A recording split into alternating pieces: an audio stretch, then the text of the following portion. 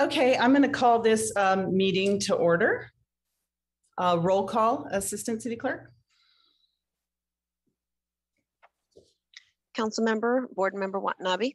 Here. Councilmember, Board Member Shahal. Present. Councilmember, Board Member Hardy. Present. Councilmember, Board Member Park. Here. Councilmember, Board Member Jane. Here. Oh, I'm sorry, Vice Mayor It's Jane. okay. Councilmember, Board Member Becker. Here. And Mayor and Chair Gilmore. Here. Thank you.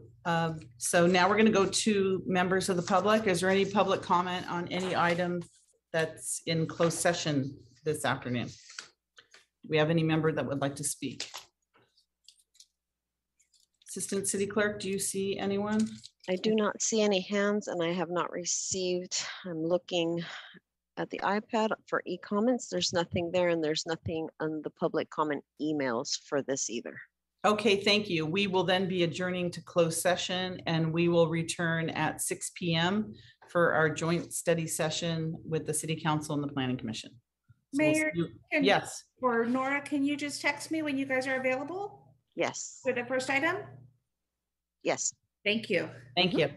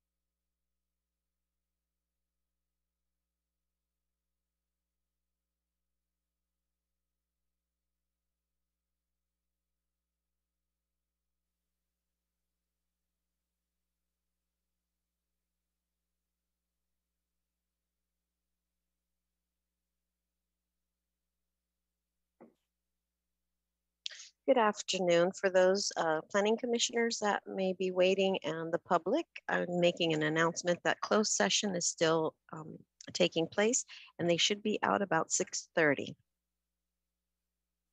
Thank you.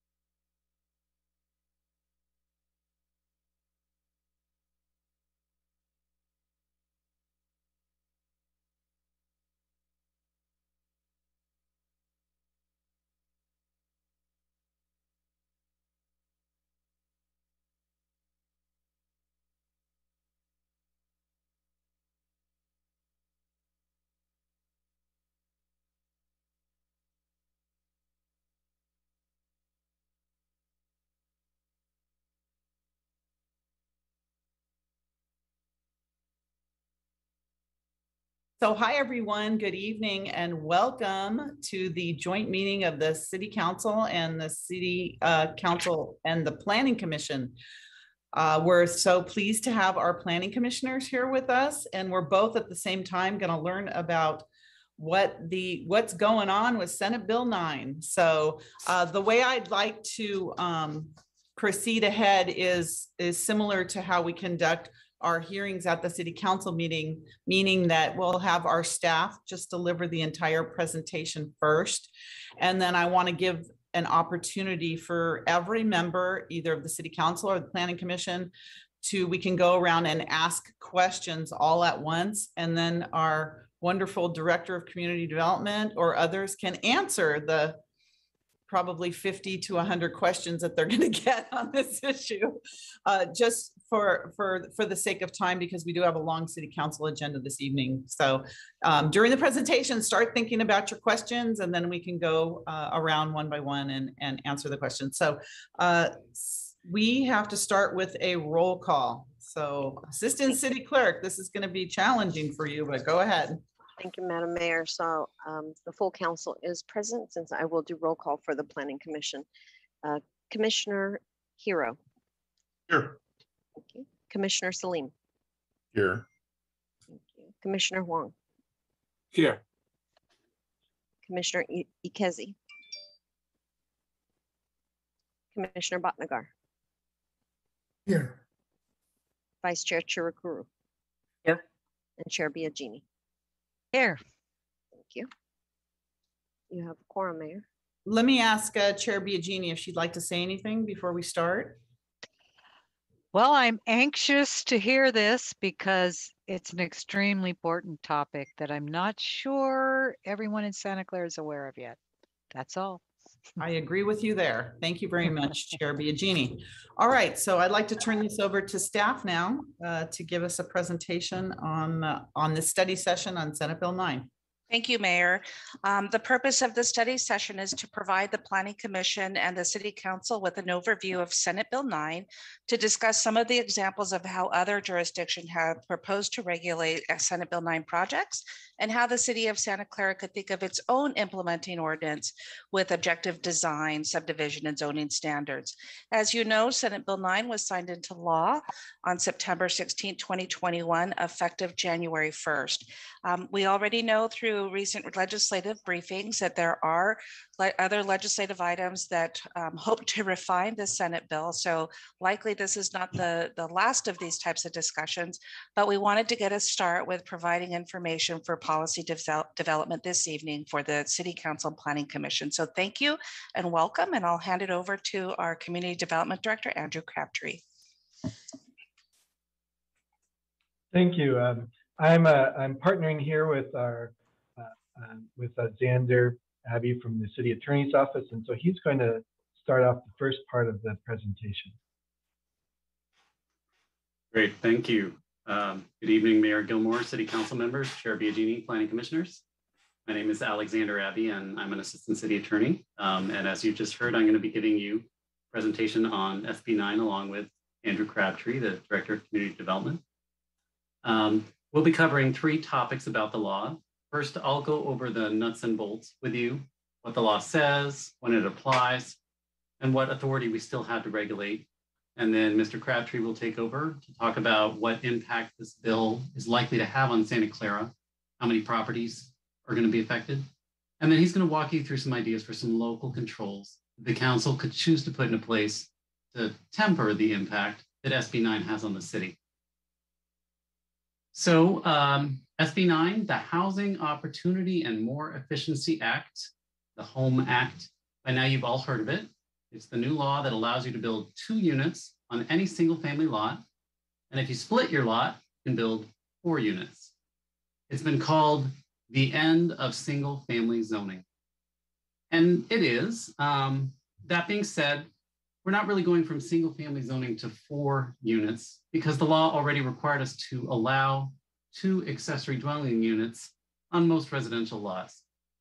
So it was already legal to build 3 units. So to a degree, single family zoning was already a thing of the past, even before this law came around. Nevertheless, SB 9 does go a significant step further. So here are the details. Can someone just confirm, is my PowerPoint appearing on the screen? Okay, great, thank you. So here are the nuts and bolts. In a single family zone, SB 9 requires the ministerial approval of the construction of 2 units per lot. And the clearest example of this is simply adding a second house to a lot that already has an existing house. Or if you have a vacant lot, the law authorizes you to build 2 single-family homes from scratch. Or if you have a vacant lot, you can now build a duplex, even though the city zoned the property for single-family homes. And if you don't have a vacant lot and you don't have enough room for a second house on your lot, you can scrape the lot and build 2 new houses from scratch, with some limitations that we'll talk about in a minute. But even more consequential, and one of the main reasons this law has gotten so much attention, is that it also requires the ministerial approval of lot splits. The city is now required to approve a division of an existing single-family lot into 2 new lots. So if there's a big enough lot, we have the potential for a 2-step process where the homeowner splits the lot and then builds 2 new dwellings on each of the new lots. Suddenly you have 4 houses in a location that used to be for only 1 house in a single family zone. Now there are some limitations here. For lot splits, the 2 new parcels have to be, quote, approximately equal lot area. So you can divide a lot right down the middle. You can do a 50-50 split, or they can also be a little uneven. You can do 45-55 or even 40-60. But a 40-60 split is the most uneven they can be. One parcel can't be smaller than 40% of the original area. They have to be, quote, approximately equal in area. And no matter how you slice it, both parcels still have to be at least 1,200 square feet under this new state law. And finally, the applicant for an SB 9 lot split has to intend to occupy 1 unit for at least 3 years. I guess the intention here was to discourage people from selling their properties directly to some developer and then moving to Aruba. We already have a white hot housing market, and every sale of a single family home gets multiple offers. But if you throw in prospective developers that have no intention of living there, it would make a bad situation even worse. So if you split your lot, then at the time of the lot split, you have to have an intention to live in one of the units for at least 3 years. One of the planning commissioners asked me, well, what if you're not a person? What if you're a corporation that owns the lot? Turns out a officer of the corporation would have to live there. If it's a trust, a trustee would have to live there. But not everyone who's a member of the corporation would have to live there, just one. I will say that the requirement to live on a lot for 3 years does not seem like a very strong requirement to me. You just have to have an intention to stay there. You don't necessarily have to carry that out because, of course, intentions can change. Joe homeowner may intend to live in one of the units on the day of the lot split, but then, a week later, his aunt in Florida breaks a hip and he has to go live with her. You're allowed to change your mind, and it's hard to prove someone's intention in court. So I would say this requirement doesn't have a lot of teeth to it. So what is ministerial approval? Now that you know we have to do ministerial approval of these, well, in this context, it simply means there's no CEQA review. This is basically a new statutory exemption to CEQA. And there are no public hearings. So no architectural hearing, no hearings before the Planning Commission or City Council. This all has to be approved at staff level if they meet all of the requirements.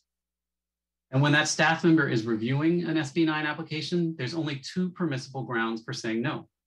Either 1, the project doesn't meet our objective zoning, subdivision, and design criteria, which we'll get into in a minute, or the project would result in specific adverse health and safety impacts, which would be a really unusual finding to make if you're just constructing a single family home. So the next question is, where does this apply? What lots qualify for SB 9 second units and lot splits? Basically, it's every single family lot in the city, all R1 lots in urbanized areas, and no question, Santa Clara is an urbanized area. But there are exceptions. First, you cannot use the SB 9 process to alter or demolish a rental unit. And that means a dwelling that's currently being rented by a tenant or a unit that has been occupied by a tenant in the last 3 years. And that could be a big limitation. Earlier I told you that if you don't have room on your lot to squeeze in a second house on a lot with an existing house, you could always scrape the lot and build 2 new houses, but not if the existing house has been used as a rental in the last 3 years. If it's been used as a rental, you can't demolish or alter that existing house using SB 9 until 3 years have passed since the last tenant moved out. Also, significantly, the new law cannot be used on historic properties. If a property is listed on a state or local register, or if it's part of a listed historic district, Senate Bill 9 is inapplicable. But there's an important caveat. This is only for listed properties. A property that is eligible for listing, but that's not actually listed on a local or state register would still be subject to SB 9. SB 9 only applies to listed properties. Some cities, in response to this bill, have begun creating new historic districts to limit the impact. Next, certain types of land are ineligible. Wetlands, prime farmland, land that's subject to a conservation easement, like for protected species, very high fire hazard severity zones, hazardous waste sites, and some high-risk flood hazard areas. None of those are common. Finally, for lot splits, SB 9 does not apply to adjacent lots that are owned by the same person. The first time I gave this speech, I missed this provision, so thank you to Commissioner Ikezi for pointing it out to me. Basically, if someone already owns 2 adjacent lots that have not already been split, they can only split one of them using SB 9. But if there's 2 adjacent lots and there's 2 different owners, both could be split. Anyway, outside of these exceptions, you can divide a lot as long as the new lots will be at least 1,200 square feet and they're approximately equal in size. And then you'll have the potential for as many as 4 units. So many residential lots in Santa Clara are going to fall within the scope of this new law. Which raises the question, what sort of regulations can the city still impose on SB 9 applications? I'm sure you've heard the news that a number of neighboring cities are adopting ordinances to try to preserve what little control is still available. So let's look at the controls that are still allowed.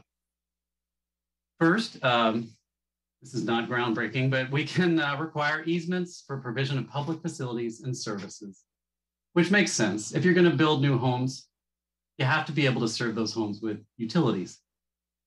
And if they do a lot split, we can impose a requirement that the new parcels have to be connected to a public right-of-way. In other words, we can prohibit the creation of landlocked parcels.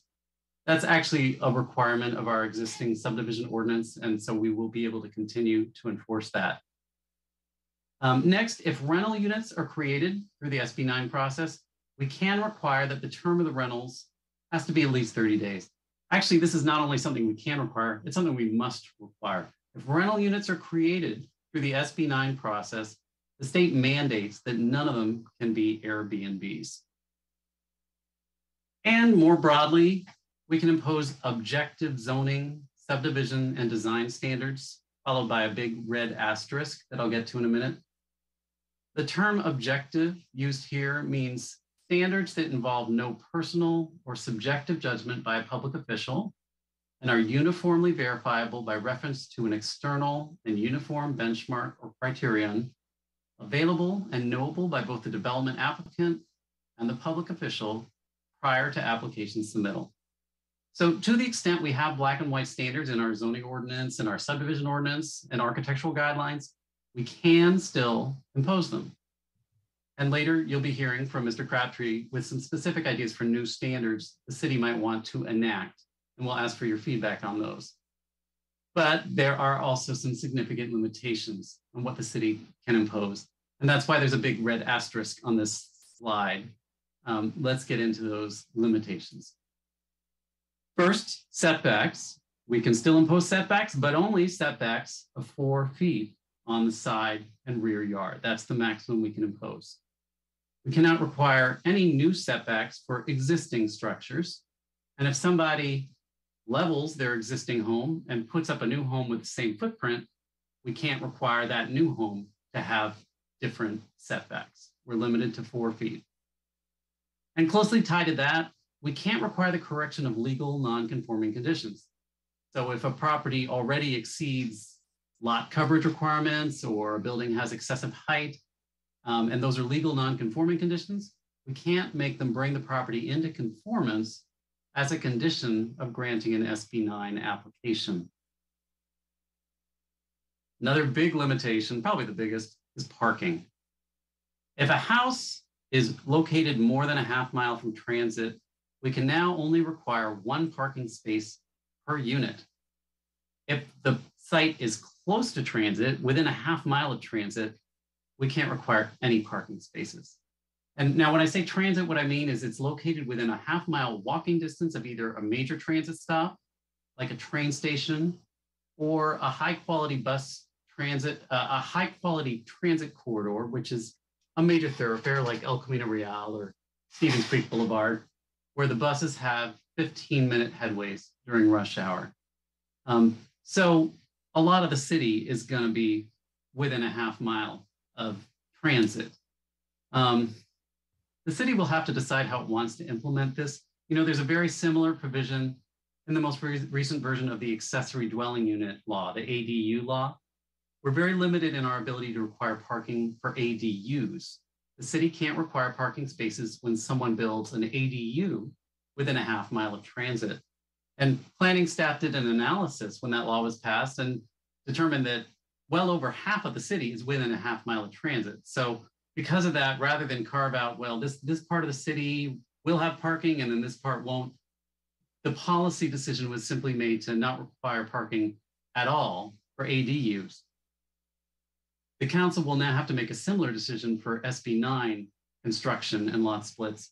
It can either require no parking anywhere in the city, or it can require just 1 space per unit in areas that are further from transit.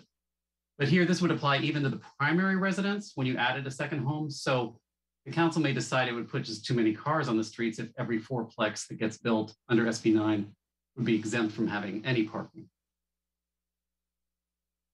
Other limitations on city control. Earlier, you heard me say we can require the provision of easements for public utilities, but we cannot require them to dedicate new right-of-way. We also can't require the construction of off-site improvements. So, you know, a new storm drain. And whatever standards we impose, they have to allow the property owner to build at least 2 units that are 800 square feet each. So for instance, if our setback combined with our maximum lot coverage, combined with our height limitations meant that somebody could only fit 2 750 square foot homes under their lot, we'd have to roll back those standards to the extent necessary to allow for 2 800 square foot homes. Now, one common question I get about SB 9 is how often can it be used? If you have a square lot and you divide it in half, can you then divide one of those halves in half and then one of the quarters into 2 more lots and the 8ths into 2 16ths? You know, you could potentially never be finished dividing your lot. And if I remember 6th grade geometry, I think this was called Zeno's paradox. But Zeno does not apply to Senate Bill 9 because there is a limit of 1 subdivision under SB 9. You only get 1 division of the apple, or here the property. If the property owner goes through an SB 9 lot split, and then either that owner or a subsequent owner comes to the city and asks to do another lot split, we'll just check our files and see that SB 9 has already been used for that lot and inform them that they have to go through the standard subdivision process, which means a discretionary approval with a public hearing. So you can't do infinite lot splits. You can only do 1. So you'll potentially be able to build 4 single-family homes. But the next question then I always get is, what about ADUs, accessory dwelling units? How does SB 9 interact with the accessory dwelling unit law? Because recall, under the existing ADU law, on any single-family lot, the ADU law allows you to build 1 detached ADU and 1 attached 500 square foot junior ADU, a JODU. And that's what you see in the top drawing here. Also under the ADU law, if you have an existing multifamily structure like a duplex, you'd have the right to build 2 detached ADUs. That would be uncommon because a duplex in a single family zone would be legal non-conforming. But under the more common scenario, a single family home on a single family lot, if SB 9 allows you to build 4 houses on what's currently in a single family lot, could you add 2 ADUs to each of those 4 houses for a total of 12 units? Well, no, not 12 units, but you can build a couple of ADUs, and it depends on whether or not you do a lot split. So let me get into the weeds just a little bit. Under SB 9, if you build 2 houses and you don't split the lot, the ADU law still applies.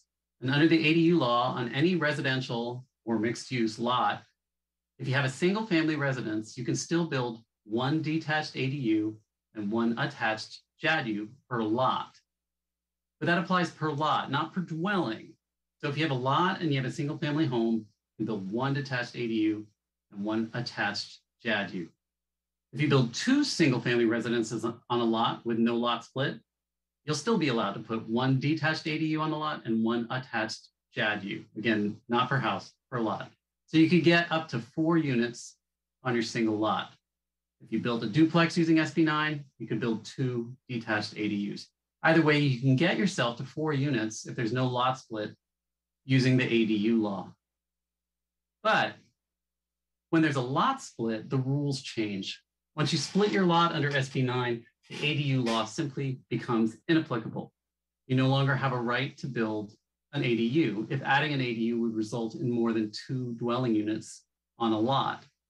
So if you decide to split your lot, you could put in a single family home and an ADU on one lot and then build 2 single family homes on the other lot. Or you could put in a single family home and an ADU on one lot and a duplex on the other lot. Or you could just forget about ADUs entirely. Simply put in 4 single family homes. Once you hit 2 homes on either lot, ADUs are off the table.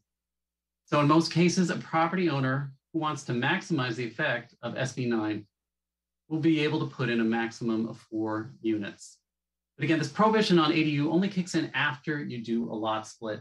I believe this is an inadvertent loophole in the statute. And as the city manager mentioned, there's likely to be revisions to this law probably relatively soon. I bet this is one loophole they change.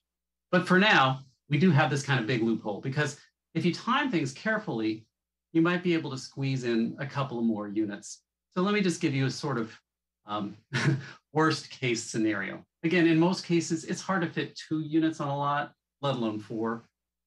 But just in case you have someone who has a very large lot, this is the scenario that could unfold if you have a very enterprising homeowner.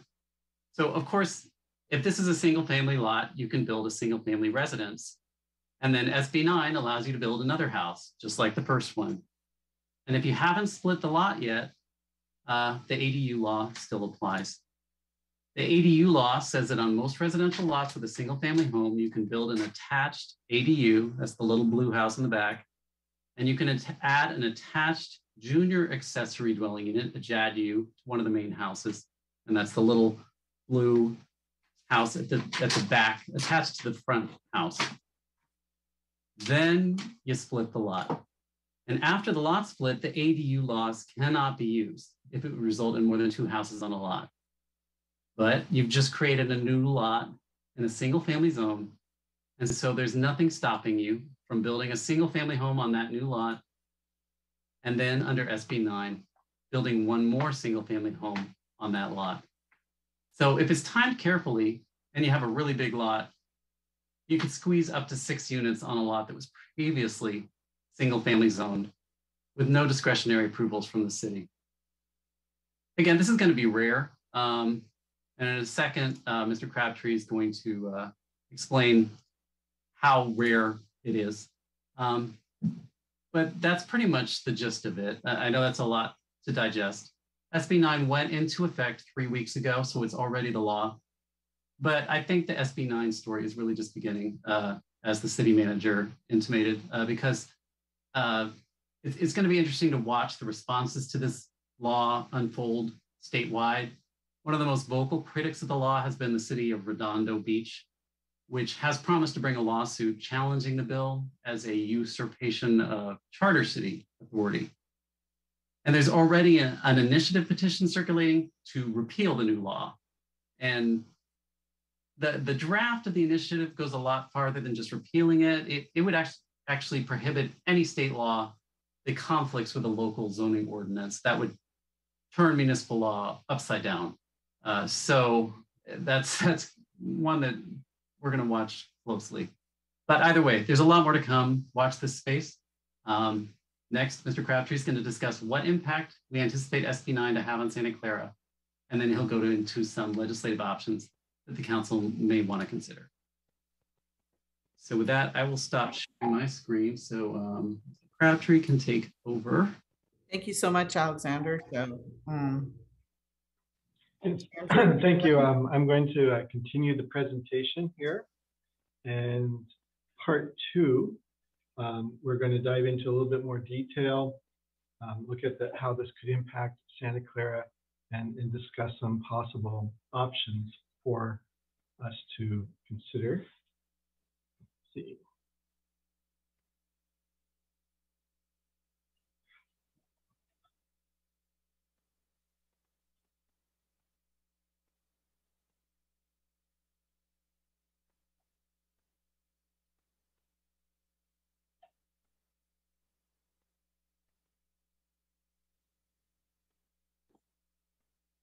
did we lose him?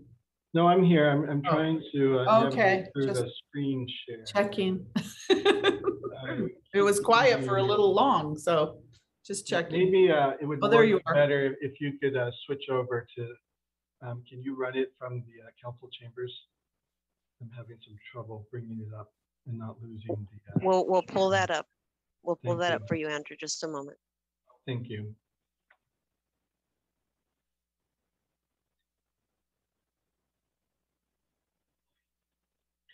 So as Xander mentioned previously, the new law could potentially apply, does apply to all single family lots within the city of Santa Clara, which is approximately 18,000 single family lots.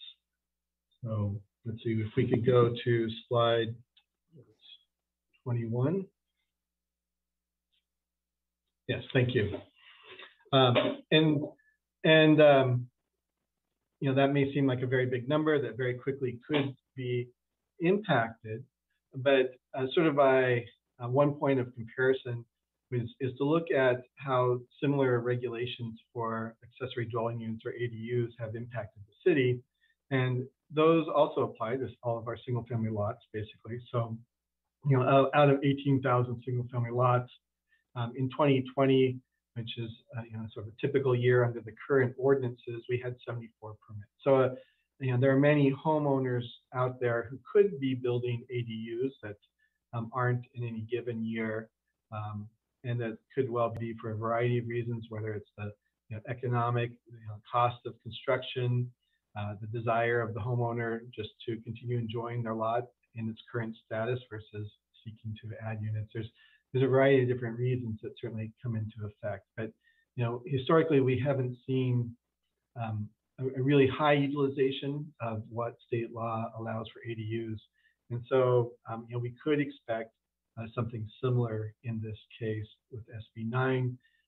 Also, there was a study done by the Turner Center at Berkeley, and they looked at sort of the market feasibility in particular of redevelopment under SB 9, and if the increases in land value that would come as a result of having multiple units, or the potential rent yields would justify the construction costs associated with building those units.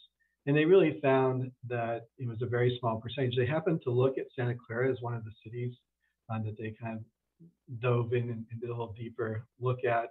And they said that in our case, they thought it was about 4% under current market conditions, or approximately 700 of the city's lots, that it might make sense economically for someone to pursue this. So we just have a little bit of a sense of relief there that we're not immediately being inundated with requests to use SB 9, but we do certainly expect that there would be people looking to utilize it, and so that's why it's important to be aware of it and understand it and think about what we might do in response. Next slide, please. So we're going to look a little bit at in more detail at what the city's options might be in response to SB 9 in terms of adopting implementing ordinances, and we're going to do that by 5 topic areas. areas, parking, urban lot split standards, privacy, maximum unit size, and neighborhood compatibility. And for each of these, we'll be discussing where the city has some opportunity to adopt objective standards that could be applied consistent with what SB 9 allows. So next slide, please. So for parking, we start out by looking at a variety of other cities. On this slide, we highlight 3 of them, Sunnyvale, San Jose, and Campbell, and how they responded to what SB 9 says about parking. As Xander was mentioning before, SB 9 basically says that you cannot require parking for parcels that are within a half mile of transit or car share within 1 block. Otherwise, you can require a maximum of 1 parking space per unit. And this is similar to what state law says regarding ADUs. Sunnyvale, San Jose, and Campbell have basically have not adopted any ordinance different than what SB 9 says. In terms of design standards, we can also adopt objective design standards for parking spaces. Sunnyvale and San Jose have both said that the existing parking standards in terms of how big a parking space must be to count as a parking space and how it can be oriented on the site and so forth continue to apply. So there's no change specific to SB 9. We note that Campbell has allowed for some reduction in the parking spaces that are uncovered parking spaces, allowing them to encroach into a side yard setback, which is a difference from their otherwise their parking standards. And I think they did that as they saw that could provide some design flexibility that would be beneficial overall in terms of how the site develops. Next slide, please. So for our response on this issue, we could do as the other cities have done in terms of the number of parking spaces and just go along with what SB 9 says. Or we could do something similar to what we did with ADUs, which was basically to say that since it's a relatively small percentage of the city where we might be able to require 1 parking space, rather than go through that exercise, we would just treat them all the same and not require parking spaces. And that was done for ADUs. This is obviously a little bit more extensive than that, but that's an alternative the city council could consider, basically being a little more permissive or I guess you could say requiring less parking than what SB 9 otherwise requires. And in terms of additional requirements for parking, we would recommend that the city go ahead and maintain its existing parking standard requirements and apply them to the parking spaces if provided on SB 9 projects as well. Next slide, please. So looking at the issue of minimum lot size, as noted, SB 9 requires that when you split the lot, that if there's a smaller lot, that it be no smaller than 40% of the original lot size, and also no smaller than 1,200 square feet. San Jose and Campbell have not adopted any standard different than that. Those are example cities. On the issue of minimum lot width, which is not specified in SB 9, we do see other cities adopting standards. So for example, San Jose has a minimum of a 30-foot wide street frontage requirement for the average width of the street, on the lot in the street. And they also, in allowing for what's called a flag lot, which is a lot sort of shaped like a flag. It has a narrower portion that extends up to the street where there would be a driveway. And then that driveway provides access to the house, which is a larger, the lot sort of expands in size towards the rear, sort of a way to subdivide a lot where there's a house on the front that has street frontage and the house behind it just has a driveway access to the street. That driveway portion of the lot is limited to 12 to 15 feet minimum. And then in Campbell, something similar with a 12-foot minimum for the flag lot and 25 for the street frontage of a regular lot. Next slide, please. So for the case of Santa Clara, we're not really suggesting anything other than the minimum lot size standards that are in SB 9. But for the minimum lot width, we are suggesting that we move forward with an ordinance that establishes a minimum of 24 foot of street frontage, average width, and then the flagpole between 12 and 15 feet standard for that. And we note that the 24 relates to 40% of a typical 60-foot wide lot, which is a common lot dimension. Santa Clara zoning generally requires 6,000 square foot lots for single family residences, and they're often 60 feet wide by about 100 feet deep. And so you can see this as sort of a standard approach to do in terms of that. Making sure that the new lot has enough frontage to maintain a pattern of single family homes facing onto the street. Next slide, please. So here are just some diagrams to help illustrate what this would look like. So here you see the typical sort of 60-foot wide, 100-foot deep lot, and two examples, one with a 50-50 split, one with a 40-60 split. Both lots end up with a 30-foot wide frontage on the 50-50 split side, and the 40-60 you get the 24 and then the 36-foot frontages. You see the front, side, and rear setbacks. And these are 3,000 square foot lots in the 50-50, and then you have a 2,400 square foot or in the 3,600 square foot lot in the other example. And you can see that with the 4-foot side setbacks, as provided for in SB 9, you have a buildable area, which is basically 22 feet wide by 76 feet deep in these kind of typical example lots. Next slide, please. And here is an illustration of a flag lot. Hopefully this helps to clarify what a flag lot is, but you can see that the lot is split so that the house on the front portion, there's a house on the front portion that has a wider frontage, and then the parcel towards the rear of the lot has an extension towards the street that could accommodate a driveway. And then you get two houses on the lot, one with a wider, so more traditional street presence, and then the other one is removed from the street, sort of set back from the street. In this case, the lots are also similar in proportion. The rear lot ends up being a little bit bigger normally because of the driveway, the need for the driveway. Next slide, please. And then here is another example with a bigger, kind of proportionally larger portion of the site given for the house that's towards the front, towards the street, the lower one on the example. Next slide, please. So looking at the issue of privacy, and we looked at this specifically because we know through our experience with single family house permitting in Santa Clara, that's often an issue that we want to address. And so we're looking at specifically within that issue, the placement of second-story windows, balconies, and roof decks.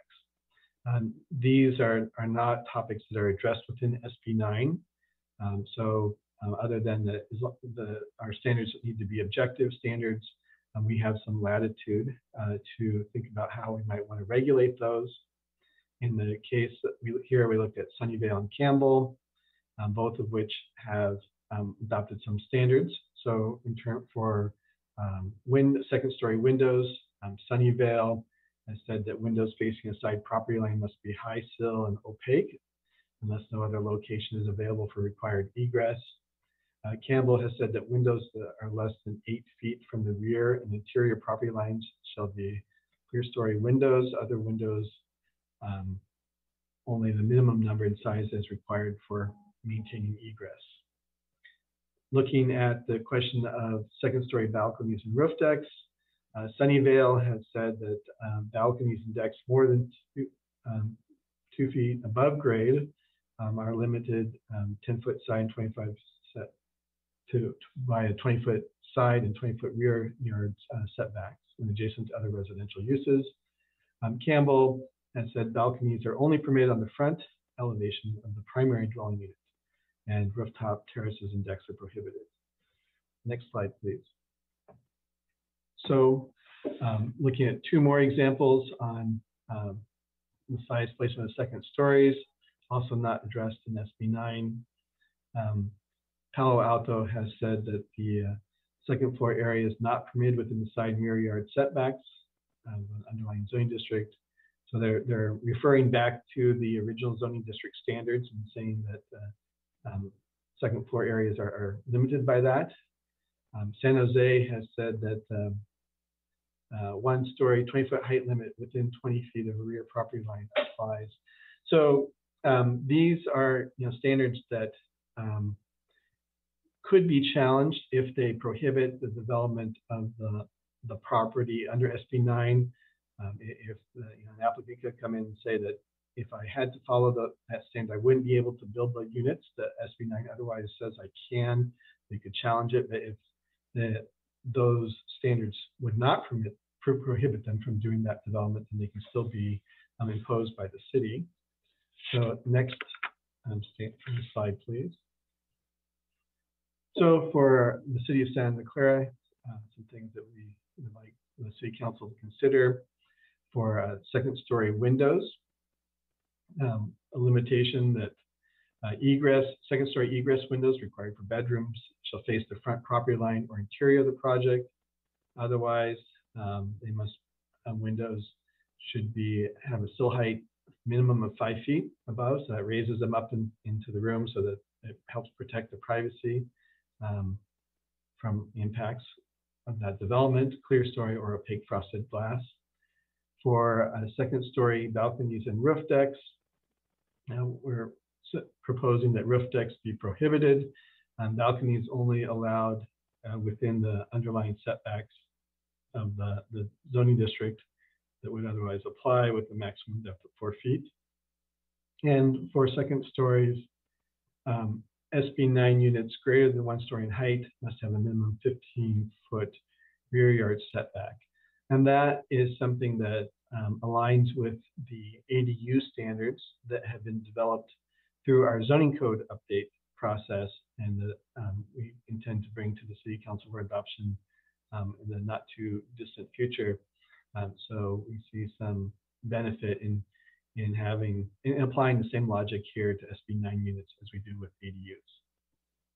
Next slide, please. So then looking at maximum unit size, it does say in SB 9 that our local standards cannot preclude construction of up to 2 units that are at least 800 square feet in size. So again, if we apply our various standards and that would somehow prohibit the development of an 800 square foot unit, that's something that can be challenged. But we can apply a maximum to the unit size above that 800 square foot number. Campbell is using 1,200 square foot as the maximum, as well as lot coverage and floor area ratio, or FAR coverage standards. Sunnyvale is using a 45% FAR floor area ratio standard. And that basically means the square footage is limited to 45% of the total lot square footage. The square footage of the unit is limited to be no more than 45% of the total lot area. Again, that couldn't take you below 800 square feet, but it could limit you above that number. Next slide. So for the city of Santa Clara, we're suggesting 1,000 square feet be the maximum square footage allowed for units developed under SB 9. And again, this would align with what we're developing in our new zoning code for ADUs. And then they would also be subject to our existing zoning code standard that limits lot coverage to a maximum of 40%, so that 60% of the lot area needs to be open. And so there's a note here that I've talked about how Our local standards cannot preclude construction of the 2 units or at least 800 square feet. It's interesting that under SB 9, applicants may propose units as small as 220 square feet, consistent with the building code sort of minimum standards for a habitable unit. Next slide. So on the issue of neighborhood compatibility, we can talk a little bit more about front and street side and corner setbacks that are not addressed in SB 9. SB 9 does establish the 4-foot side yard setback standard, but for front and corners, there's some latitude there. Looking at examples, Campbell has said that front setbacks are per their zoning code standards. Front and street side elevations of the 2nd story are recessed an additional 5 feet from the 1st story. It's measured wall to wall so that they can sort of create the softening of the building massing by stepping back the 2nd floor. Sunnyvale also says front setbacks need to conform to their zoning code standards, and they have a 25-foot setback requirement for the 2nd story. We also thought we would look at the issue of front door placement and orientation. Again, thinking about how we address the issue of neighborhood character and historic development patterns. I'm really sorry I have to break in. We have to evacuate. There's a fire behind my house. So I'm going to log off. Take care, Thank you, Karen. Councilmember Hardy. Lord. All right, I'll proceed. Next slide, please. Also looking at the issue of garage location and size, which is not addressed in SB 9. We know that Campbell has a standard that street-facing attached garage shall not exceed 50% of the linear width of the front yard or street side yard elevation. So this is a standard intended to prevent new houses where basically the front of the house is dominated by the garage. Something that is quite possible as we go to really smaller houses that, since garage dimensions are sort of, if they want to include garages, are going to be dictated by the size of cars and so forth, that you could get a house where really it just looks more like a garage and the living area is kind of hidden behind, and you start to lose neighborhood character. So this is a standard that's intended to help prevent those sort of garage door dominant facades. For the issue of front yard landscaping, also not addressed in SB 9. Sunnyvale has a standard that no more than 50% of the front yard can be paved, hardscape of various types, so that there's still sort of a landscaping component of at least 50% of the front yards to provide that, again, neighborhood character. Next slide, please. So some proposals for the council to consider for the city of Santa Clara for front and street side setbacks, where otherwise we don't run into the SB 9 4-foot side yard requirement, that we would apply the city's current underlying zoning from our R1 districts, our residential districts. For the issue of front door placement, we propose that for units within 30 feet of the street, that the main, so those are, if we have a flag lot, this would apply to the rear unit, but for development where we do have a house that's fronting onto the street within 30 feet, that the main entrance door or entry porch must be oriented to the street and no more than 5 feet behind the frontmost wall of the house. So you don't have sort of a recessed hidden front door, but it should be visible from the street. For garage location and size, for garages within 30 feet of the street, again, so on the front part of the house, the maximum garage width with the garage door facing the street be limited to 40% of the width of the newly created lot width. So as you can imagine, if there is a narrow lot, this could require like a tandem garage or something to help minimize, or they may just put in a single car, or not, as you can see, maybe no cars. But in any case, if they do have a garage door, it's limited to 40% of the lot. So the garage door therefore is not dominating the frontage of the unit. For front yard landscaping, we're recommending that the minimum of 60% of the required front yard area be maintained as unpaved landscaping, unless it's required to be driveway to meet the minimum off-street parking access requirements of the zoning code. Next slide. So with that, we're we're going to answer questions and seek any input that the council might have on this. We're, as mentioning, preparing an ordinance to bring to the council that would go through a process like all city ordinances, amending the zoning code of the planning commission city council hearing. We're expecting to be able to bring that forward pretty quickly. Don't think it's worthy of an urgent ordinance, excuse me, but it's something that we do want to address quickly and bring to the council as soon as we can.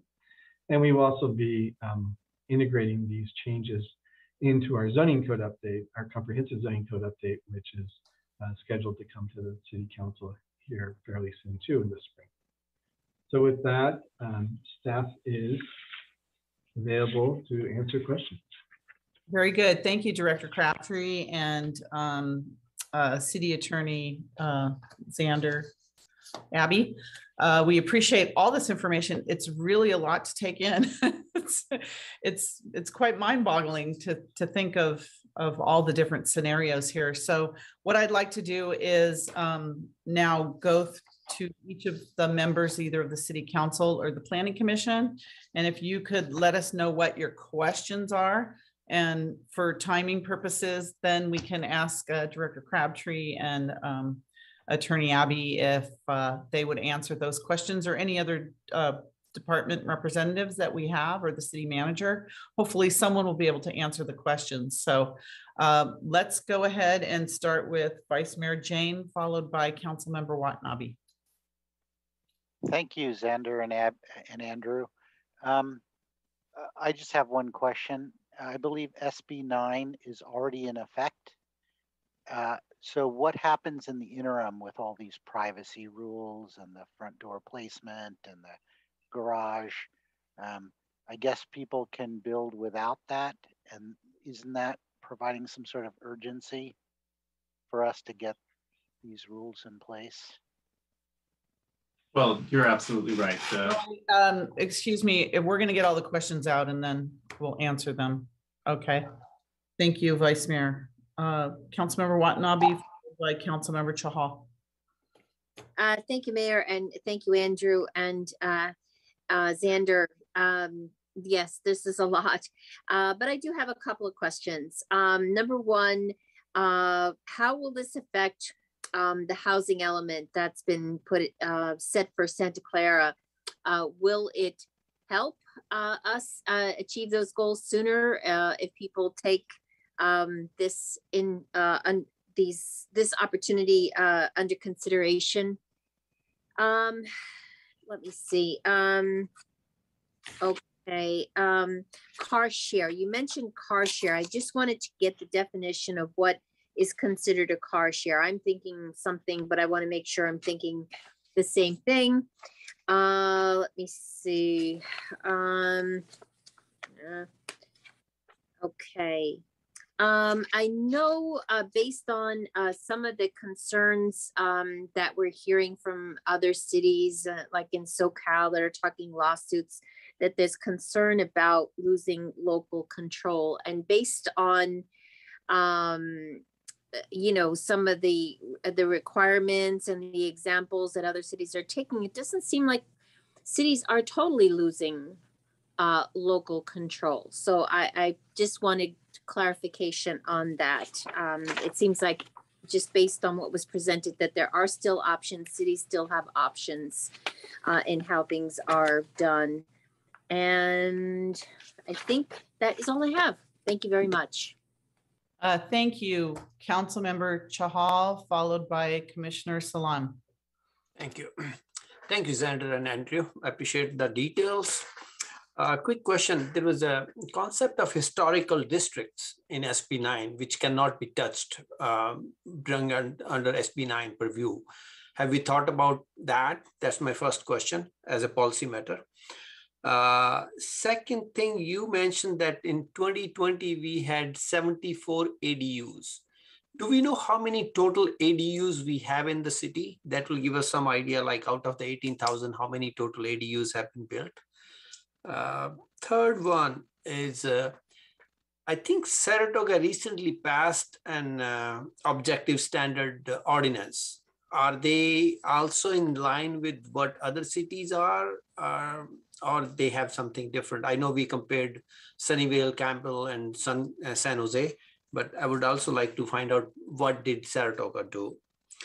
I have some confusion regarding the parking, because SB9 says if you're within half a mile, you don't require a parking, half a mile of transit, you don't require a parking. Whereas we are proposing that we can force them to have one parking per unit. So I need some clarification on that. And also rear setbacks. So I know 4 feet side setbacks are in SB9.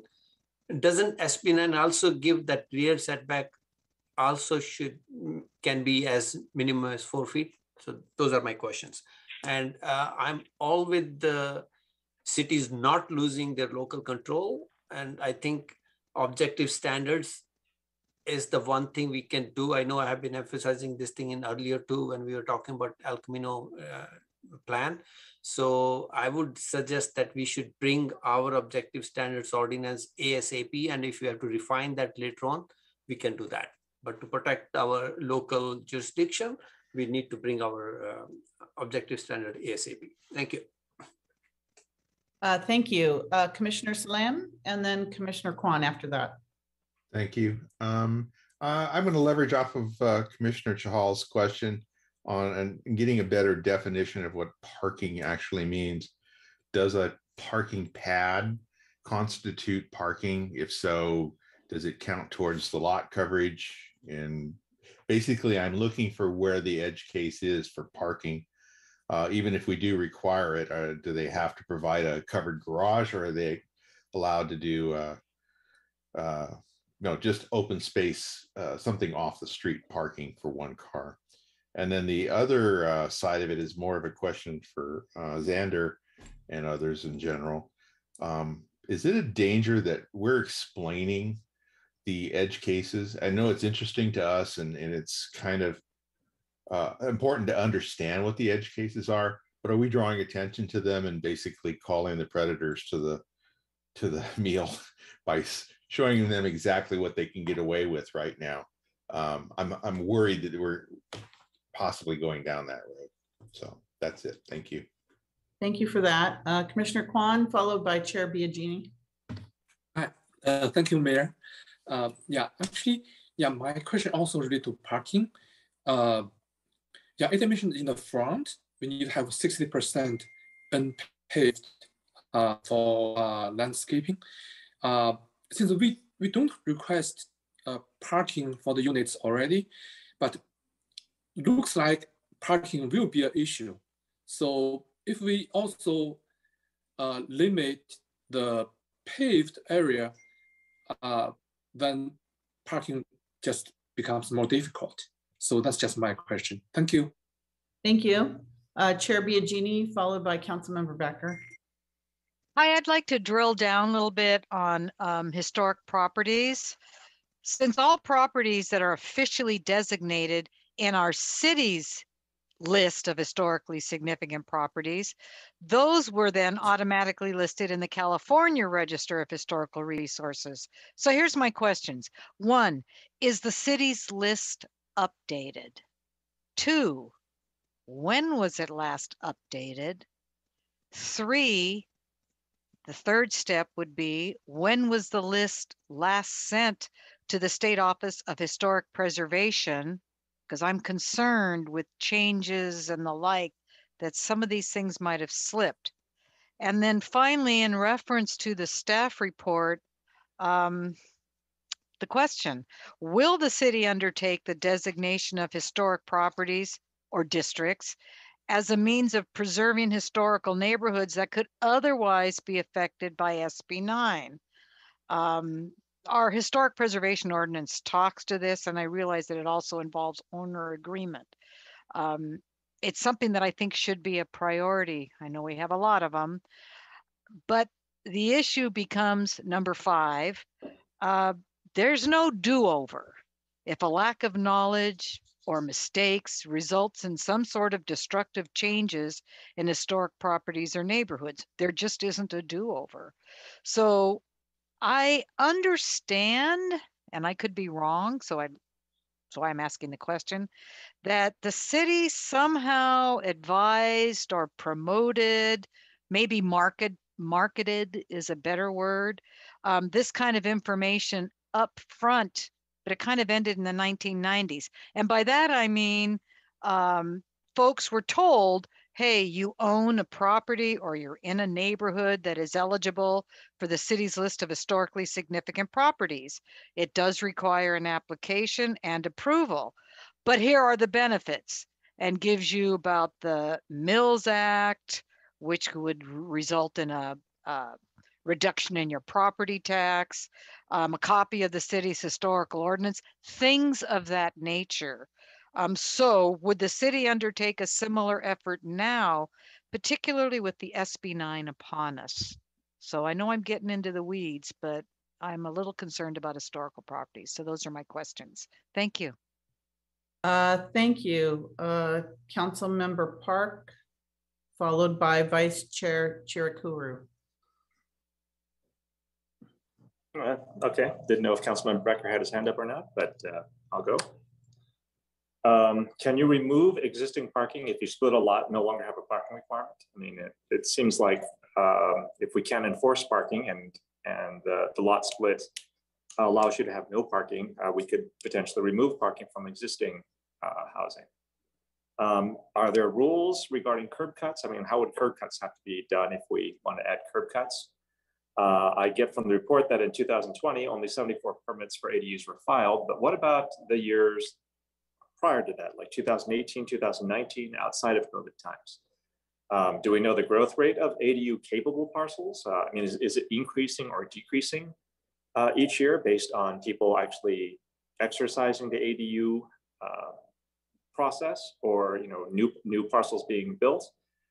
And what are the major contributors to the trend? Like, if it's increasing, what's causing it to increase? And if it's decreasing, what's causing it to decrease? Will there be changes to existing zoning in areas where SB 9 is applicable? For example, if there's an appreciable difference and something's zoned as, R10, and adding and using SB 9 increases that area to above, R10, is that allowed? I mean, it sounds like we have to approve it without looking into these things. That. Will there be additional conditions for new developments with SB 9 in mind? I mean, for example, will we have to zone things larger? If something has a larger lot, would we have to increase the zoning because of the potential for SB 9 in the future? Or are there? I mean, what does zoning mean for areas that have SB 9 capable lots? Some concerns, but again, those are my questions. Thank you. Thank you, Vice Chair Chirikuru, followed by Commissioner Bhatnagar. Go ahead, Priya. Thank you, Mayor. Great presentation again. I have 3 questions: why, what, and how. Why would we limiting roof decks while allowing balconies, knowing that they have similar, if you're considering privacy, similar implications on privacy? Is there a rationale behind limiting? Because I feel in our area region, roof decks are just as good as balconies. So just a clarification as to why we are banning it or prohibiting it in any sense didn't add up. 2, what is the rationale for the maximum unit size being 1,000 square feet per unit or recommended size. And I'm clarifying if that's for new homes in the split lots or just the ADUs that would come with the split lot. So I just needed the recommended size of 1,000 square feet rationale. And then in our objective design standards session with City Council earlier, we had encouraged more reduction in front yard to allow more of the placemaking, allowing more. So why still are we holding 20 feet when a flag lot that is going to be potentially split has a 15 feet front setback? So I'm trying to, again, connect how are we, while the rear and side are 4 feet, what would be the justification for 20 feet setback? So those are my questions. Thank you, Mayor. Thank you. Commissioner Bhatnagar, followed by Commissioner Akizi. Thank you, Mayor. And quickly to ask two questions. One, we are approximately a month into the time when SB 9 has been promulgated, has become applicable. Are there any signs that within our city or in the neighboring cities there is a let's say a rush or a run for their residents to go utilize this law and construct housing according to the new laws? Is there any information that there is that so-called danger that many people are wanting to use that law? That's question number one, whatever evidence we have. And two actually harkens to Commissioner Cherukuru's question. When we build second story in our existing lots, the city has several regulations which consider neighbors' privacy and things like that, that you can't build, for example, balconies that will look directly into their backyard and things like that. So either we might be able, because SB 9 doesn't seem to address that, we might be able to leverage so-called privacy concerns or laws to our advantage in terms of restricting, this division and subdivision with respect to SB 9, or how are we planning to deal with it? So those are my two questions. Thank you. Thank you. Commissioner Kezi, followed by Councilmember Becker. Thank you. Two questions. If a lot is subdivided, are we going to require separate utility hookups? And the second point is a suggestion. SB 9 does not require, it has a potential to eliminate parking requirements, but the fact remains that a lot of people, if we have more homes built on these lots, people are going to need parking. So doesn't it make sense to allow higher ratio of pavement than 40%? Because we already see too many cars on our streets. There are a lot of, we have a lot of parking issues, and doesn't it make sense to encourage homeowners to widen their driveways so that we can keep more cars off the streets?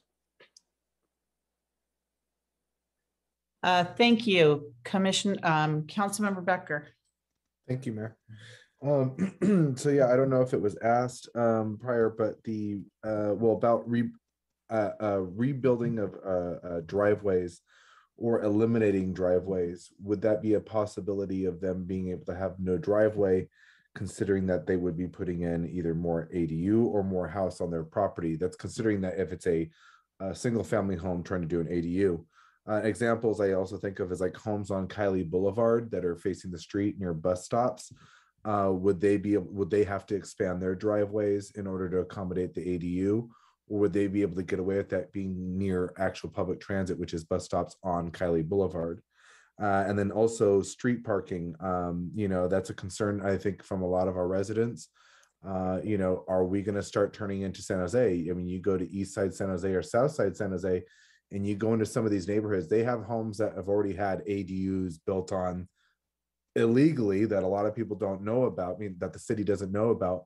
But at the same time, they have a lot of families that are living together. So the parking ends up becoming a very impactful thing where you come home and you can't even find parking on a residential street. So would we have to start looking at possibilities of over parking or even parking permit measures? Because I know some neighborhoods, especially near Valley Fair, have shared those concerns, especially if you start putting density on Stevens Creek. Okay, thank you. Is there anyone else that has questions? There's only, maybe 75 questions there or 80. I just have one. And that is, you talked about monitoring or the occupancy for 3 years, or if it's been a rental, you know, that there's certain timelines and things like that. Who is enforcing all of these visions, and does it fall on the city to do that enforcing? So, that's my question. So, you know, City Attorney Abby and Director Crabtree, I don't know how you want to answer all of those questions, or if, and I can ask the city manager too, if we're going to have like maybe a round 2 of this study session at some point, answer what they can. Now, there was, you know, lots of questions and that went into quite amount of detail. So what's the most comfortable way that we can, you know, get these questions answered, and, you know, not putting you on the spot if you don't have the answers to some of the more detailed questions.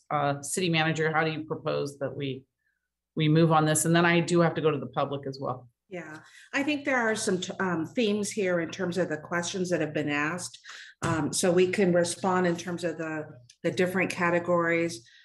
In terms of, for example, like parking, losing local control, the urgency with respect to what happens in the interim from here to an ordinance, as well as just some of the issues regarding setbacks and spacing. So why don't we just respond with the categories, and then we'll go through the record and offer more lengthier responses as we begin to look at the development of a potential ordinance. So I'm going to hand it off first to Andrew, and then Xander can follow up on any legal questions. Is that helpful, Mayor, where we just respond in the broad categories of? That would be great. And then we'll get back to the more detailed questions and have continued conversation on the elements of the ordinance. Okay, I'll start off then by addressing sort of some of the topics I heard, grouping things. And there was a question about sort of the urgency.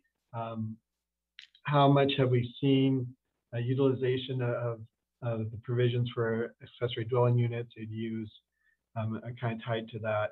So let me address that. So first I note that, you know, here we are a couple weeks into the year. We've not had any applications to the city that would utilize SB 9. We have had some people ask about it. Certainly, as there's, you know, probably an growing awareness, it would be more likely that we would get an application. And so it's our intent to come back as soon as we can with the ordinance. And I think we would address some of the questions at that time appropriately too, in more depth. But I would also note that, you know, there was kind of a related to that question of a loss of local control.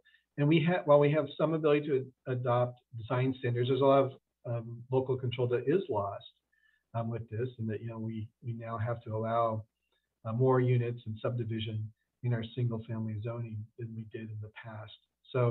So having already lost some of that control, to some degree mitigates that urgency, but at the same time, we certainly want to put design standards in place where we can have them as soon as possible.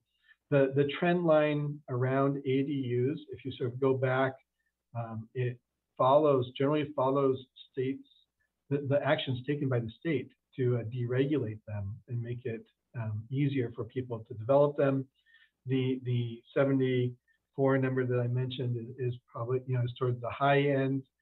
The last couple of years have been on the higher side, as the state has sort of made it even easier. They did things like eliminate the ability of the local jurisdiction to require parking in many cases, and that was often a barrier for someone to build an ADU, was the challenge of figuring out how to put a parking spot on the lot for it. And once that went away, you know, that opened the doors. In prior years, before some of that deregulation, you know, we might have seen 15, 20 units. So I think overall, we've permitted less than 300 ADUs over the last dozen years or so. It's not a big number, but it has grown their use has grown in popularity as there has been a deregulation around that. There were a number of questions about front yard parking requirements. So just to clarify a little bit about that, if someone wants to provide a parking spot, it has to be either enclosed or covered, like a carport, under our ordinance. We don't recognize just pavement in the front yard today. We don't as a parking spot. Normally, we only recognize those that are enclosed or covered in some fashion. And then we have standards for how a driveway has to be designed to provide access to that garage, our parking spot. So I noted in our proposal, those would, that driveway requirement would sort of override the 60% landscaping standard. But that's something certainly that if the council wants to give us direction around having more provision for providing surface parking in the front yards, that's something that could be addressed in the ordinance. Let's see. And then there was certainly a topic around historic districts, and we did, as noted in the past, the city council, the city has done things in the 1990s or early 2000s even, I believe, to really promote residents to seek having their property put into some sort of historic classification in the Mills Act, which gives them some property tax relief in exchange for investment in a historic property, and kind of along with that, having their property designated as historic, or they could just go through the designation process as well without the Mills Act.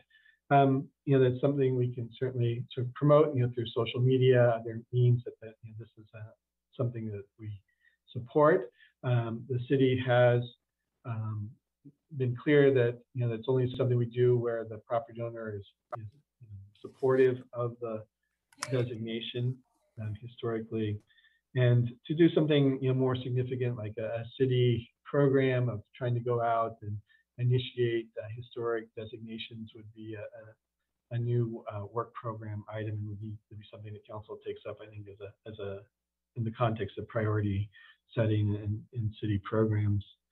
Let's see, there was a question about how this relates to our housing element.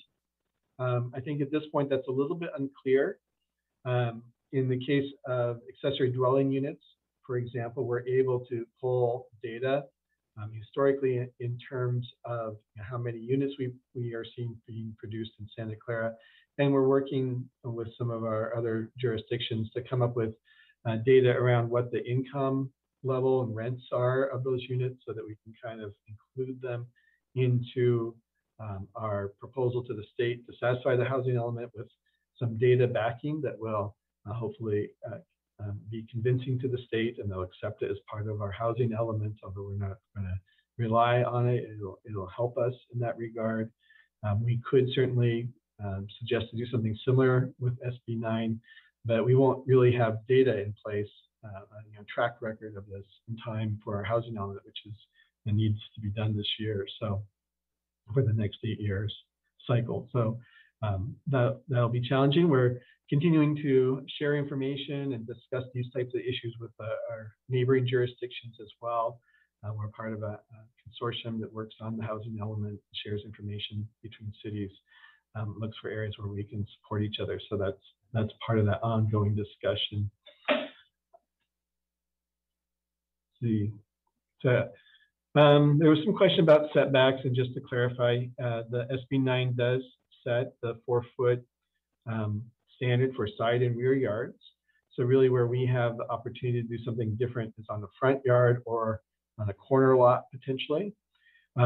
So that's one of the things where we noted that other cities have continued to impose their front yard zoning standards, where since SB 9 doesn't otherwise prevent you from doing that, that's an opportunity to retain local control.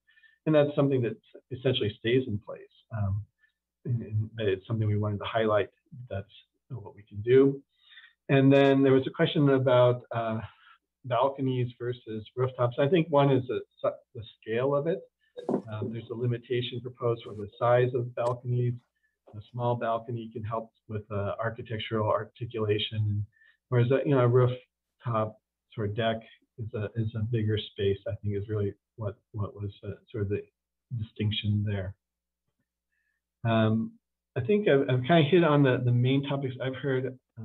Xander, did you want to weigh in on anything at this point? I could just answer some real quick questions that I could just take off the board. In the area of parking, Councilmember Park asked whether or not somebody going through the SB9 process could remove the spaces that they already have. And the answer is yes. If they're near transit and 0 parking spaces are required, they could get rid of all their existing parking spaces.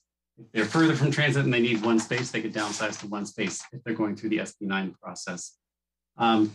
Commissioner Salam asked whether or not spaces can be subject to our design requirements for parking spaces, like that they be covered. And the answer is yes. The requirements in SB9 are limited to the number of spaces. They don't dictate how the design of the spaces is covered. And so we would be able to maintain our current requirement that parking spaces be covered. Councilmember Shahal asked for the distinction between when are we requiring 1 space, when are we requiring 0 spaces? And just to clarify, we don't have any discretion when you're near transit. When you're near transit, it's 0 parking spaces per unit.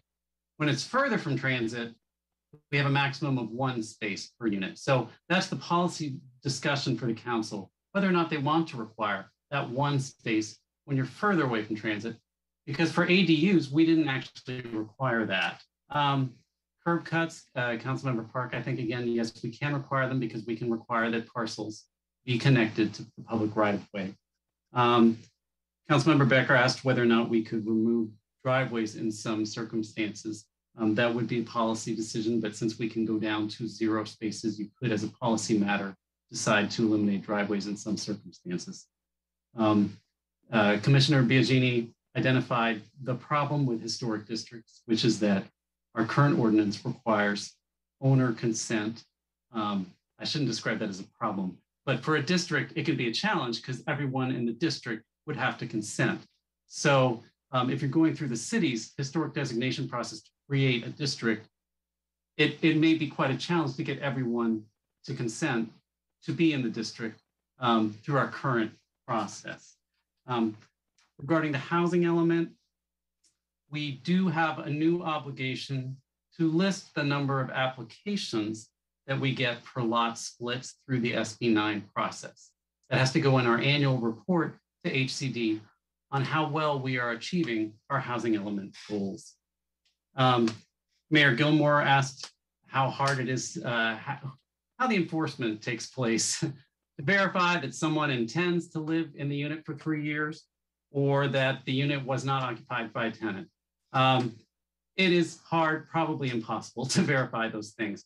What I would suggest is that we require someone to sign a statement under penalty of perjury when they go through an SB9 application, that they qualify by intending that they will intend to stay there for 3 years and that the unit has not been used by a tenant for the last 3 years. If we find out later down the road that either of those things are false, then they'll be guilty of a felony. So hopefully that will discourage them from lying under oath. But as I mentioned, I think during my presentation, it is very hard to verify someone's intent. And as a city, we do have prosecutorial discretion. There's nothing in this statute mandating that we make this the top of our priority list for prosecution. So to the extent we don't prosecute these, it's not going to have any adverse impact on the city. I think that's all of my, oh, I'm sorry. Definition of car share, Councilmember Watanabe. It's actually not in the statute. I even did a search for car share across a whole bunch of different statutes. They don't define it. Most practitioners describe this as probably the zip car situation, where there's a car that's placed for short-term rentals through the use of a phone app. I'm always troubled by this being in a statute because it's pretty easy to just plunk down a zip car somewhere and declare that now you're near transit. But anyway, it lacks any nuance in the statute. I think that's all of my quick. I know I had one other topic, which was a question about rezoning. And would this necessitate rezoning by the city? And since it really, is very clear that it applies to all of our single family zoning districts that we have. I don't see how that there would be any real rezoning that would come as a consequence of this. It just automatically affects those single family R1 districts. It doesn't apply to the other zoning districts in the city. It just applies to our single family districts. If we were for our regular reasons going through a rezoning process, we certainly still could do that, I believe. But we're not. I don't see a benefit. And it would certainly be a big undertaking to try to go out and rezone properties for some reason as a result of this. And it isn't really. I don't know that it would really help us accomplish anything. Our other zoning districts are for higher density, so we would sort of be converting single family zoning to some other type of use, which is not something we should undertake. Okay, thank you. So now I'm going to go to the public to see if there are questions or comments from our public. So the first public member I have is Wyatt. Go ahead, Wyatt.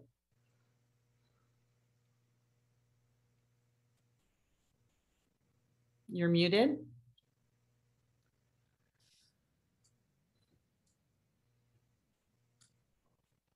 Can unmute yourself, Wyatt. Unmute. Oh, there you go. Okay. Good evening. Thank you. And good evening, all the attendees tonight. I am Margaret Wyatt. I am USWWSEIU. And my question tonight is, on behalf of the 50,000 members of SEIU and USWW, we wish to draw your attention to serious concerns we have with the City of Santa Clara's current janitorial contractor, SWA Services Group. We are asking the city not to extend your current contract for janitorial services and instead to hold for janitorial service and instead to hold a competitive bidding process for these services. Okay, thank you. That's not our item we're on right now, but that's probably a public presentation item, but we did receive your comments. Thank you very much for addressing us. Thank you, ma'am. Thank you. Is there anyone else that would like to speak on the our study session on Senate Bill 9? Any other member of the public? Assistant City Clerk, do we have any written comments or e-comments on this? I have not received any written comment, Mayor. Okay, well, thank you very much. We're going to go back to the city staff now. City Manager, tell us about what our next what will be our next steps. Sure. So we're going to continue to monitor legislation that impacts Senate Bill 9 and how it moves through the process. What we'll do is we'll also, it sounds as if we got most of the questions, but we'll do a double check to make sure that if there's any outstanding questions, we'll respond to them in writing. And we'll bring back proposed ordinance for the council to consider, invite the Planning Commission. It may go to the Planning Commission first. We'll think through those details as we go through the process and then bring it back to council for consideration, and also report out on the legislative activity so the council's aware of any impacts that may that we may be following or tracking regarding the proposed ordinance that we put together. Okay, thank you. All right, I want to move to the next item, but I see two hands up. Commissioner Salam, you have, I don't know if your hand was left up from before. No, it was a very quick yes/no question. One of the questions that got missed was, does the covered parking space count towards the lot coverage calculation so that I can get an understanding of how that applies? Thank you. Let me jump in and say that normally it's not in the front setback, right? It's within the building area. So the lot coverage that we were talking about was in the front was limited to the front setback. The the requirement that specifically in response to SB 9, that a certain percentage of the front setback be landscaping, 60%. That was, I think, would address it that way, but it does count as part of the covered lot area. Overall, if you're talking about our total lot coverage requirement, it's, you know, our parking spaces are covered as defined in the code, either garage or carport. Okay, thank you. I want to thank Chair Biagini and Vice Chair Chirikaru and the rest of the Planning Commission for joining us in this discussion. I think this is going to be the first of numerous discussions on this, as we intend to understand this ourselves and then in turn help explain it to our community. It's just a lot of information, and I know that we are going to be you know, really working on this, because it, you know, even though the projections are that it may affect only, you know, 5% or more of the properties, that it is something that we really need to communicate. So thank you very much, and thank you to Director Crabtree and City Attorney Abby for taking all the questions and for the excellent presentation. So it's 8:02. We're going to take a 5-minute break so we can restructure here and then start the City Council and Stadium Authority meeting. So back here, it's 8:03. So about 8:08, if we can get back here. And thank you, everyone. Thank you, Mayor.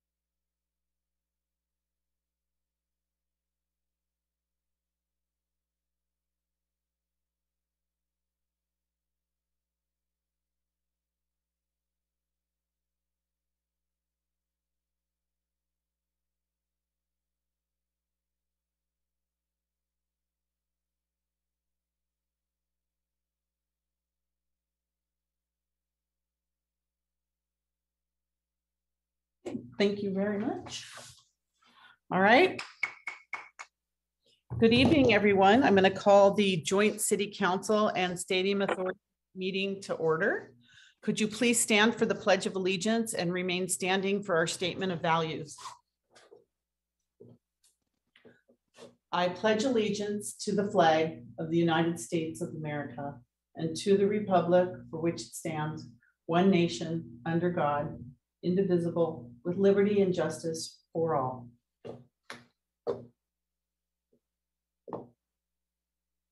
Councilmember Chahal. As we gather, we humbly seek blessings upon this meeting. May we act with strength, courage, and will to perform our obligations and duties to our people with justice to all. Let us seek wisdom so that we may act in best interest of our people, our neighbors, and our country. All this we ask so we may serve our community with fairness and respect, putting their needs before all. Thank you. Thank you. Please be seated. Madam Mayor, may I read the announcement? Yes, please. AB 23 announcement, members of the Santa Clara Stadium Authority, Sports and Open Space Authority, and Housing Authority are entitled to receive $30 for each attended meeting. Statement of behavioral standards. The City of Santa Clara has adopted a code of ethics and values and behavioral standards for public meetings to promote and maintain the highest levels of conduct. This includes mutual respect, robust discussion, and allowing city business to be done in an efficient and consistent manner. Please note that as the presiding officer, the mayor and chair's direction in matters of process and decorum should be followed, and that use of the gavel indicates all conversations must conclude and everyone in attendance should come to order and attention. Welcome and thank you for your participation. And if I may also, just as a reminder, for lobbyists speaking in the lobbying capacity, they are required to identify themselves as such and disclose the clients and or organizations that he or she represents at any meeting held with the city officials. Thank you. Thank you, Assistant City Clerk. So good evening and welcome everyone.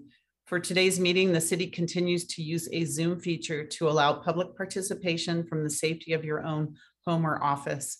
Members of the public can join via the link and or call into the Zoom meeting displayed on the screen now. If you would like to speak on an agenda item or during public presentations, please raise your hand on the Zoom application or press *9 on your phone. Please only raise your hand while the item you are seeking to speak on is being presented. Staff will enter your name or the last 4 digits of your phone number, and I will call on you to speak. As a friendly reminder, members of the public have 2 minutes to speak on an agenda item and 3 minutes on public presentations, and those are topics that are not on the council agenda. Prior to each agenda item, staff will lower each hand to ensure that members of the public are requesting to speak under the appropriate agenda item. You may also submit your comments on the e-comment feature available on the Santa Clara Legistar page or via public comment at santaclaraca.gov, and the comments will be read into the record. So let's move on to the council agenda. All right, reports of action taken in closed session. Assistant City Attorney. Thank you, Mayor. The council took no reportable action in closed session. Okay, thank you. Next, we have continuances, exceptions, and considerations. And I have a request to move up item number 8.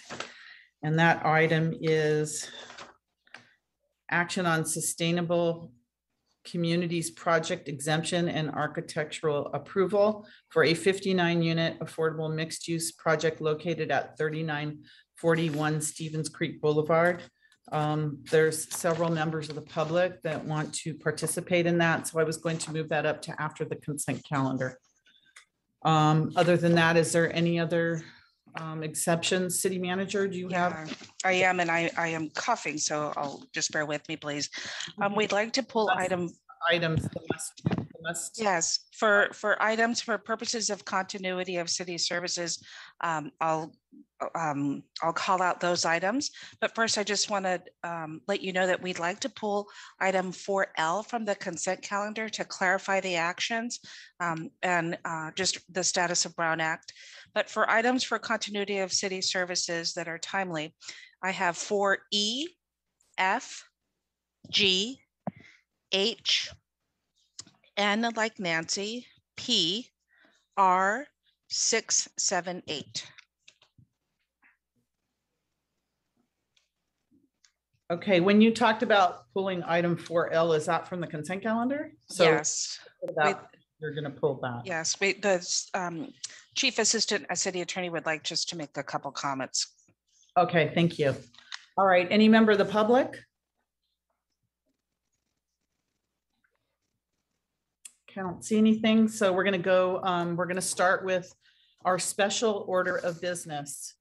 And as a special order of business this evening, we are proud to announce that February is Black History Month. The month of February was officially recognized as Black History Month by the United States government in 1975. And since then, February has been the designated month as Black History Month. Black History Month is an annual celebration of achievements by African Americans and a time for recognizing their central role in our nation's history. The celebration of Black History Month serves as a reminder to remember those who have sacrificed and suffered for the sake of racial equality and to honor those achievements that have shaped the United States. At this time, I'd like to turn the floor over to LaVere Foster, Policy and Advocacy Coordinator for the African American Community Services Agency, to accept the proclamation and to share a few words. And here we have the proclamation. Do we have LaVere here? Yes, I hope. I'm here. Can you hear me? Yes. Hello, welcome. Here's Hi. your proclamation that I want to present you. I wish we were in person. I know. But I'd like to turn the floor over to you, and thank you for coming this evening. Yes, thank you. So on behalf of the African American Community Service Agency and our Executive Director, Milan Valentin, we thank the City of Santa Clara for proclaiming February Black History Month. AACSA has been serving the community since 1978 through many programs and services that focus on education, health and wellness, economic development, social services, racial and social justice, and through our First 5 Family Resource Center. So when you hear names like Harriet Tubman, Martin Luther King Jr., Angela Davis, Rosa Parks, Jackie Robinson, Muhammad Ali, Maya Angelou, President Barack Obama, John Lewis, you hear of people who refuse to accept racism and inequities that exist in our country and decided to advocate for change because it was needed and because it was the right thing to do. I encourage everyone as we celebrate Black History Month to acknowledge the racism and inequities that have existed and still exist and determine what actions you can do to help implement change in your community. Thank you. Thank you so much for this.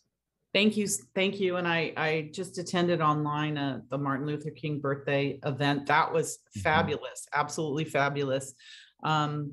Congratulations for putting on such a wonderful event. Yes, thank you. And it was so great to see how many members of the community were able to participate virtually. It was there were hundreds or thousands, I don't know, but there was a lot of it.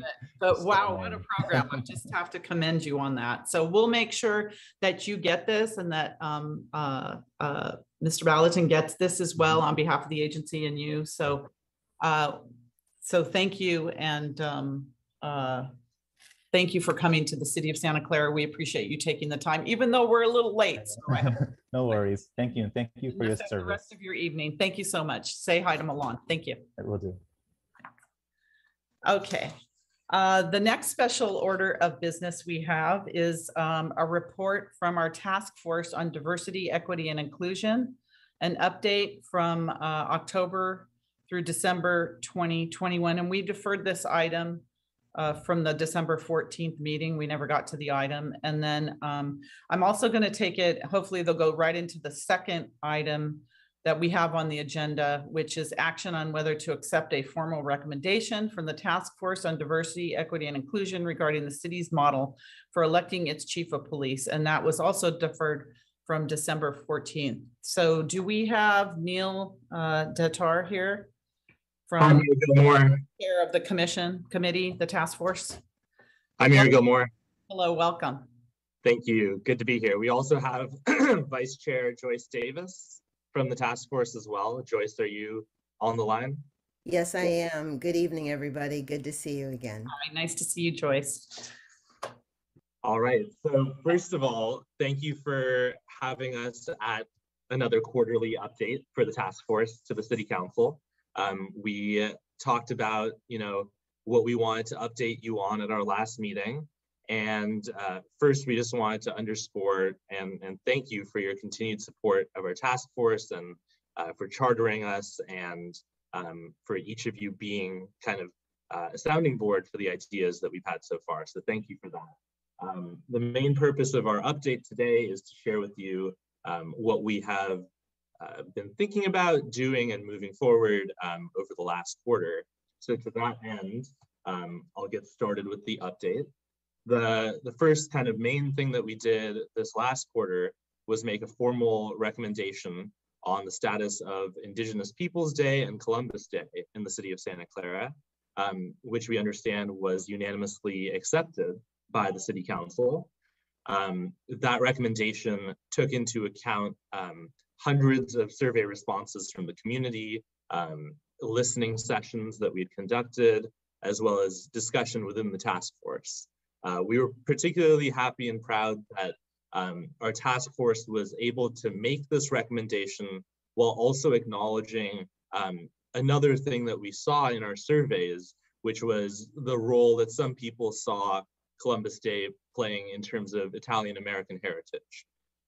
So we wanted to say that we understood that and reinforce our commitment to further engaging with that and finding new ways to celebrate both that culture and other cultures, all cultures within our city of Santa Clara.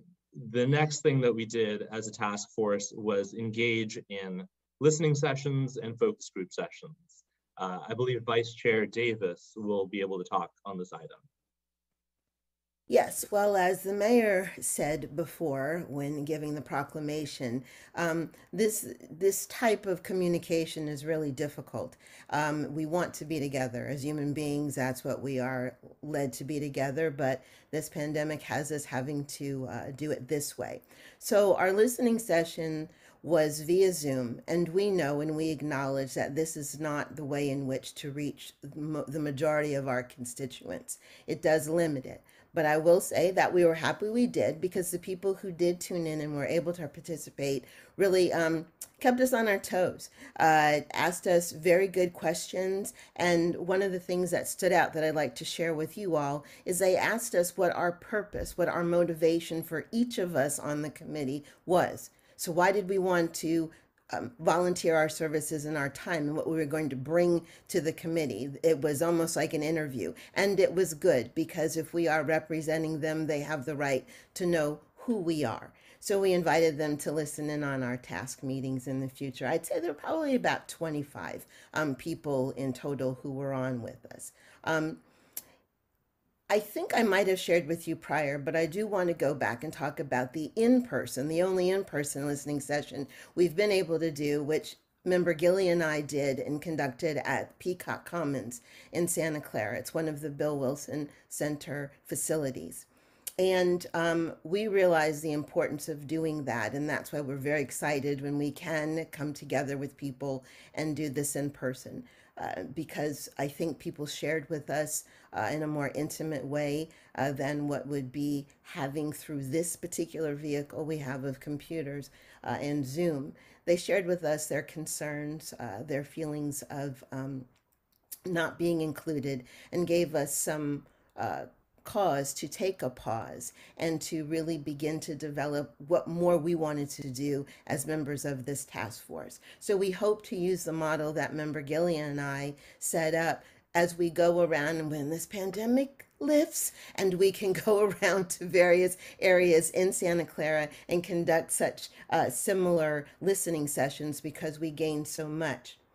Also, we have, and I'll let Chair Datar talk about it more, but we've been able to get our task force whole again by replacing, well, there's never a replacement for Darius, but getting another member onto our committee, so we're now strong. We also have our senior advisor, and we also have a youth advisor. And that youth advisor and I would like to begin a subcommittee as we want to hear the voice of the young people. She's a current student at Wilcox High School, and so we're going to talk about ways we can elicit information from students through surveys, also maybe listening sessions with them as we can help Santa Clara be more inclusive for our young people, working in concert with the committees that are already in existence, and bringing people together to talk about that. So that's what I wanted to fill you in on of what we've been doing. Thanks, Vice Chair Davis. And as you said, we appointed a new member Gustavo Rangel, to our task force to fill Darius's open seat. So we are a full task force once again with 7 members. Next, we wanted to briefly update you about our continuing engagement and review of the police department. Currently, we are working with the department on review of a few upcoming policies and provided comments on 2 new policies during the last quarter. That was the special needs, excuse me, special needs awareness program, the SNAP program, and the license plate reader policy. We were able to provide review and comment prior to the department publishing those policies. We have an upcoming meeting next week with the department on study and implementation of Assembly Bill 481, which is the topic of militarization of police departments. So that will be a very important area for our task force to be able to advise the police department and seek public comments to be able to advise the department on. And last thing with the police department is that we are working with the chief of police on ways to interact between the Chief's Advisory Committee and this task force to kind of ensure an information flow both ways in carrying out our mandate. And then finally, as you've all received, we, through our subcommittee on police policy and police review, had drafted a formal recommendation to the City Council on our elected police chief structure. And that was the recommendation from the subcommittee, which ultimately the task force sent to the City Council, which is our next agenda item. And we'd be happy to discuss that further on the next agenda item, but don't want to get ahead of ourselves here. So Mayor Gilmore, do we want to ask for questions on the update first? Before we get into that item, let's just see if there's any questions or comments about your status report from any council members. Does any council member have a question or comment? We can get them all at once if we do. I don't see any at this point. I just wanted to say I'm really glad to hear about the listening sessions. And I think Joyce had mentioned the Bill Wilson one in person. I really think it makes a huge difference if you're face to face with people, especially our residents and other individuals that want to share information that is sensitive to them. They don't want to do it on Zoom, and they're much more comfortable in I feel like a safer situation, which is wonderful. And I know at the end of the meeting, I'm going to talk about a conference I just attended, which was the U.S. Conference of Mayors. And I attended all the sessions on public safety and how, the narrative is really changing all over the country now about how to work with police departments. And I really think that we here in Santa Clara, we're ahead of the game in terms of this task force and working and keeping and taking a look at our policing practices and other things. I see, I talk to other mayors across the country, and they're very interested in what we're doing and want more information on it. So I was pretty proud of that. We were ahead of that, but there's really such a trend now of the community and community policing working together to solve the issues in communities, because crime has gone up, not just here in Santa Clara, but everywhere across the nation, to the point where all the elected leaders are saying, hey, we need to do things differently. We really need to ask ourselves the hard questions and do things differently. So I really appreciate what you're doing, and I think you're on the right track, and especially getting our young young people involved. Can you tell us who is the new member of your task force? And I don't think you mentioned the names, but I would think the community would like to know. And the senior advisor and the youth advisor, who are they? So those are my questions. Thank you, Mayor Gilmore. And absolutely, to the point you made about in-person listening sessions, we've talked with the Bill Wilson Center, we've talked with Santa Clara University and other community organizations, and they're happy and ready to help us do in-person listening sessions when the public health environment is right. So we're excited to do that and move forward with those as well. As for our new members, our new member to the task force is Gustavo Rangel, who was selected a few months ago.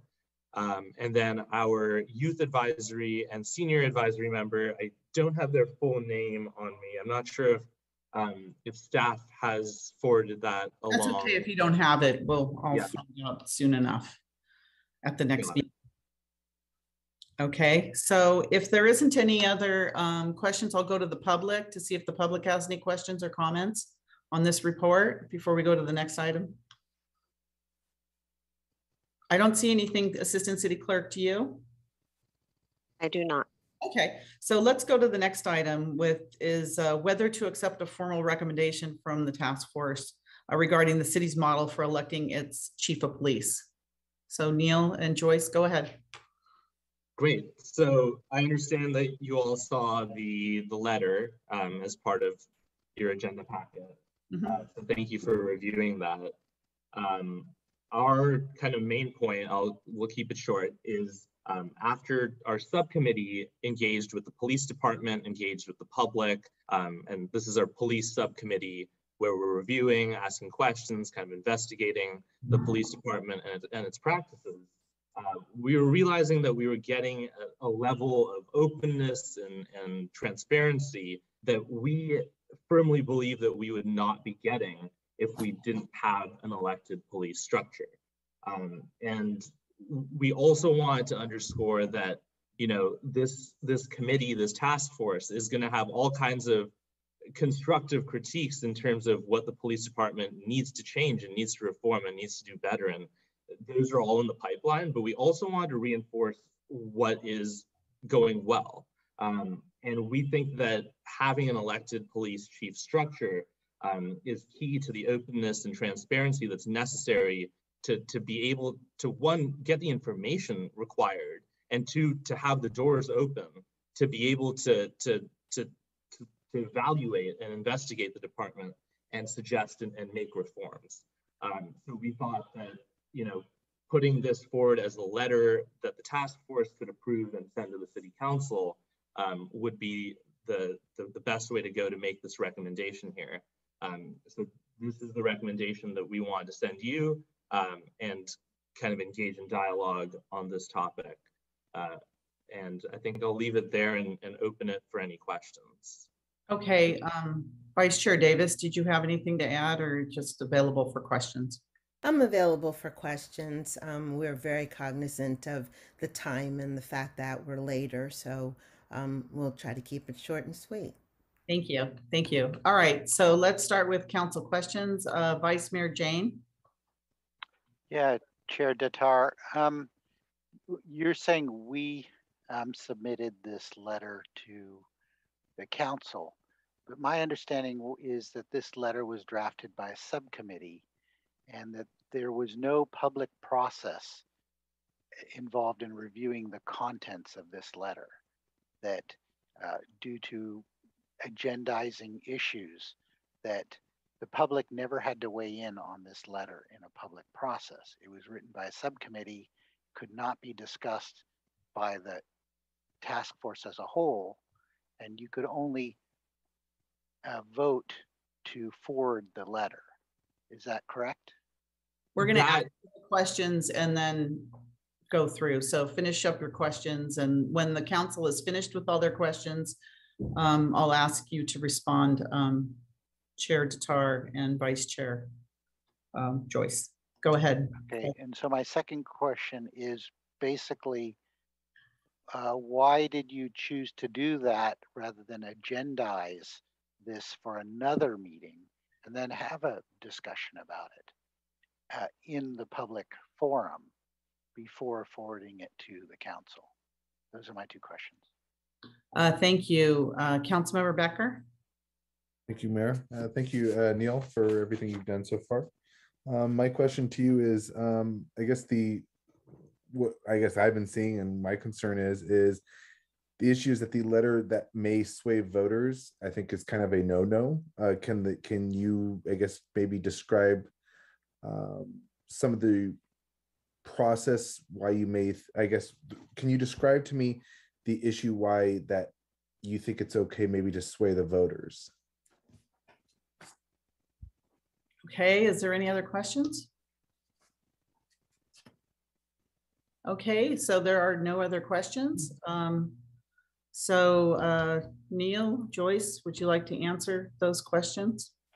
Absolutely. And Councilmember Becker, did you have a follow-up or? No. Sorry. So I think it would be best to start with the second question that Vice Mayor Jane had asked, which was, why did we not agendize this for discussion and send it, through the normal public comment process? Vice Mayor Jane, you're correct that the subcommittee drafted this letter, and that the intent was for the letter to then be reviewed by the task force as part of its process in taking this to a public discussion and public debate. Our intention was to agendize this item as such, to be agendized for discussion by the task force, and then put into our listening sessions, into our community surveys, and other means of engaging the public on it. We were not permitted to agendize the item for a variety of reasons that were not our own. We were told by the city staff that we could not agendize this. I'll let them give their rationale, because I think that's only fair to them to let them speak to that. But to your question, I think your question expresses the answer as well, in that our intention and what we wanted to do was exactly what your question was, that we wanted to take this to the public. We wanted to have a full, public debate and discourse and have these surveys just like we did for Columbus Day in order to bring you a fully thought out, diligent public comment recommendation, as this council has charged the task force with doing, with developing its ideas, going out to the public and bringing you our recommendations. And I think that goes to Councilmember Becker's point as well, that the intent of this letter, which again, we had intended to bring you along with public comment, along with survey responses, which we were not allowed to do. We weren't permitted to do that. So there was no opportunity to do it for the task force, but we intended to. But to Councilmember Becker's point, the intent of the letter and the recommendation, and really any recommendation that the task force brings to the council, is not to sway the voters, but if anything, to sway the council, to make recommendations to the council, because that's what you've chartered us to do. By creating this task force and giving us the purview of investigating police use of force, investigating police transparency and accountability, it's our view that you've charged us with making recommendations to you on ways to promote those things that you've put in our charter. Thank you. City Manager? Hi, and good evening. I too want to thank the DEI task force for its work, and particularly on the mayor's comments, where we know that the Bay Area has set a trend on, or has made history with its policies on diversity, equity, and inclusion. So thank you for the quarterly report. In your packet, just to get to some of the comments that Chair Datar mentioned, there is a report that outlines the concerns that we expressed. I don't think I've ever faced this predicament in the time here with Santa Clara, and certainly before that, where there is a legislative body appointed by the council that wants to take an action on a potential ballot initiative before the council has acted. And so that's really where the concerns that we raised in the report come from both the city attorney's office as well as myself, in that we have the council actively and publicly taking on a potential ballot measure. You'll see it on February 8th with a host of other potential ballot measures, and where the council is saying very publicly that it wants to study it more, wants to schedule it at committees and for public priority setting. And so with that caution, we brought forward the concerns at the DEI task force. They're summarized in the attached report on pages 3 and 4 that led us to suggest that we get to the council and have the council make a determination as to whether the letter is welcomed or not. Maybe that's the wrong term, whether the letter should be circulated or actively acted on by the council. We do know that, as we shared at the DEI task forces, through almost any ballot measure that the city of Santa Clara has recently put on, there's always some type of FPPC allegation of inappropriate activity, whether it's our information or educational pieces or just any actions that someone may have taken on ballot measures.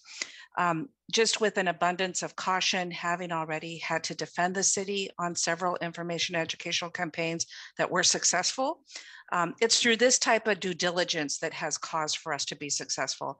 And so I wanted to make sure that I'm alerting the council as the appropriate legislative body of the issues that were of concern.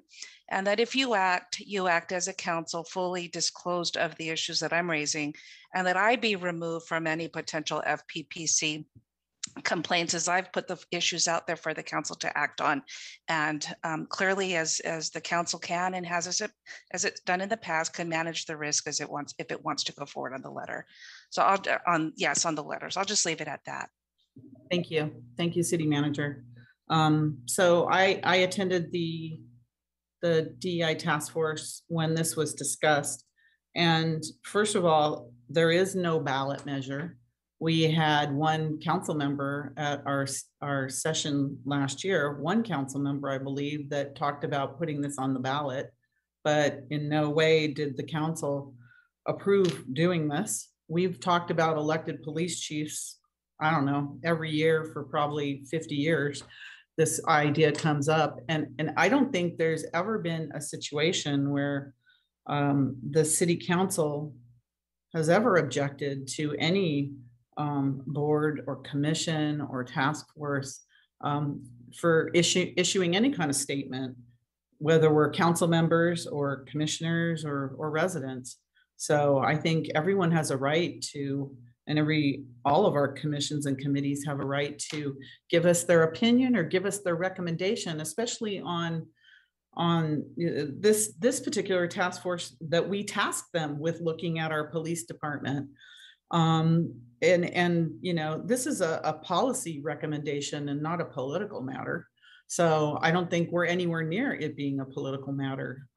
We tasked them to look at the police department, and that's what they're doing. And I actually appreciate it because, you know, I think one of the comments that I heard both at the DEI task force and even now, it's, you know, there's going to be some tough discussions, some tough recommendations, I think, and some tough observations that come from this task force about the police department.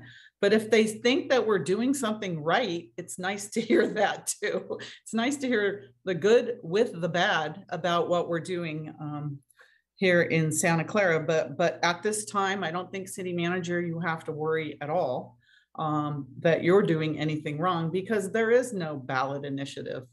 We're not even close to that. And it's, again, it's exactly what we tasked them with. And if they want to give us a recommendation, I'm certainly going to listen to it.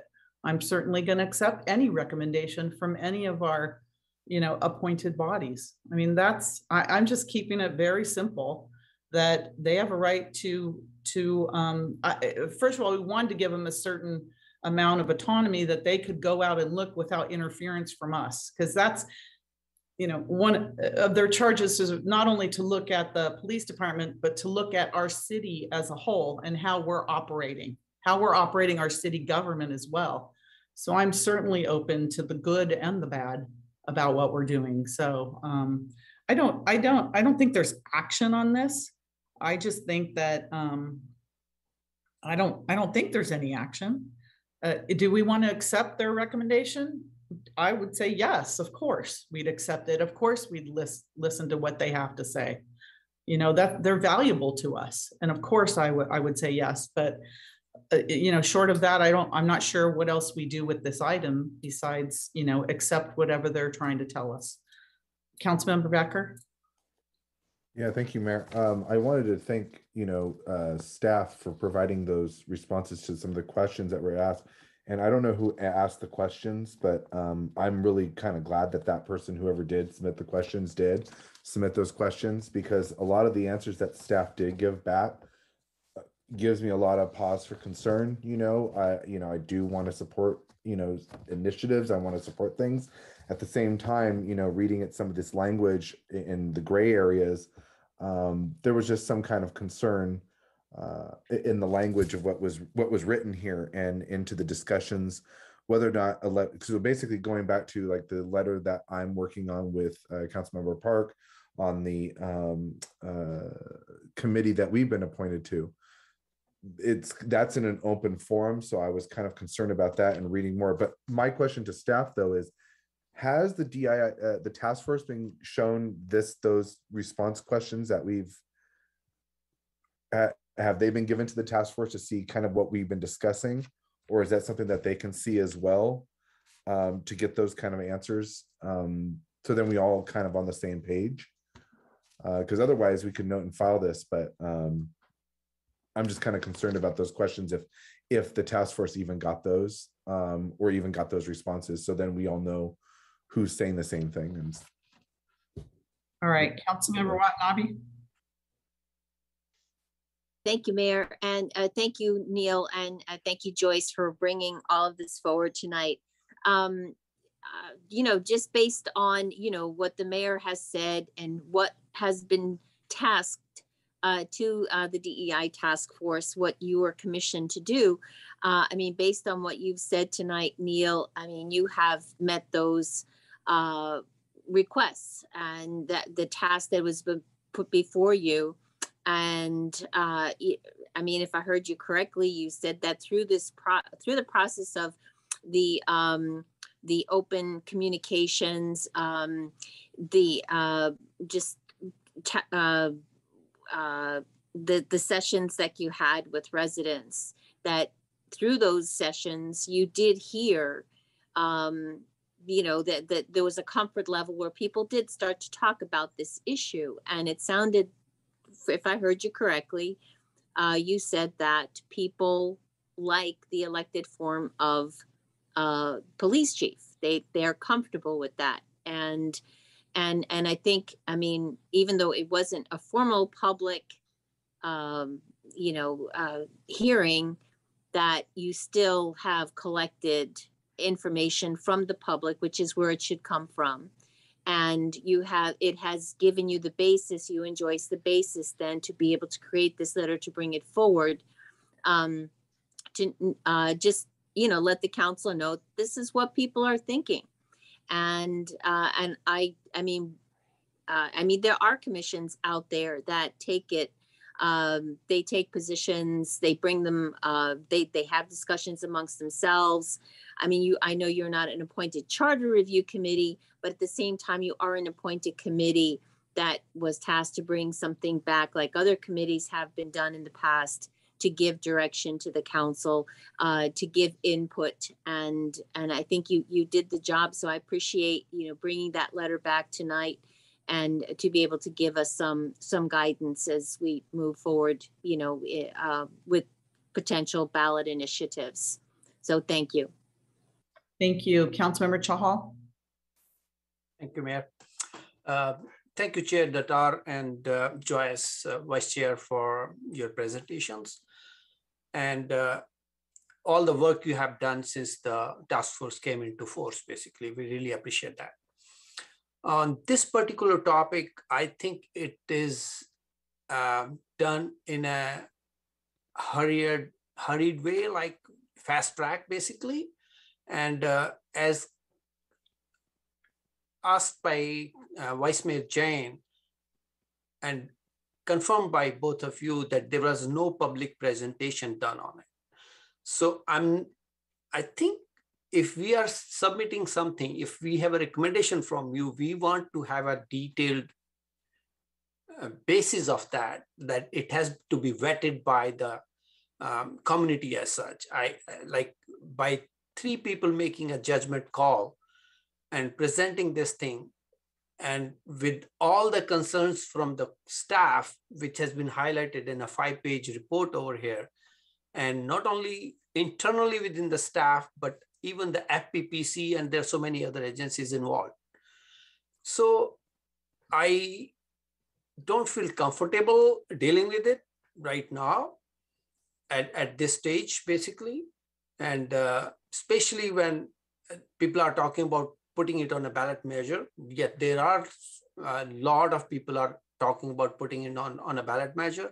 And if we prejudge at the council level or at the task force level, that is not a good policy matter for the council as well as for the task force. So from that perspective, I think it's a very fast track. And I'm not sure why this is the only recommendation came forward to us all of a sudden, basically. And so these are my concerns, as well as I agree with staff concerns on this thing. So I don't know what we can do with this. Thank you. Okay, is there any other council members before I ask Neil and Joyce to respond, and then I'll go to the public? Councilmember Park? Yeah, thank you for the work that's been put in. Again, I'd like to encourage people to take actions and take initiative, but at the same time, we have not had a study session on this topic, which would be essential prior to taking any position. I'm not comfortable with accepting a recommendation where we have to hold city staff harmless on any topic. And if the council has indeed talked about the elected police chief every year for the last 50 years, I would feel even less comfortable accepting a recommendation on a position that may come up for discussion in the future. I mean, a letter does not constitute a study session. I don't know if, why would we not get openness regardless of how a police chief is set? Were alternatives considered? What were the pros and cons? What were the alternatives? What were the downsides in elected police chief? What could they be outside of the stated perceived benefits? And again, the fact that we haven't talked about it, it doesn't mean that it can't be talked about or it wouldn't be on the ballot. We do have some goal setting sessions coming up. And again, I think that this is something big enough that having a full discussion with reports and material, support material would be good. But again, a letter from a task force and a subcommittee, a sub task force on that task force, public meetings, and I looked, and it looks like the public meetings were noticed by a traditional method. It says posting on a bulletin board next to City Hall. I don't know if in the last 2 years anyone has come to see that. I don't know how many people have come to see that bulletin board. In fact, I haven't even seen that bulletin board in person, and I'm right here in City Hall. Again, I think that for something like this, I'm, encouraged to see the initiative, but I don't know what we could do other than a note and file. And if it's appropriate to make a motion, I would note and file. Thank you. I'll second that motion. All right, motion second to note and file. Vice Chair Davis. Do you want to address some of these comments? I'm not really sure. Again, like I said, I wanted to keep this short and sweet, but it has been very enlightening. And I guess I'm almost to the point of asking, as the members of our listening session asked us our purpose for being on this task force.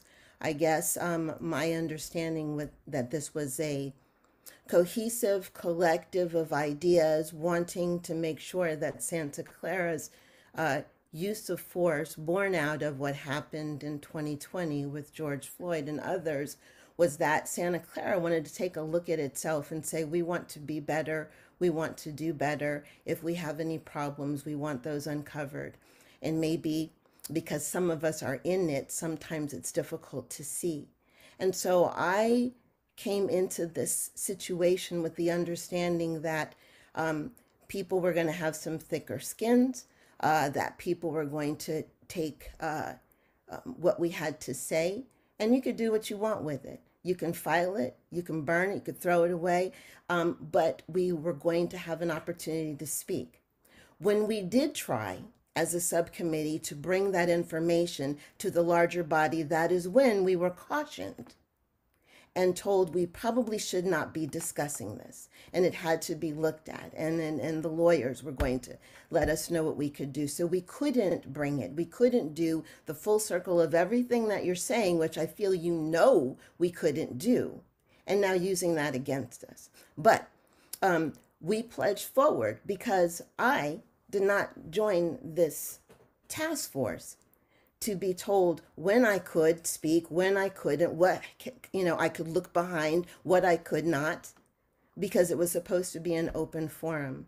So that's the frustration I feel right now. And so I probably will come back with the questions of, for all of you, why do you or do you not want this kind of DEI task force? Because if everything we bring to you, we're just getting started.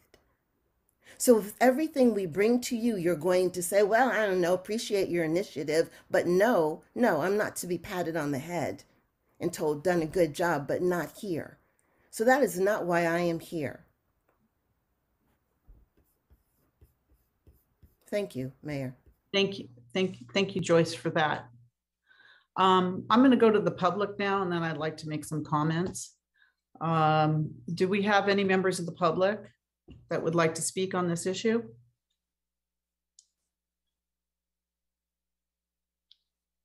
Okay. Do we have any assistant city clerk? No, Madam Mayor, I see no hands and I have nothing in writing. Okay. Assistant City Attorney Sue, your hand is up. Thank you, Mayor. There were a couple of comments made that I thought I would respond to at this time. The first from Councilmember Becker relating to the council questions and an explanation of what was termed essentially a gray area a little bit of a gray area in the law. And then another comment, and I'm sorry, I can't recall who made it, regarding whether or not there was some sort of legal prohibition to what the task force was doing. So let me just, for the members of the public who are watching and for the rest of the council and the task force, there's a government code section 54964 that prohibits the use of public funds, which includes staff time and resources, to advocate for a particular position on a ballot measure. But this item is not yet a ballot measure. Therefore, the government code bar is not yet triggered. And this was stated at the task force meeting, that it was not yet triggered. Therefore, it is not legally prohibited for the task force to discuss this item at this time. However, that said, there were best practices recommendations that were made to the task force during the meeting. And that essentially was, when you know that there is an item that the city council is going to be discussing with regard to putting it on a ballot, you may want to defer that discussion to determine whether or not that is going to be on the ballot, or at least to get direction from the city council specific to discussing it, bringing it forward for them to weigh to decide whether or not they to put it on the ballot. Those things were not done. So there's always that, from a best practices standpoint, concern that depending on what the decision is later that has not been communicated to the task force that's using the resources at the time, that could then lead to a problem. And that's what we tried to communicate that to the task force. And I apologize if there was confusion that we were saying there was some sort of legal bar, but I did try to be quite clear that there was not a trigger on the government code section yet. And I just want to make that clear again for the members of the council and for the members of the public. Thank you. Councilmember Watanabe. Thank you, Mayor. I would like to make a substitute motion, and that substitute motion is that the letter be heard before a full task force. I'll second that. Thank you. Chair Tatar. So that was mostly what I was going to recommend for the council, which the point being that I really appreciate, and I know that Vice Chair Davis as well, we both really appreciate the comments that the full council has given.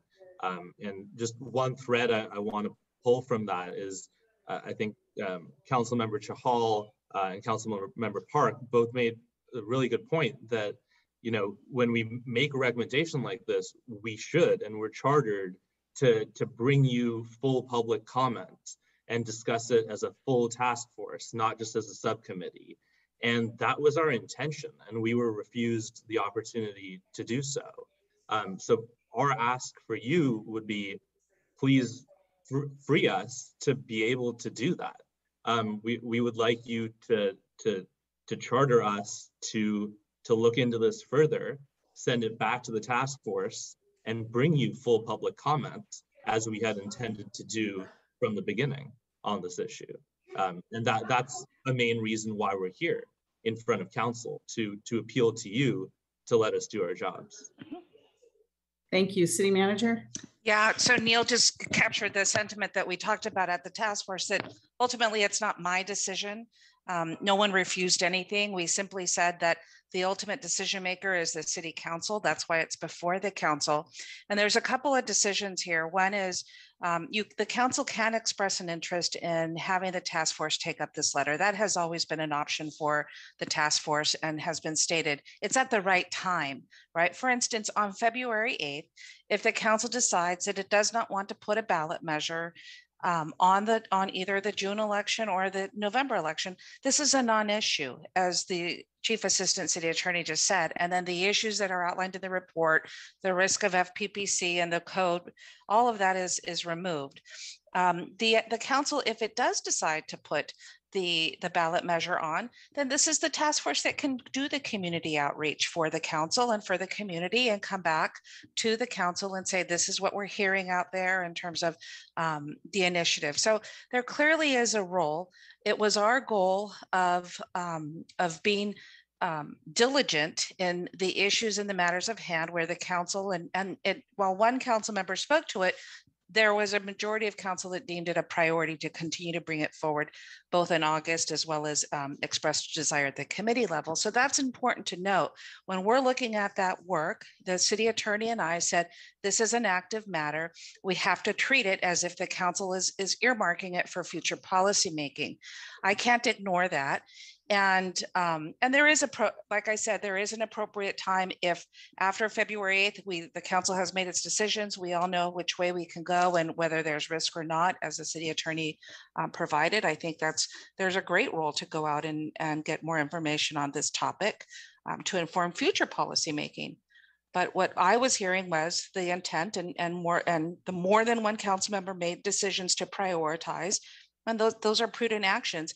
The FPPC complaints, whether frivolous or not, we have to handle them seriously. And it's through this due diligence that all of them have failed when allegations against the city have been made. And I think that's important, and that's the record that we want to continue.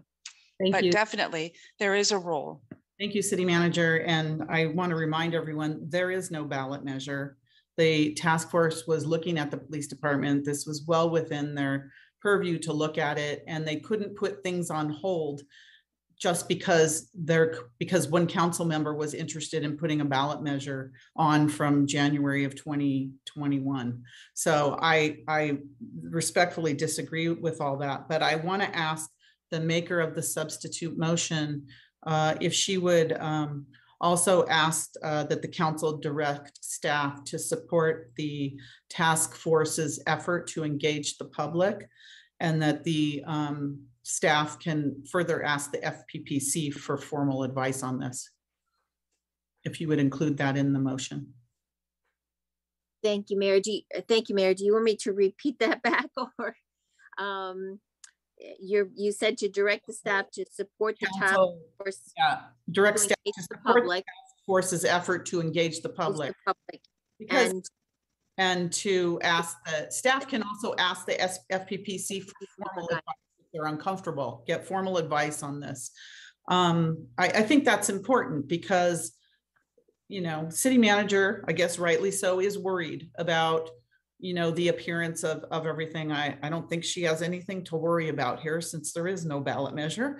But, you know, this all started because the task force wanted to, the subcommittee wanted to put it on the agenda so they could have full discussion by the full task force. There became this big brouhaha and we ended up here. So they were actually doing the right thing, following the process, subcommittee, full task force, then they would engage the public and everything else, but it got detoured to us tonight. And so I want to send it, I think with your motion, we send it back to the road it was on originally. And with the staff support for if the council decides that they want to put a ballot measure on that changes the charter for the elected police chief, then the task force, you know, is engaging the public in that way formally. So I think we can all achieve what we want to achieve. But I think what really has moved me this evening, and when I heard it on the task force level, is that we have charged this task force with looking at our police department, with looking at our city government, and I think that they, in good faith, are doing their job. They're taking hard looks at us and they're telling us what they like and what they don't like. And it's just the beginning because the pandemic has really hindered us from really going out to the public. But I hear you, Vice Chair Joyce, that you're frustrated with us because this is your first, well, I guess your first was Columbus Day, but this is sort of the beginning of the recommendations. And it just feels to me like everyone's trying to stop, you know, hearing what you have to say to us, which is valuable information, which we as elected officials should not put any roadblocks up. We should allow the communications. We do it every week at public presentations and here with our public. Why are we not allowing our commissions and task forces to give us recommendations? It's up to us whether we take that recommendation or not. So nobody's forcing us. We will have if this ends up on a ballot measure, we're going to have a full discussion as a council. It's not the task force that's going to decide whether it goes on the ballot. It's going to be the city council. So for the newer members, we're going to have a full discussion as to whether or not that goes on the ballot. But when we put something on the ballot, we love to get input from our community, from different areas and different aspects of our community.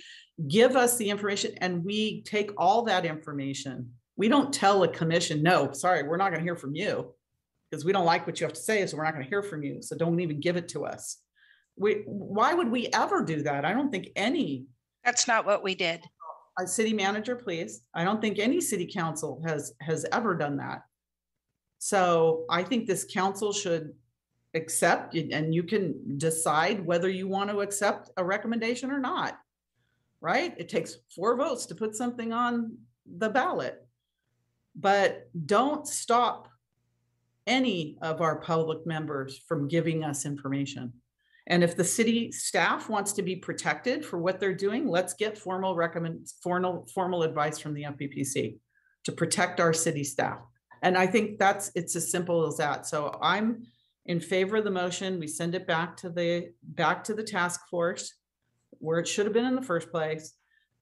We have our city support the public outreach, which is what we all want, is public outreach, and check with the FPPC. If it goes on the ballot, we continue on. If not, they're still giving us a recommendation of something that they think we're doing that is good. And it's simple. I don't know why it got so complicated. Councilmember Hardy. Well, I've listened very carefully and I hear what staff's concern is. And I'd like to make a substitute motion that we postpone this discussion until after our priority setting, so there is not a concern over the timeline, because this is what the city manager is making the point about. So I would like to make a substitute motion that we postpone any action until after our priority setting, so that there is not a concern. Second. I'll second that. So again, pushing away the recommendation. All right. Neil, did you have something? Oh, wait a minute. Councilmember Becker, followed by Councilmember Chahal. Thank you, Mayor. But no, I think we're just trying to follow the rules, and I think we're just trying not to get in trouble and not trying to get anybody on our case.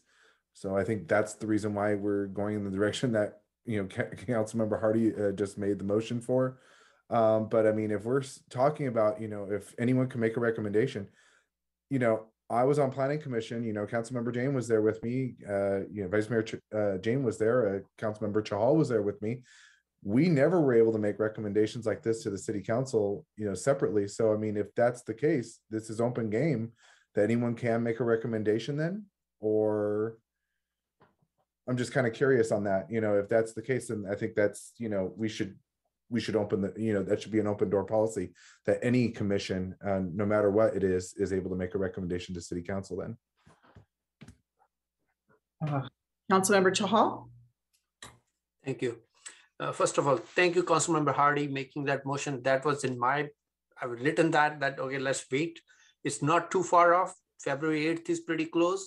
We can make a judgment on that. And after that, whether it is a ballot measure or not a ballot measure.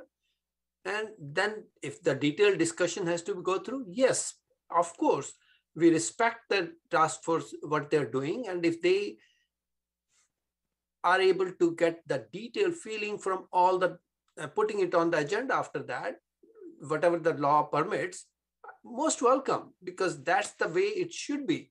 But right now, as of today, if we look at the 54964, which Assistant City Manager mentioned, it is not justifiable that we fast track this thing. And for that reason, and I again say, task force, whatever you do, you are independent and your recommendations will be brought forward to council and we look into it. The only reason for this thing was we looked at the Columbus Day. You did a detailed survey. We accepted it. We appreciate that. But on this one, how can I, as a council member, decision-making body, can accept a recommendation which has not been vetted by whatever reasons? I'm not saying reasons are good or bad. I think the reasons were very valid from the staff. They were very valid reasons. But if somebody differs on that, that's okay.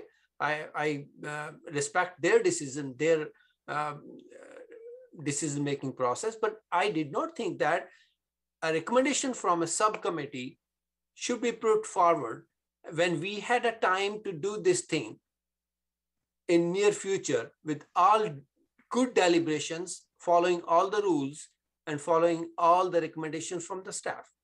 So for that matter, I will be supporting Councilmember Hardy's motion, and after once that thing is set aside, then you are free to, you have free hand to do whatever you want to as a task force. Thank you. So the city council should want the task force to do its job with the public before we even consider a ballot measure. So we have time, we can do both.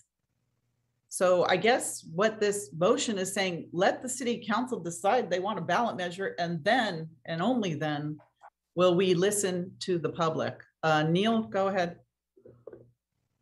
Yeah, so ultimately we'll respect whatever decision you come to here. But from myself and Vice Chair Davis, I know that both of us came here today to advocate that, the council send this back to us and let us do our job here. We hear the concern that this only came from the subcommittee. We want it to come from the full task force in whatever form it ends up being. We want it to be diligent and with full community feedback, just as we did the Columbus Day presentation and recommendation to this council. We'd like to go through that same process with this topic. We understand that it's an issue that's potentially being considered for the ballot. We think, if anything, that strengthens the argument that you should hear from the task force on this topic. The council didn't create the task force just to opine on unimportant issues. I believe you created the task force to opine on the most significant issues. And given the fact that it's something the council's talking about, it's a significant issue. And I think that's why you hired the task force and chartered the task force to be able to advise you on the most important issues of police transparency, police accountability, and diversity, equity, and inclusion in the city. So we would urge you to support a motion allowing us to take this back to the full task force, to take this to the public, and to let us do our jobs on this topic. Thank you. Thank you, Chair Datar. Councilmember Watanabe. Thank you, Mayor, and thank you for that, Neil. I think out of respect to the DEI task force, that this letter should be sent back for them to the full task force, for them to, again, continue to vet, engage the public. And if things change February 8th, if there is no consideration of a potential ballot measure regarding the police chief, then things will change. But I think out of respect for the work that they have done so far, which was something that they were asked to do, that the right thing is to send this back to the full task force now, and then see what happens in the next couple of weeks at the goal setting session. Thank you. Thank you. Chair Datar, your hand is still up. Sorry, Mayor Gilmore, that was a holdover. I'm sorry, we can't hear you. Oh, that was a holdover. Okay, thank you. Thank you very much. Councilmember Becker. Thank you, Mayor. I just want to say thank you for all the work that you guys have done. We understand everything you have done, and we appreciate everything you've done. But at the same time, we do want to make sure that we're doing everything correctly. And I think that what Councilmember Hardy's motion is fair, because if you come down to things, I remember one thing when we came down to the committee for the CVRA apology letter. I remember there's the concerns about not being in front of the public. Well, that is a concern. It should have been in front of the public in the very beginning. And how this started, I still wonder how it started and how this discussion started, because I know this was brought up last year in January of 2021. And I wonder if I was one of the people that actually brought that up, and maybe city staff could confirm that, but I don't know. But getting back to it, it feels like what we're trying to do here, by how forcefully we want to do this, is it's almost like we're trying to put the cart before the horse. So I will be supporting Councilmember Hardy's motion. All right, so we have a motion on the floor to do nothing, note and fly. So we have an original motion and one substitute motion and a second substitute motion. So therefore we need to on the original motion first. What do? We work backwards. So we have to take a vote on whether or not the council would like to vote on that second substitute motion, which is to refer it back to the postpone any action on this discussion until after the February 8th priority setting session. That is correct. Thank you. And that was Councilmember Hardy, seconded by? I heard Councilmember Park. Is that correct? Seconded by I did. Mm-hmm. All right, I won't be supporting this motion. It needs to go back to the task force. That's exactly what we tasked them to do, to go to the public, to opine on this issue, so that the council has information to make a decision as to whether or not to put this on the ballot. As far as I know, there was only one council member that put this on the priority session. So anyways, Assistant City Clerk, roll call vote, please. Okay, so the motion is to whether or not the vote on the second substitute motion. Hold on one second, Chair Datar. Yeah, before you vote, and I'm not sure what the protocol is here, but would it be possible to get a vote on the second motion of referring it back to the task force There's a before you take process. a vote on this one? I think we have to go backwards. Okay, well, if you accept this recommendation, you won't be able to send it back to the No, task force. No, it's not coming back. With this motion and on the floor, it's not coming back. Okay. Councilmember Watanabe. No. Councilmember Shahal. Yes. Councilmember Hardy. Yes. Councilmember Park. Yes. Vice Mayor Jane. Yes. Councilmember Becker. Yes. Mayor Gilmore. No. Passes 5-2. And the next vote is the actual motion. So just a moment, let me get this up. That was the actual motion. No, that was the motion to whether or not the council was going to move forward on that motion. Oh, okay. I forgot.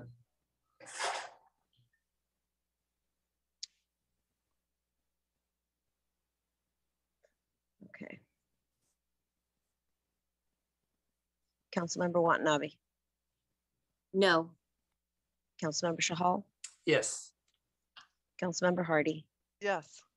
Councilmember Park. Yes. Vice Mayor Jane. Yes. Councilmember Becker. Yes. Mayor Gilmore. No. That passes 5-2. So it will not be sent back. Okay. All right, next item on the agenda. Thank you, Chair Datar, and thank you, Joyce, if she's still here. Not sure she is. Thank you, Mayor Gilmore. Thank you, Council. I am still here, and thank you very much, Mayor. Thank you. Thank you, Joyce, for coming tonight. All right. The next item we have is the consent calendar. All items are approved with one motion unless items are pulled for discussion. I know the city manager wanted to pull item 4L, correct, city manager? Yes. All right, Councilmember Becker. Thank you, Mayor. I want to pull item 4Q, as in Queen, 4Q, and as well, if you were, basically you don't want to support an item, do you have to pull the item, or are you able to? A no vote. You can register a no vote. Okay, I'm able to do that. Okay, so I then in that case, then I will be registering a no vote for 4D. D as in David. D as in David. Thank you. Do you have that, city clerk?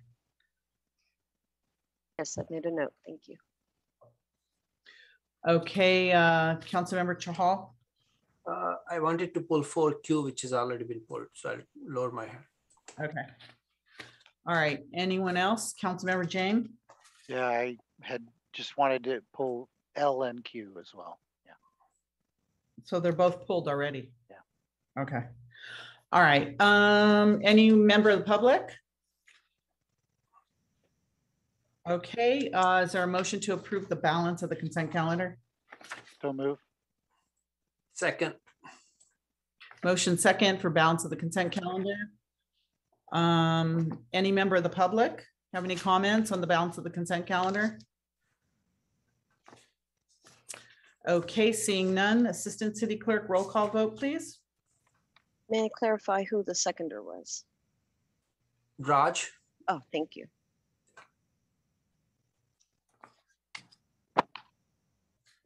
Councilmember Board Member Watanabe. Yes. Councilmember Board Member Shahal.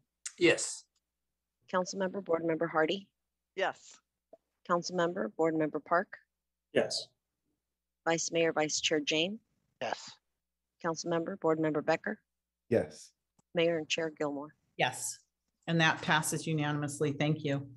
The next item we have on our agenda is item number 8 that I pulled up, and that is action on sustainable communities project exemption and architectural approval for a 59-unit affordable mixed-use project located at 3941 Stevens Creek Boulevard.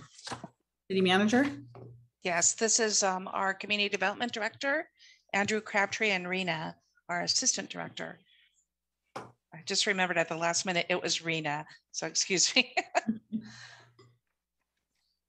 So Rena?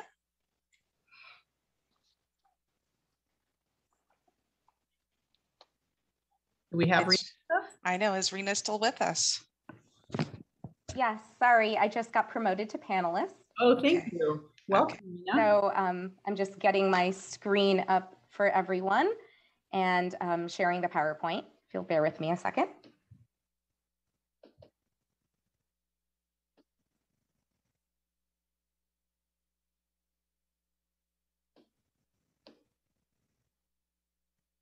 Can everyone see my screen? Yes, we can. Great. So I'm going to start.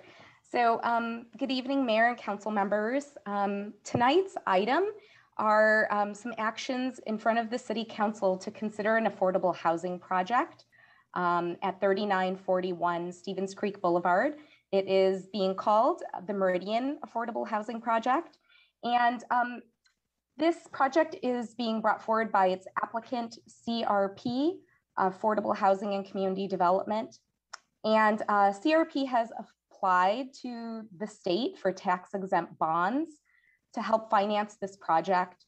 The project must meet certain entitlement processing deadlines by early February, which is why we have expeditiously brought this project in front of the City Council. So a little bit about the site. It's just over ½ an acre in size, and it's on the northeast corner of Buckingham Drive and Stevens Creek Boulevard. To the north of the site, you'll see what's called the Cobalt Project. It's a multifamily project that's about 5 stories in height. To the east is a retail building comprised of a music shop, and to the west, across Buckingham Drive, is some single-story retail as well. And across the street, south on Stevens Creek, is a car dealership and is in the city of San Jose.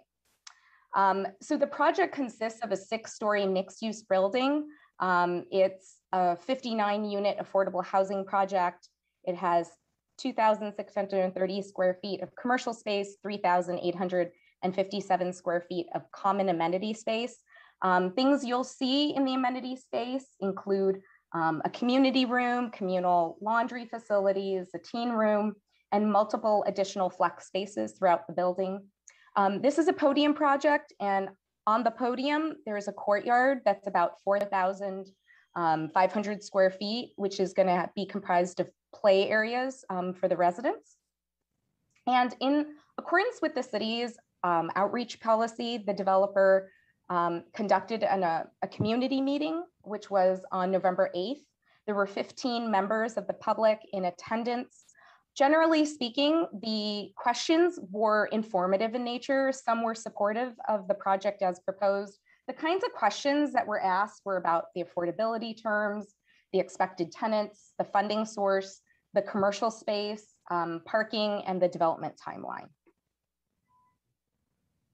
So the state, we just had a study session on some state legislation that's affecting our world in the near term. Well, in the last few years, the state has moved forward with several laws that have intentionally facilitated and streamlined affordable housing projects.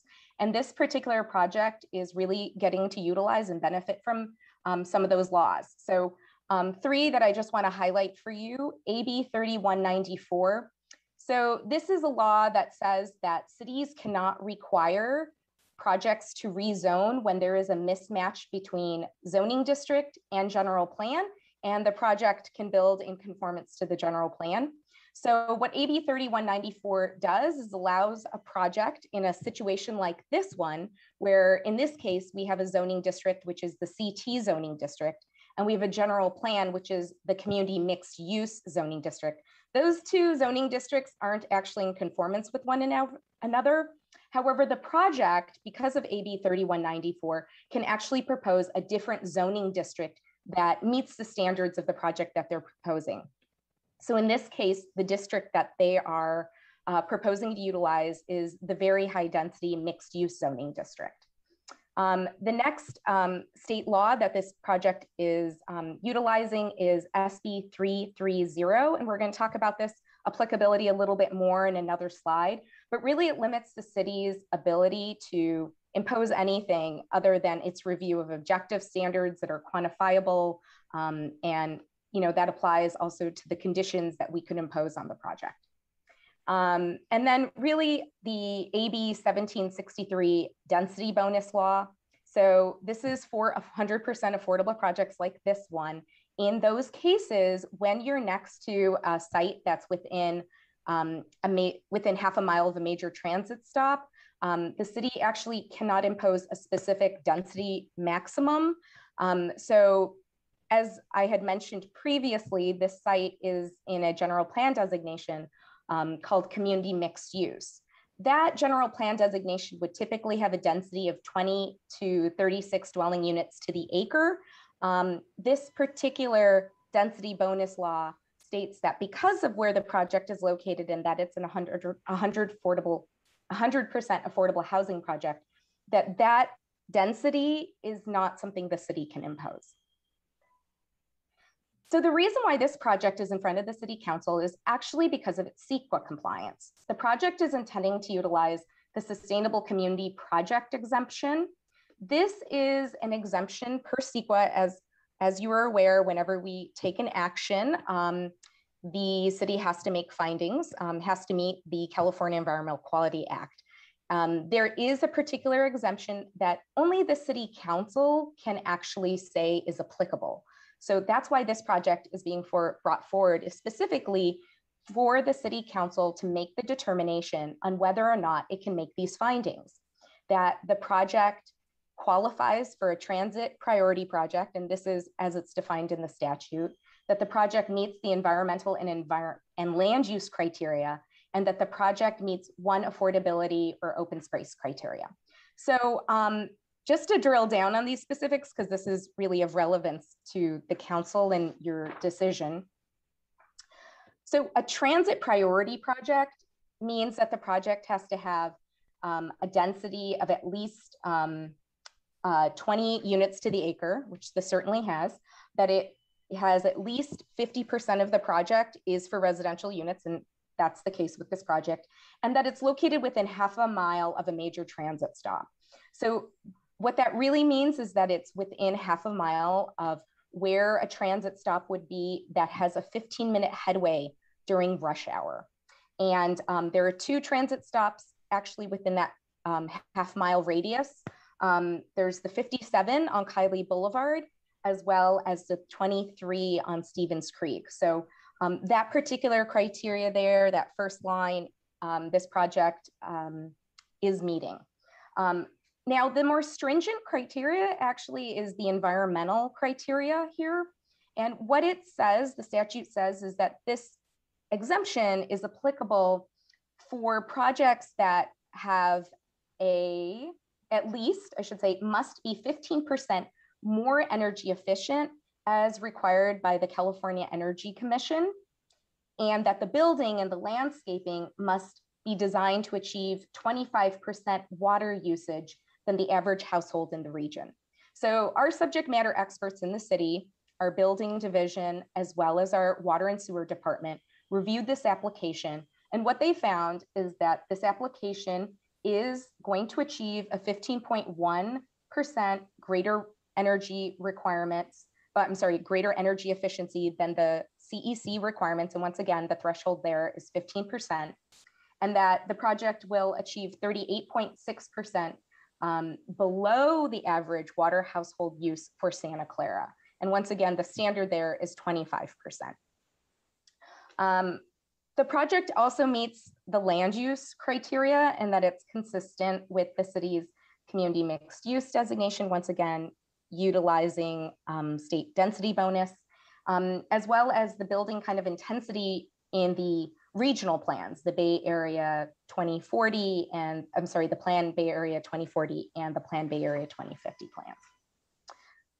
plans.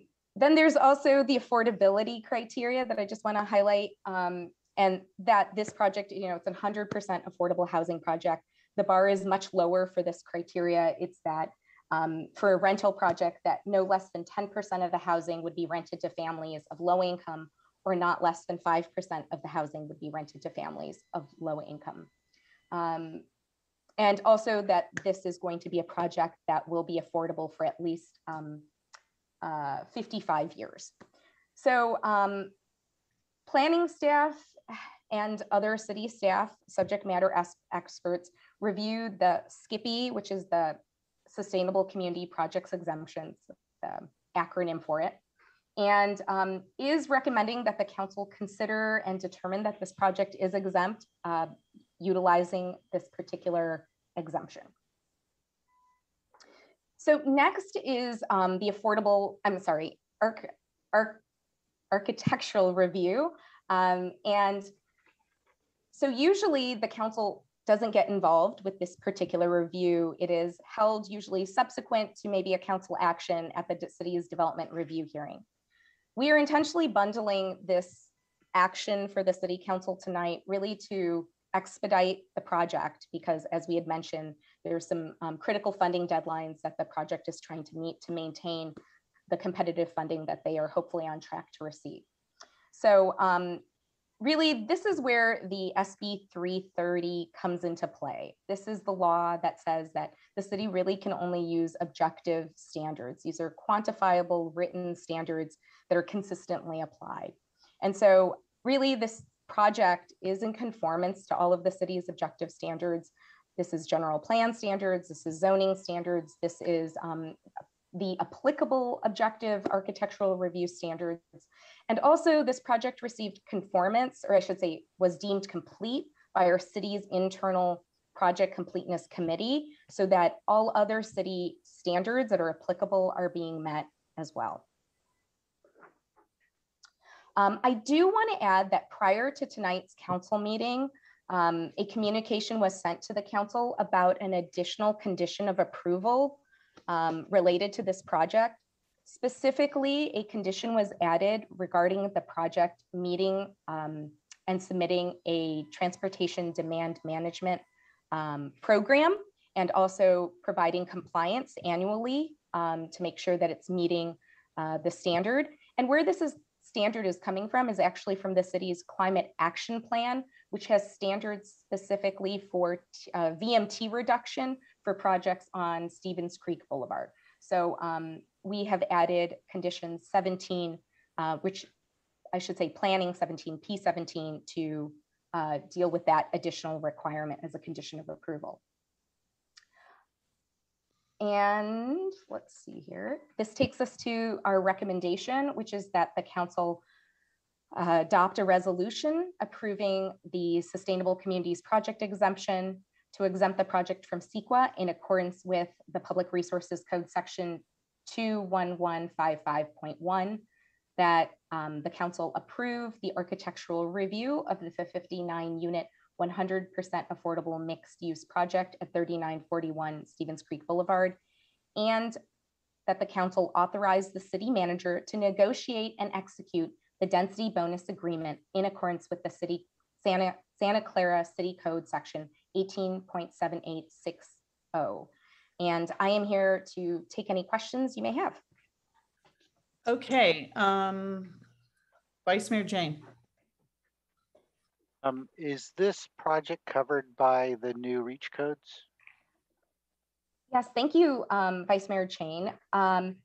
So our REACH code has a effectiveness date of January 1st. However, that is specifically for projects that file for building permit on or after January 1st. This particular project, due to its expeditious time, like very quick timeline, filed its building permit on October 27th of 2001.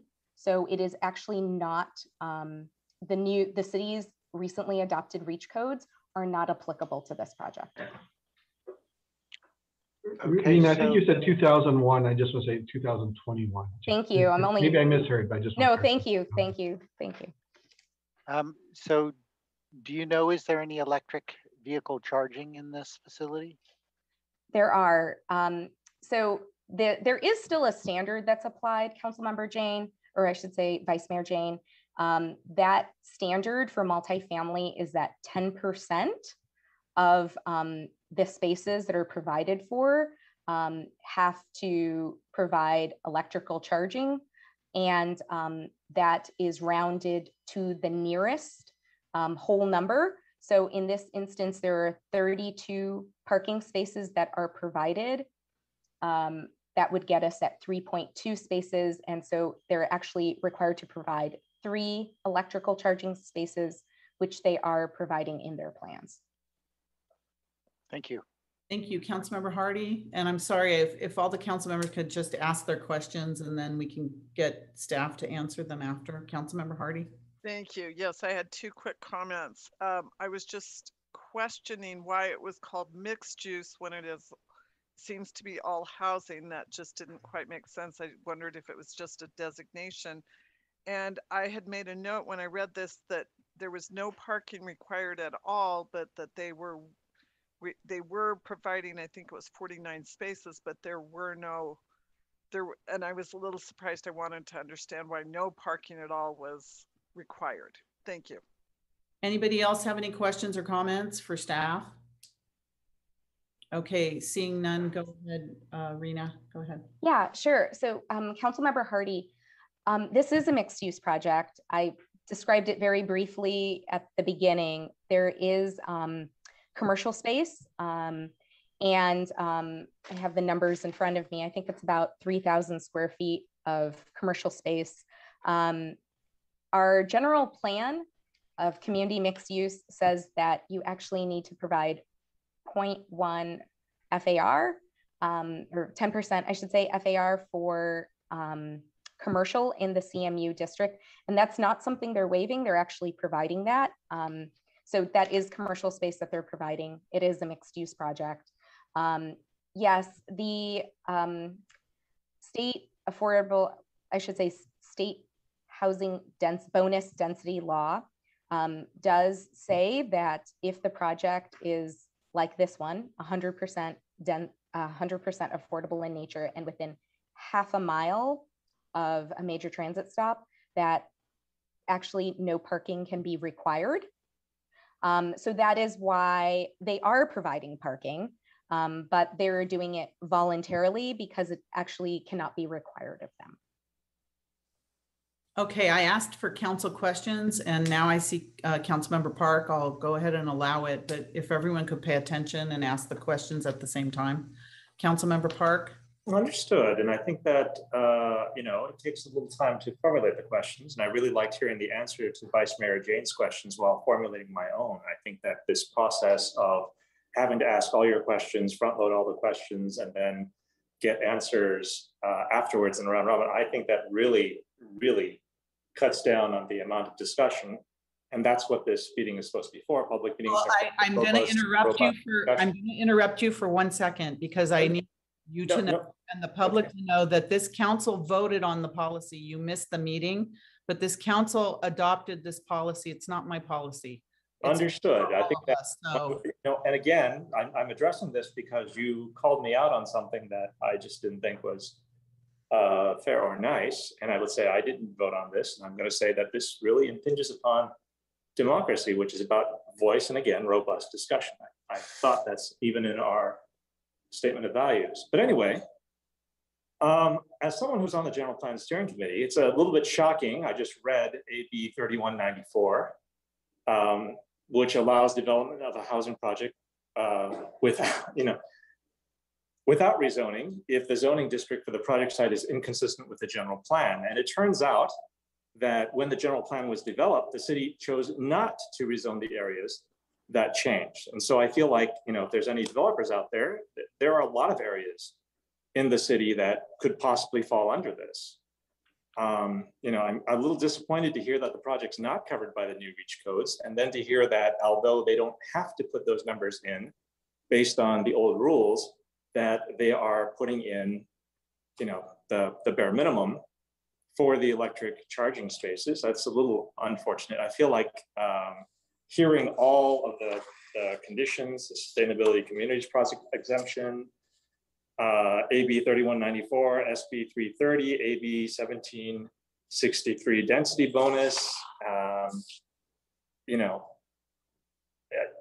and when you talk about the commercial, like you're right, so there is commercial there, but it's 2,630 square feet of commercial space, which is, smaller than some houses, or about the size of some of the larger houses. I mean, I just feel that it's a little bit of of a stretch.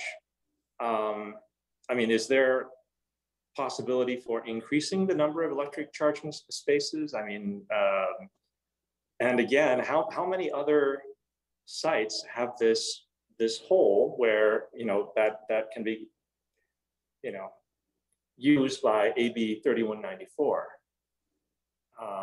Again, I'd like to know what the commercial is going to be used for, if there's a thought for that, and how it's going to incorporate into the rest of the retail and commercial areas. Thank you. Is there any other council members that have any questions that haven't spoken? All right, we're going to do this and then go to the applicant. Go ahead, Rena. Yeah, sure. So the applicant is best to speak to what they intend to do with the commercial. My understanding that their funding actually prevents them from making revenue off of the commercial, so they are proposing an office use. So that's something that the applicants can speak to. In terms of, you know, there are definitely a number of sites in the city that don't have a general plan designation that line up with our zoning district, with the zoning district. This project is, so a couple things. AB 3194 is applicable only for housing. So only housing can take advantage of this, you know, non-forced rezoning. But two, this project is particularly unique because it benefits, because it is a 100% affordable project, from probably the most amount of facilitation and streamlining that the state laws are making available. This is certainly the type of project the state has been trying to advance from an affordability standpoint, because it's an 100% affordable housing project that's near transit. So I would just say that there are definitely a number of sites throughout the city that have this mismatch where 3194 could be applicable. With our zoning code update, we are intending to bring forward some conformance in those areas, but there probably still will be some areas that there is going to be that mismatch. Okay, thank you. So now is the time to go to the applicant. If they would like to come forward, will come forward on Zoom, and they have 10 minutes. We're trying to get them. We have them on the panelist side, Mayor. And okay, they're not responding. So if you would give us a few minutes here to get them over.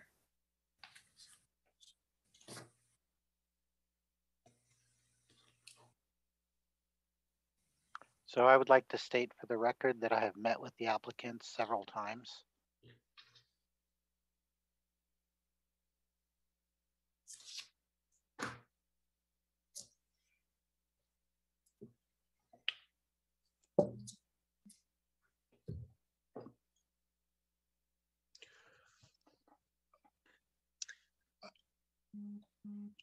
I know you mentioned you're trying to get the rest of the team available as I guess presenters. Mm-hmm.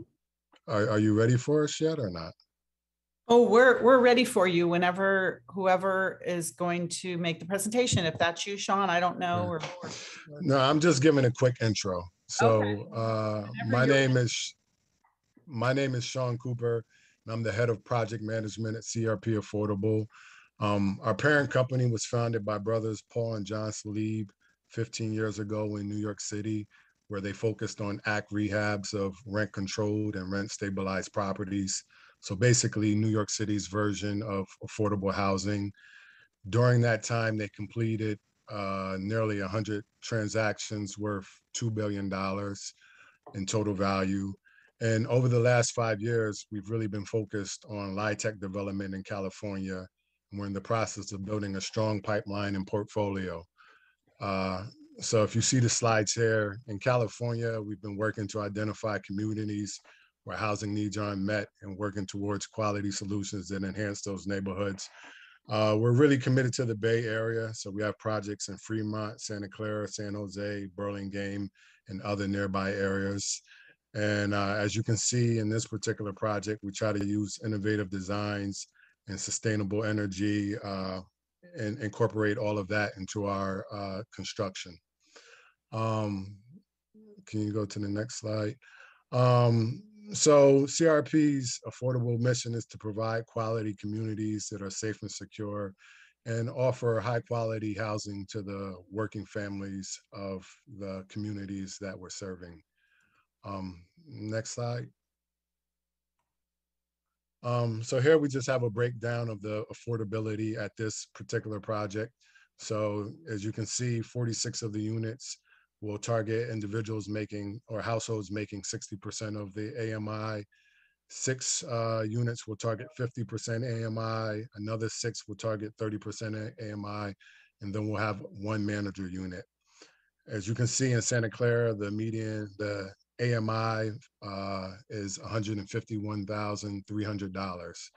So basically, a family of 4 whose combined household income is equal to or less than $82,500 annually could qualify to rent one of these 3-bedroom apartments for about $2,150 per month. With that, I will hand it off to our architect, the Dahlen Group.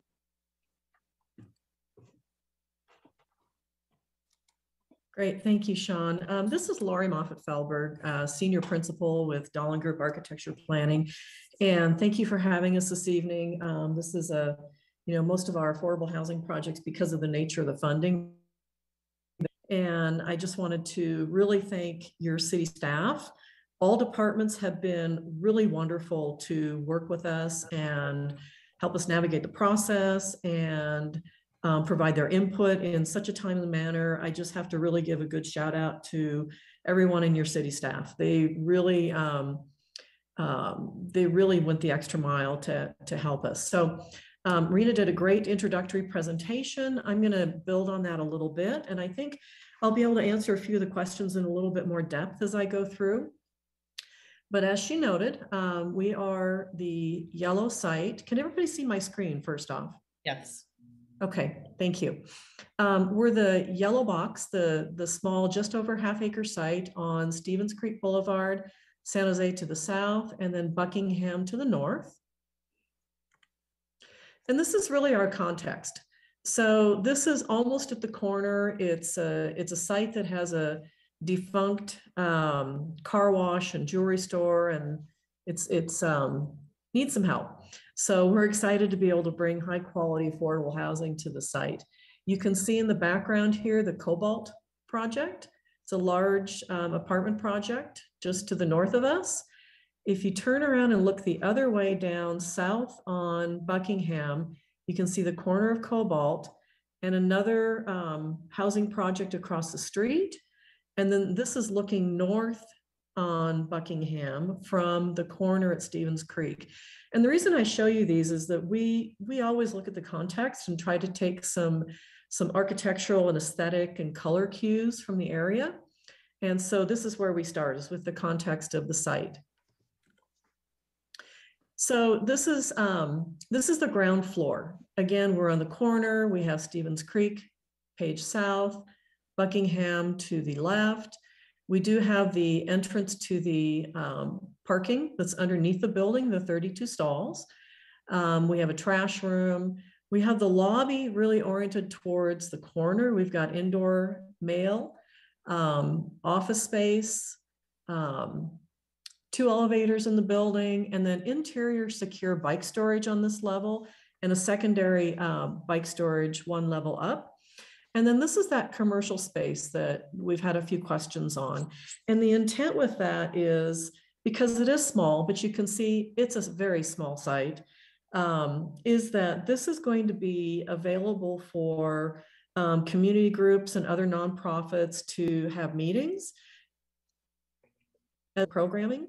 And so while it won't be something like a restaurant or something like that in the traditional vein, nonprofits and other organizations are always looking for places where they can meet. And this will be made available to them for that purpose. So we think it does serve a great benefit, even though it's a small space. And then 1 level up is where we have the podium deck. You can see colored here with some outdoor gathering spaces, a large children's play area, and landscaping up on that deck. And it's directly adjacent to a really nice sized community room with a catering style kitchen where people can have birthday parties, gather to watch a game, things like that. So this connectivity is really nice for the neighbors, or for the residents, excuse me. And you can see some of the ideas of the amenities that are going to be provided there, from, you know, some seating and dining to play areas, and large planters with really nice landscaping up there. So this is a view from the corner of Stevens Creek and Buckingham. And again, going back to our context in terms of the style of the architecture, it's a very, you know, kind of a contemporary look in the neighborhood. And then we pulled color cues from our neighboring buildings as well.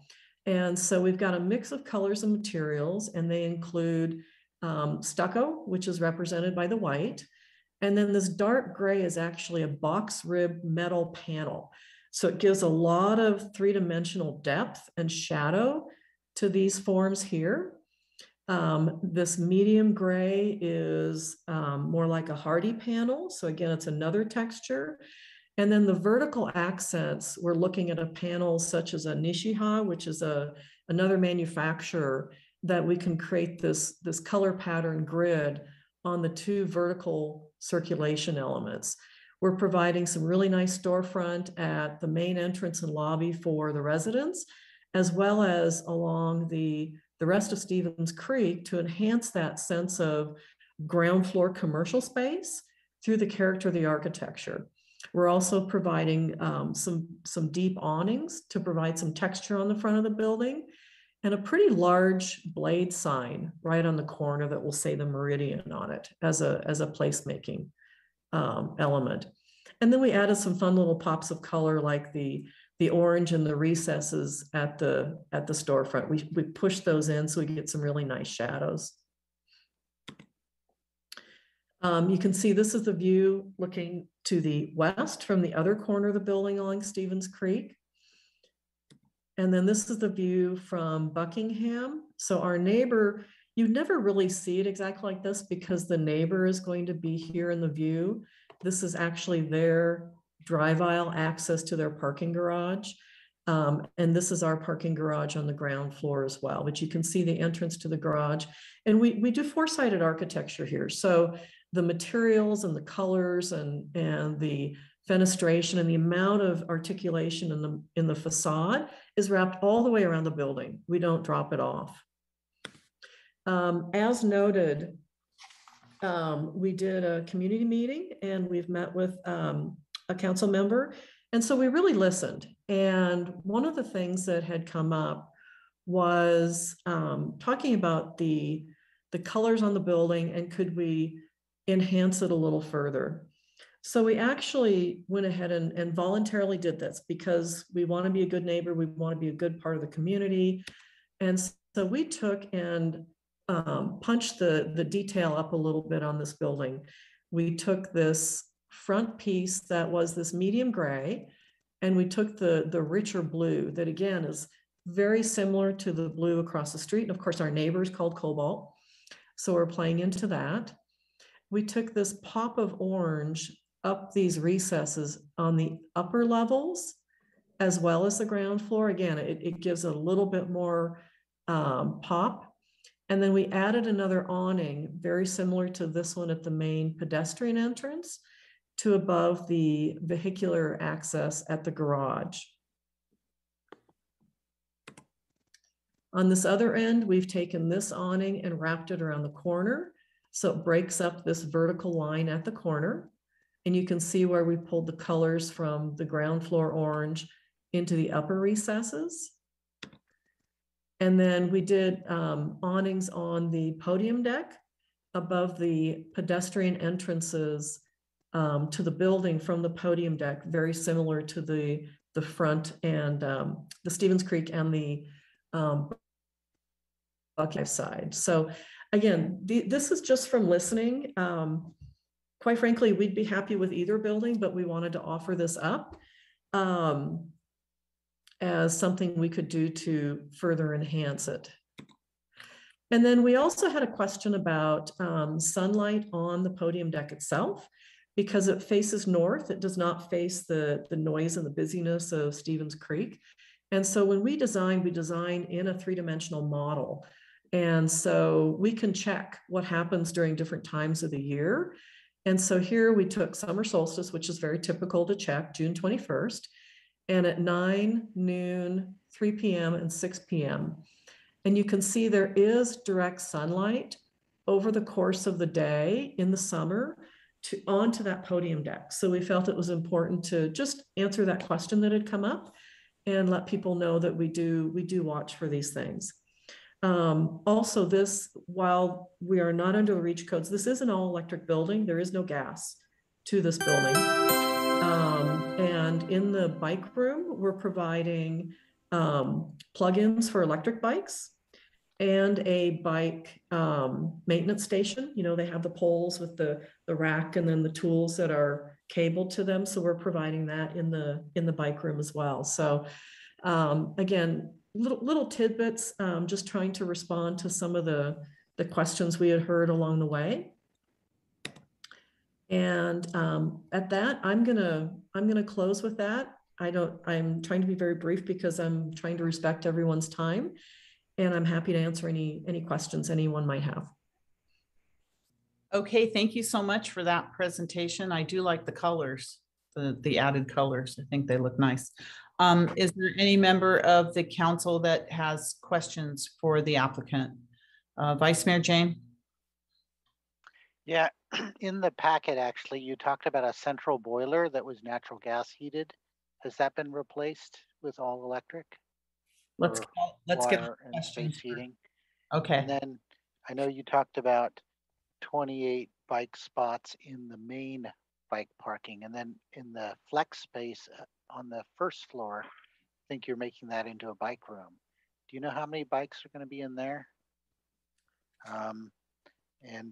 Yeah, I agree. I do like the extra color. Thank you. Thank you. Is there any other council member that would have questions for the applicant? Councilmember Watanabe. Thank you, Mayor. I basically have comments. I had met with the group, I think it was over the Christmas break, and had a presentation.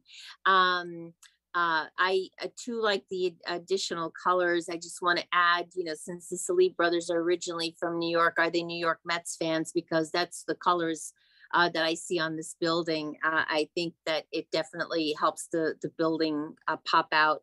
But the other thing, comment that I just want to make, I heard the comments about commercial space.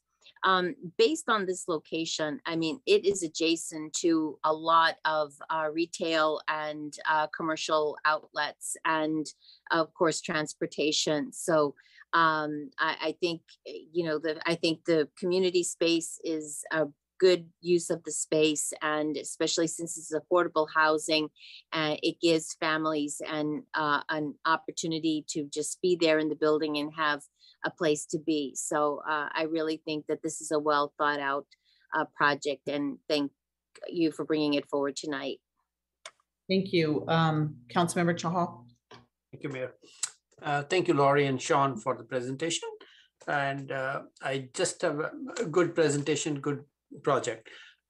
Question is about the commercial space you mentioned can be given to nonprofits.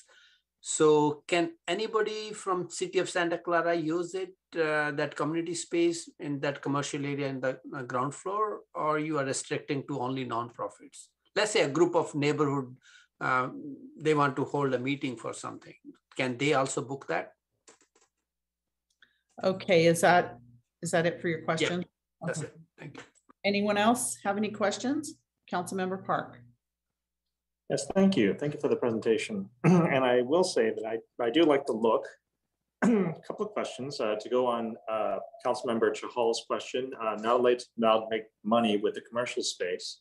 How would the office space address the money issue? I mean, if you give it to nonprofits, you know, does that satisfy the retail mixed use aspect of the development? I guess I don't understand that. And if you're not allowed to do that, why not convert the retail to additional housing? I'm looking at the shadow studies, and I noting that you picked the summer solstice, which is the kind of the best possible date to show sunlight on the deck. But what happens in winter, like 21st December? I could think of a couple of months where there would possibly be no sun anywhere on the deck. I'm concerned about the number of parking spaces. I mean, we generally don't like parking. We would like people to take, public transit, but like if I look at the numbers, even at one person per bedroom, that's 142 people with only 32 parking spaces. And it turns out that many lower income families, because this is an affordable project, and I was kind of shocked to see, the number that's the amount of money, the income that's considered affordable here. But many lower income families need to drive, as it's the only way to get to multiple jobs in a reasonable amount of time and to support families with members of various ages. And I think that, again, it looks like we want multiple people to stay here. I don't know if they're intended for families or for, people who are of the same age, college people who are, in the affordability range. Yeah, I guess those are just questions that I have, like how, what was the thinking on 32 parking spaces for 142 people? And that's only if there's one per bedroom. I think it could even get denser than that. Even by your own writing, it says a 4-person family would be could get a 3-bedroom apartment. So it looks like we're expecting even more than 1 person per bedroom. Thank you. Thank you. Anyone else? Okay, if I could go to the applicant now and ask them to answer these council questions. A quick question is, I can't see the panelists any longer. Is Stephen Blandon, has he been admitted as a panelist? Yes, he has. Yes, I'm here. Oh, there we go. Stephen, are you the one that's going to answer these questions? Yeah, I can take a stab at here. I took some notes here. I'm trying to keep track of them here. So let me address the commercial space if I can. First, let me introduce myself, Stephen Blandon, project manager with CRP Affordable Housing. I've been developing affordable housing in California for several years. All over the state. Commercial space is a difficult situation in affordable housing. Generally, if we want to do retail, or I should say, quote, for lease commercial space, we generally have to address that at the very beginning of the project. The financing, the IRS rules, the California TCAC and CIDLAC rules all affect how commercial space, I'll call it quote commercial space, is built, is financed, and how the revenue is treated. Now, we came into this project recognizing that there was some commercial aspect here, but we did not necessarily consider it to be, quote, for lease.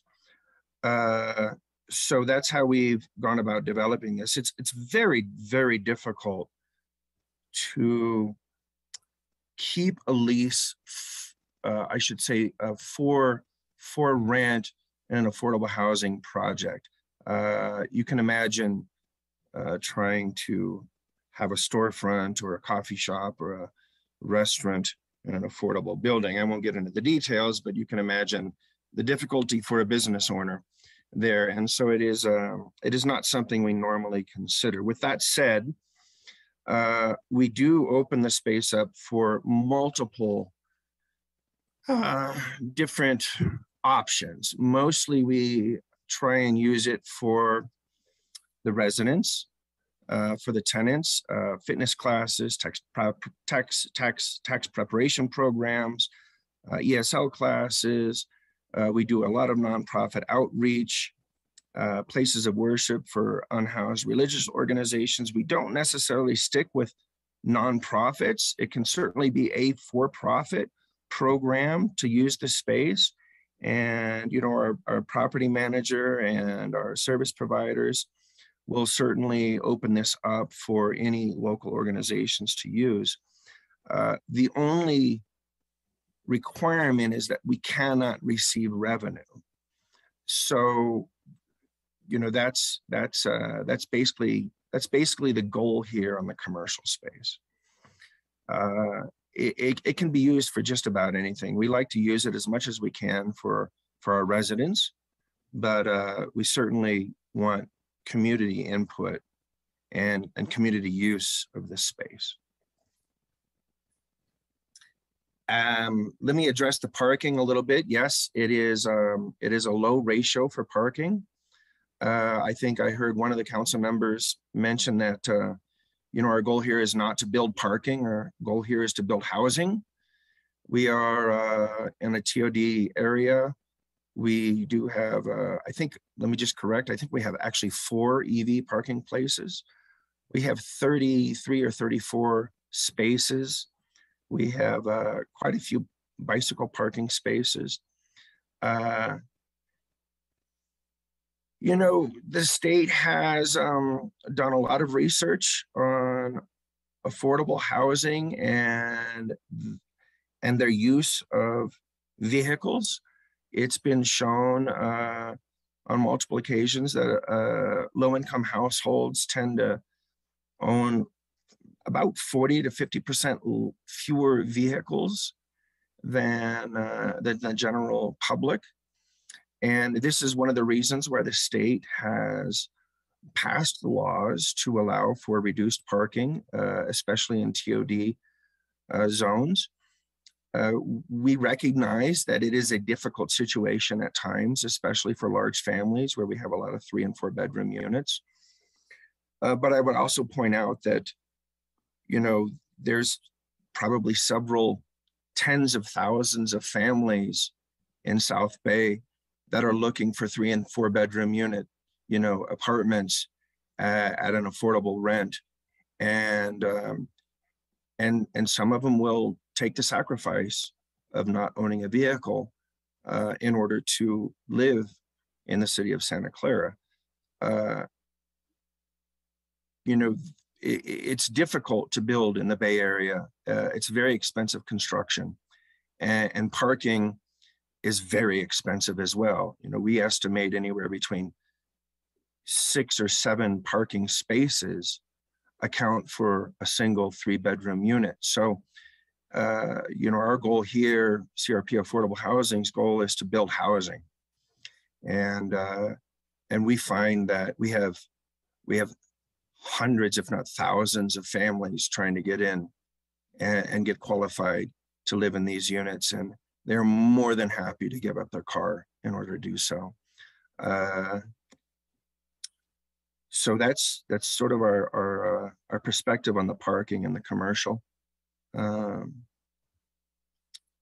Maybe I don't know if I caught any other questions there. Okay, well, thank you very much. I guess I still have 2 hands up. So Councilmember Park and Jane, was there questions that he didn't answer of yours? Oh, and Becker?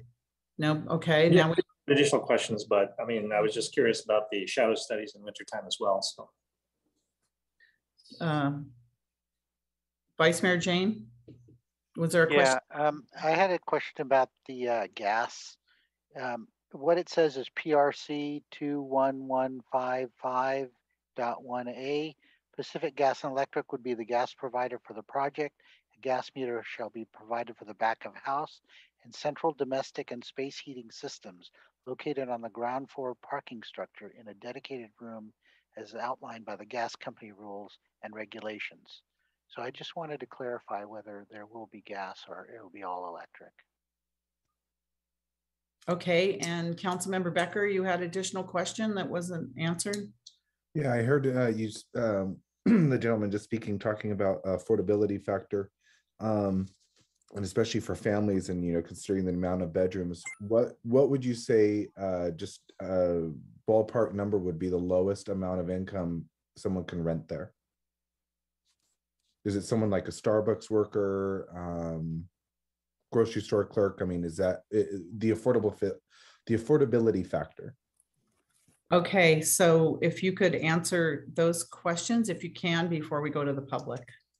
I don't know if that's Sean or. Sure, this is Stephen again. Let me address the shadow study. I honestly, I don't know. I suspect, Councilmember Jane, that yes, in the middle of the winter, the deck will likely be shadowed a bit, if not 100%. So that is, we did not show that study, but yeah, I suspect that is the case. As far as gas, I'm not sure where you were pulling that information from. This project has, since day one, been considered 100% electric. Our water heating is heat pumps with solar backup on the roof. All HVAC systems are electric. The project is 100% electric. There will be no PG&E meters there or service provided to the building. Okay. And then the affordability, the level. Yeah, the affordability, let me stand by one moment here. I do have I can chime in quickly there. According to the presentation we put forth, 46 of the units are for people earning 60% of the area median income. So for a family of four. For those who are trying to follow, it's on page 2 of the report that they presented. Yes, there you go. Yeah. So you can see there for a family of 4, they would need to earn 82,500 or less.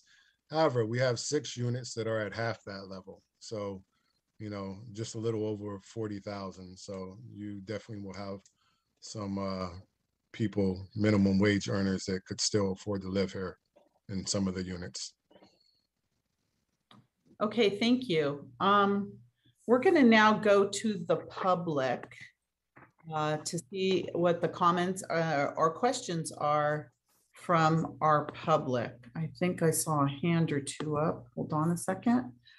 Okay, first we're going to start with Jonathan. Go ahead, Jonathan. Hello, is the audio working? Yes, it is. Awesome, thanks. So the first thing I want to say is, you know, I applaud looking at putting more affordable housing within Santa Clara.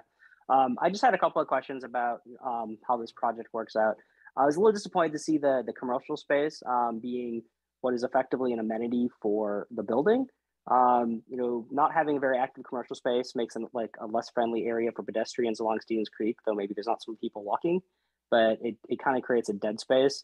I really would kind of like to understand a little bit more about why is it that, you know, they can't have an active commercial space that, you know, generates income. I understand there's some funding there, and it's kind of disappointing to hear that affordable projects are saddled with funding restrictions that don't let them have a really good commercial space.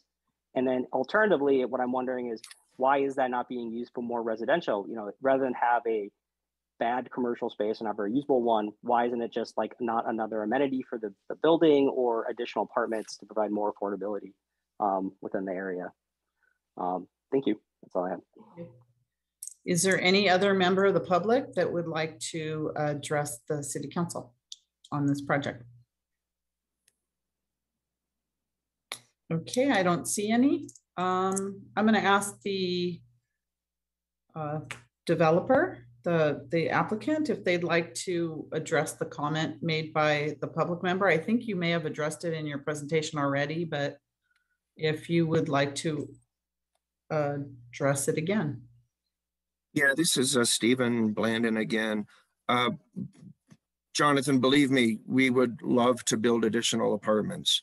That 2,700 square feet could probably do another 3 or 4 or even 5 apartments.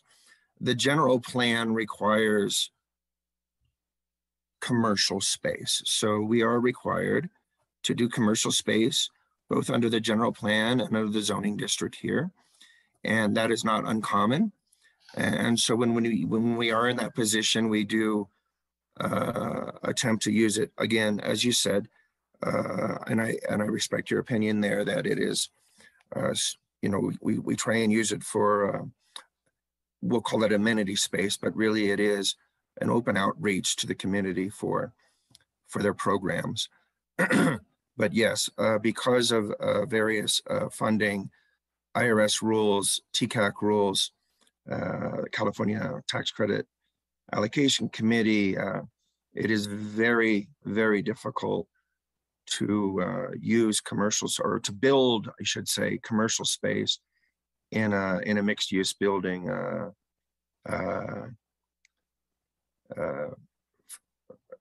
you know, I should say a for-profit or a for-lease commercial space. And I just wanted to add one thing, not to that, but we've had several questions about the parking, and it's been noted that state density bonus law doesn't require you to have any parking if you're within 0.5 miles of a major transit stop. And in this particular instance, that major transit stop is literally on the corner of Stevens Creek and Saratoga. So I just wanted to point out how the proximity of that could limit the need for these residents to have cars.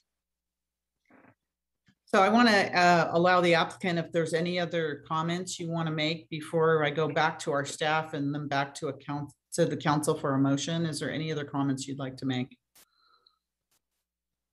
I was prepared to make a motion. I'm not there yet, though. Okay. Following our policy here. So the one thing I would note is that we have reached out to different organizations to try to garner support for this property, and I believe they've sent some letters of recommendations to you, such as SV at Home and South Bay Housing Coalition. And you know, we've definitely done our best to reach out to the community to try to garner support for this project. Thank you. We did receive those. City staff, do you have any final comments before I go back to the council for a motion? No, I don't believe there were any outstanding questions. Okay, thank you. Vice Mayor Jane, you said you had a motion? Yes, I would like to, I can do this in 2 sections or both, one section. Adopt a resolution approving Sustainable Communities Projects' exemption to exempt the project from CEQA review in accordance with PRC section 21151.1 with the addition that, as the applicant had said, it's an all-electric building. And then part 2, approve the architectural review of the 59-unit, 100% affordable mixed-use project at 3941 Stevens Creek Boulevard with the added colors. What about number 3? Can you put that in there as well? Oh, didn't have number 3 in front of me. Let me pull it up. Yeah, I'll add number 3. I was ready to second it. Do you want me to read number 3 for you? Please. Authorize the city manager to negotiate and execute the density bonus housing agreement in accordance with Santa Clara City Code section 1878060. So that's a motion, and Councilmember Hardy has a second? Yes. Okay, any other discussion on the motion?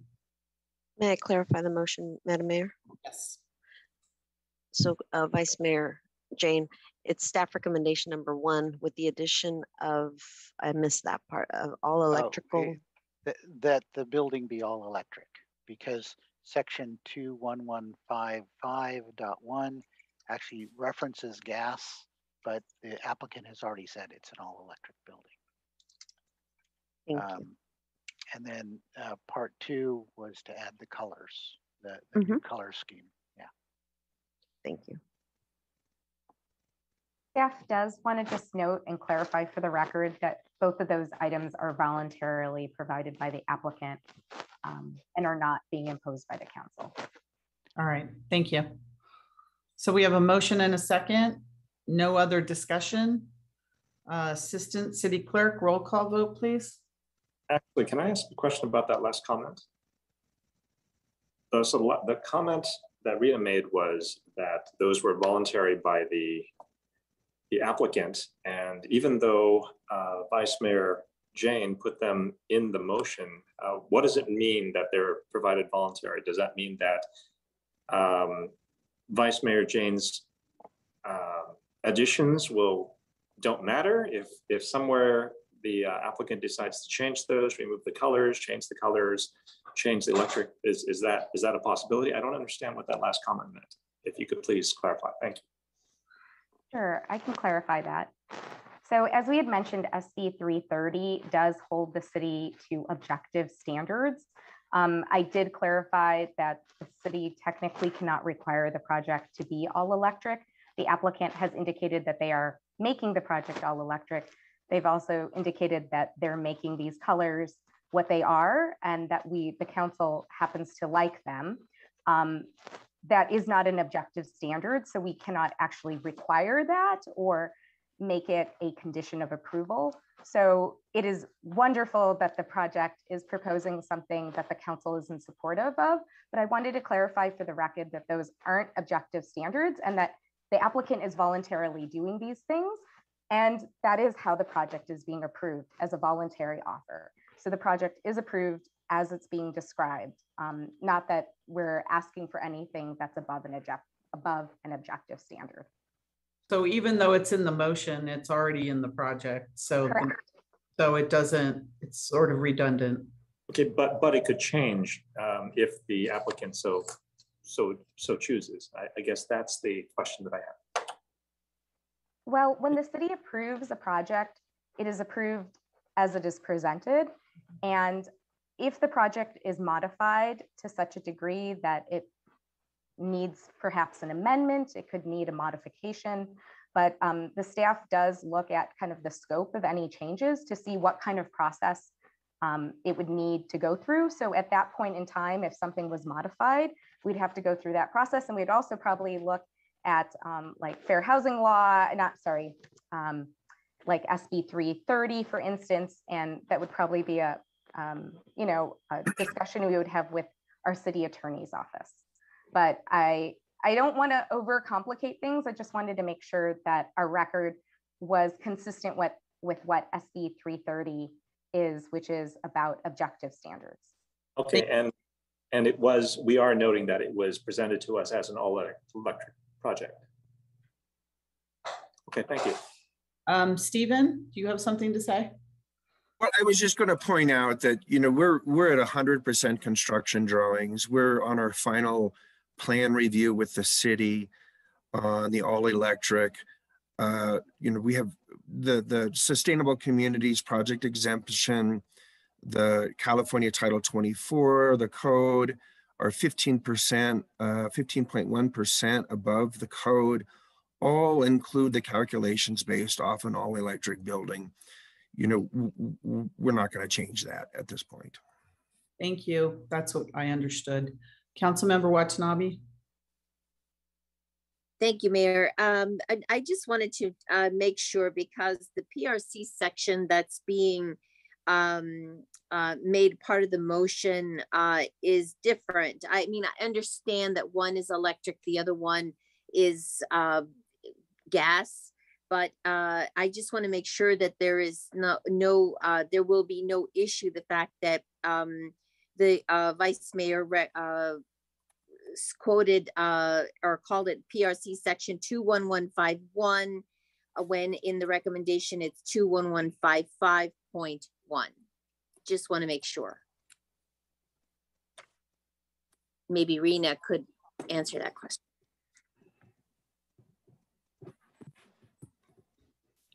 We just want to make sure the recommendation is consistent with it should be 21155.1. Correct. Is that correct, City Assistant City?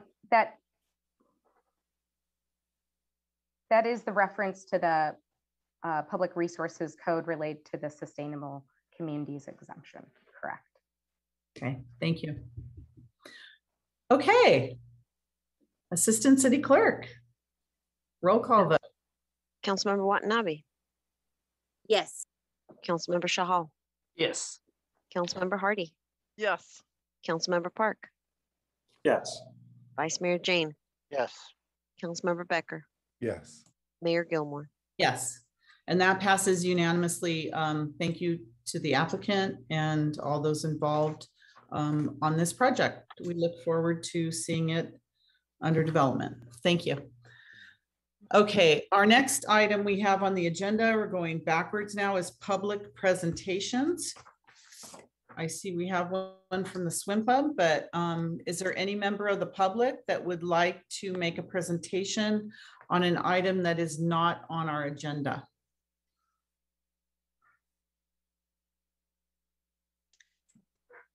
I'm moving those folks over, Mayor, just a moment. Oh, sorry.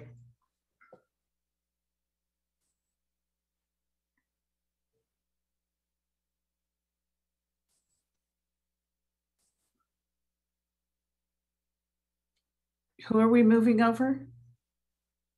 Coach Zacher Okay. and Amanda Peace. Hi, good evening. Hello, welcome. Thank you. Thank you all. I don't want to take too much of your time. It's been a long evening. But I did want to take a moment and have a quick presentation here for you. Okay. Go ahead and go to the next slide.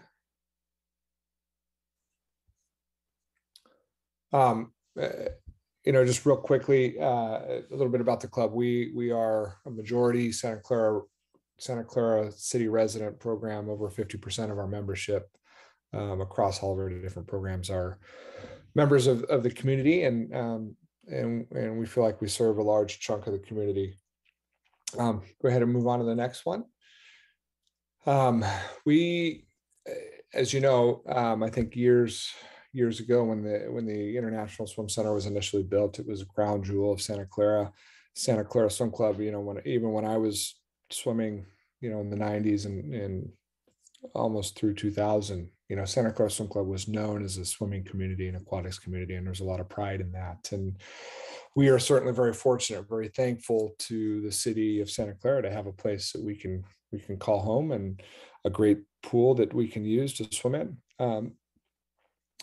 But we are concerned is not just as a swim club, but also the Aquamaids and the diving team, as well as other folks that use the pool on a regular basis. We're concerned that at some point it's going to not be operable. And so we wanted to come and bring it to your attention this evening, and hopefully ahead of the budget meeting here coming up in February, ask for a couple of things. And, long term, would like to help the city, help you guys, help support you guys, and hopefully building a new pool, a new facility that could be used for us and the other aquatics organizations and also the community as a whole. But until that can come to fruition, want to ask that the city consider putting some money into the ISE to make sure it can remain operable until there's a long-term solution. On the next slide, you'll see we estimated the number of users that use the pool on a regular basis. And I can tell you daily, our club, along with synchro and diving, and when we have our swim lessons going, it's 600, 700, 800 people per day coming through the facility. When we have swim meets at various times over the course of the year, those bring in addition to the 500 or 600 swimmers, there's also 500 or 600 spectators. So there's thousands and thousands of people that come through the doors annually, and we want to make sure that there's a facility and a pool that can welcome those folks and give them a great experience. We have included some pictures on some of the other slides you can see coming up that just show that the state of disrepair that parts of the facility are in. The locker rooms are not very nice to look at, and certainly when we bring in folks from not only around the country but around the world, and they know Santa Clara is a swimming community, and then they come and this is what their first experience is.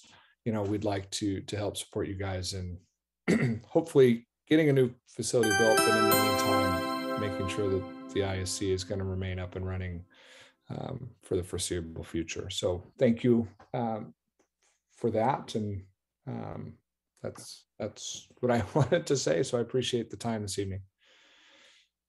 Thank you very much. I know we'll be talking about that at our goal setting session. So thank you for presenting that this evening. Great. Yeah, thank you. And thank you for waiting up so late for this. Thanks, Mayor. Did Amanda want to say something? Because she has 3 minutes too, if she'd like to. I don't know if we're over. Yes, please. I wanted to go ahead since I can. I'll try to make it short. I just want to echo what Coach Zacher said. That really, you know, we know that there's the aquatics facility that's in the long term, but we really want to figure out what we can do, what the essentials are for the short term. And I don't know if you all could see the presentation very well. On my screen, it looked, okay, you have it, perfect. I'm glad. That was what I wanted to make sure of. So like we have some very specific asks, and hopefully this is something that can be put on the agenda for your goal setting. Thank you. Thank you. So I have other public members that would like to speak. Jose, go ahead, Jose.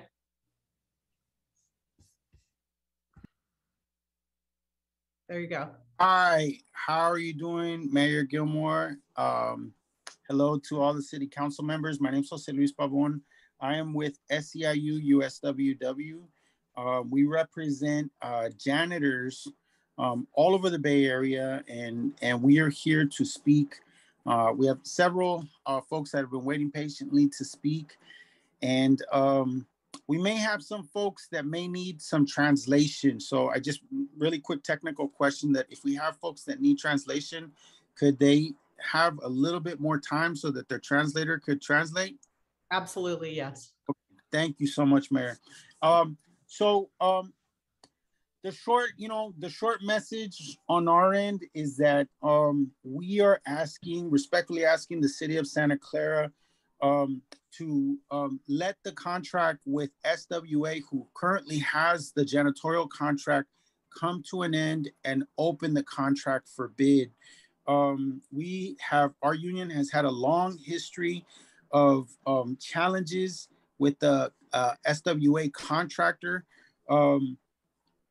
including unfair labor practices, including workers being denied basic benefits, basic rights to unionize or to representation. And we're asking primarily the city of Santa Clara to support a responsible contractor in the bidding process and help maintain labor standards. Bay Area wide, consistent with Bay Area wide ethical and fair labor standards. So we have several folks that would like to speak on the issue, and we did have some folks who were employees of SWA in other cities that also wanted to speak, and I hope some of them were able to stick it out. We lost some folks. We thought we were going to get heard a little earlier, but yeah, we thank you and look forward to having continued dialogue. Thank you so much, and I give up the rest of my time. Thank you, Jose, and I'm sorry this is being heard so late. I apologize. Renee, go ahead, Renee. Hi, my name is Renee Amador. I'm the legal director of the Maintenance Cooperation Trust Fund. We are a non-union janitorial watchdog group in the state of California. And I have on the line a worker who works for SWA in the city of Palo Alto. So I will be translating for her while she speaks. Okay. Her name is Magnolia Lucatero. Señora Lucatero, puedes empezar hablando. Sí. Adelante, señora. Buenas noches. Hi, good evening.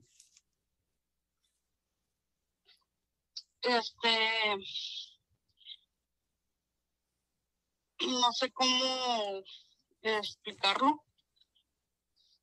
I don't know how to explain it.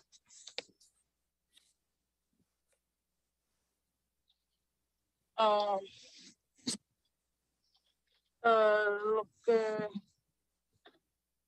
no sé de qué se trata el proyecto, ¿se me pueden explicar un poquito? Señor Locatera, si solo puedes hablar de su experiencia con SWA. Ok. Ok. Pues esta compañía, pues la verdad no es no estamos de acuerdo con lo que nos están haciendo porque no nos están dando los días de holidays que nos habían prometido. So this company, they are not doing what they're supposed to be doing because they're not paying us what they're supposed to be paying us.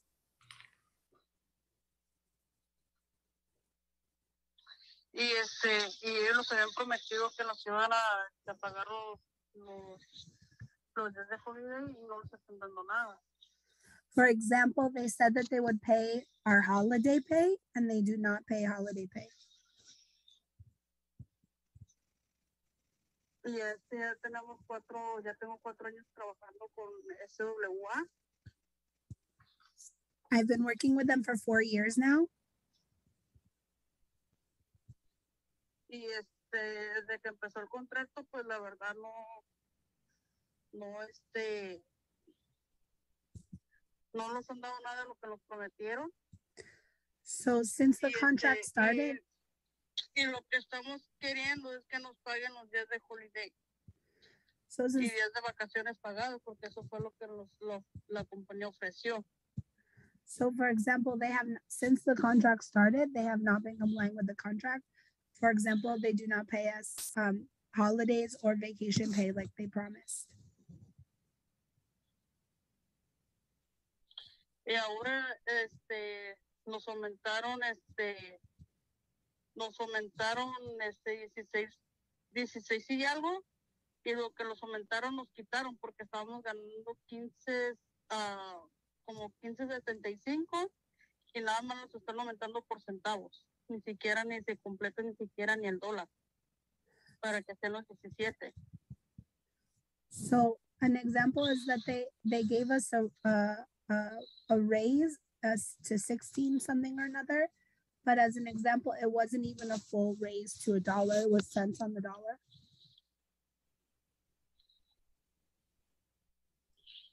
Cuando otros compañeros les han aumentado primero que nosotros y dicen que porque a lo que yo supe y a lo que yo sé, que a los de la mañana son los que les pagan más que a los de la noche. So for example, what I've heard is that they pay people more in the day than they do in the nighttime, the night shift. Can you ask her to wrap it up so I can go to the other speakers? Okay. ¿Algo más, señora Locatero?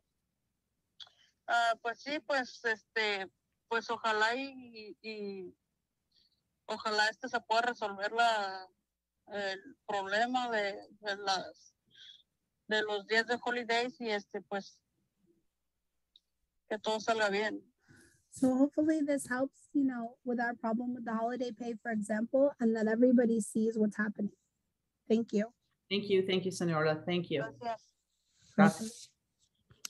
Daniel, go ahead, Daniel.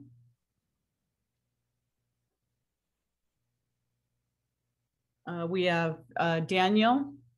You're muted, Daniel. There you go. Hi, how's it going? My name is Daniel Torres. I'm an organizer also with SEIWW. I'm sorry, SEIU, USWW. And just calling, I had a few people that ended up backing out because they fell ill.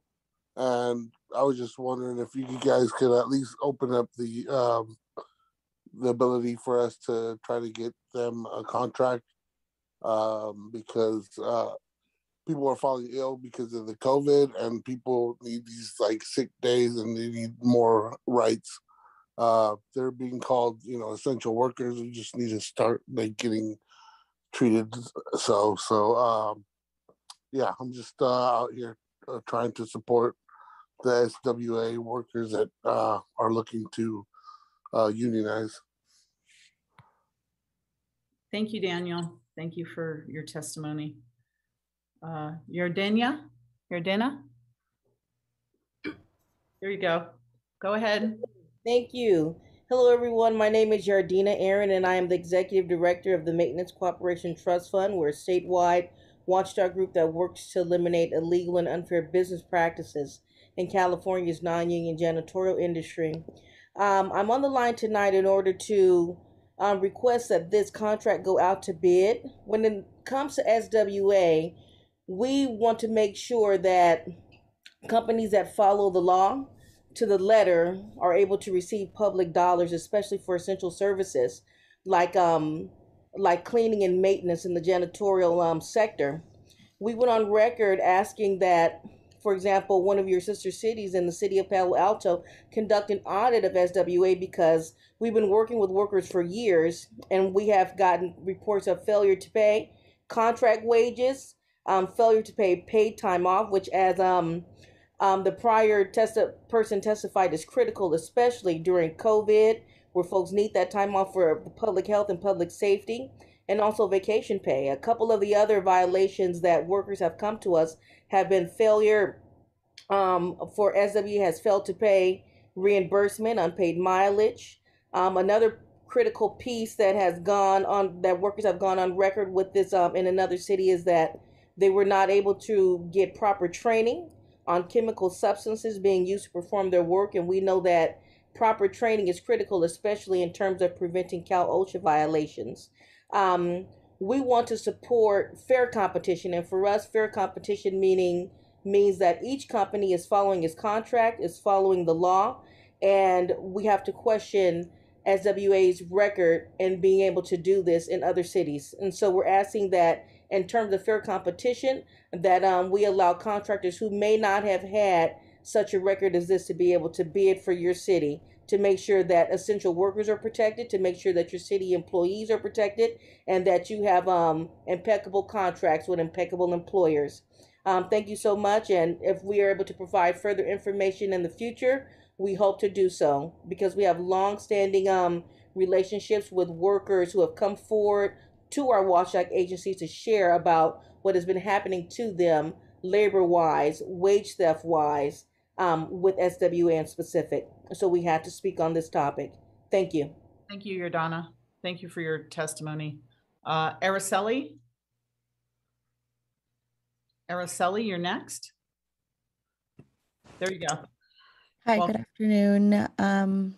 Thank you, Mayor Gilmore and City Council, for allowing us to talk on this issue. My name is Araceli Rueda. I'm a political organizer with SEIU USWW, and we are asking the city to not extend the current contract for janitorial services and instead to hold a competitive bidding process for these services. SWA has a long track record of broken promises to government bodies and essential janitors, like failure to pay city mandated wages, resulting in workers struggling to make ends meet. Lastly, Santa Clara County is home to a large number of responsible janitorial companies that strive to pay living wages, provide health benefits, and respect workers' rights. All we ask is that responsible contractors have an opportunity to compete for this work. Thank you. Thank you, Araceli. USWW Mac Young. Good evening, Mayor and council members. My name is Mac Young. Excuse me. I'm a security officer here in Silicon Valley. On behalf of the 50,000 members of SEIU USWW, we wish to draw your attention to the serious concerns we have with the city of Santa Clara's current janitorial contract. NWA service groups, we're asking the city not to extend your current contract for janitorial services, and to instead hold a competitive bidding process for these services. SWA currently cleans the city of Santa Clara buildings.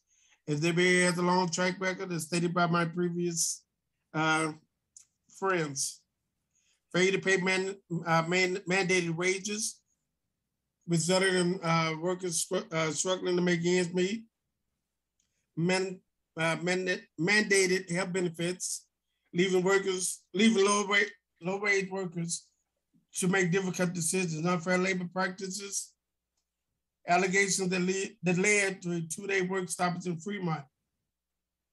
Recently, our neighboring city of Mountain View switched to a responsible contractor for their janitorial services.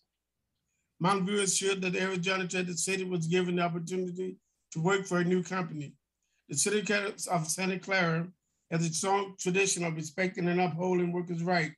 Santa Clara County is home to a large number of responsible janitorial companies that strive to pay living wages, provide health care, and respect workers' rights. All we ask is that responsible contractors have the opportunity to work for this, to compete for this work. It's been a long-going process, going on for too long. We do the work, security officers and janitorials and housekeepers, and the cities promised us a rainbow full of gold. And at the end, they end up letting the toad come in and treat us like we're nothing. In the olden days, it was once said that the plantation owners and sharecroppers treated their hands like a mule.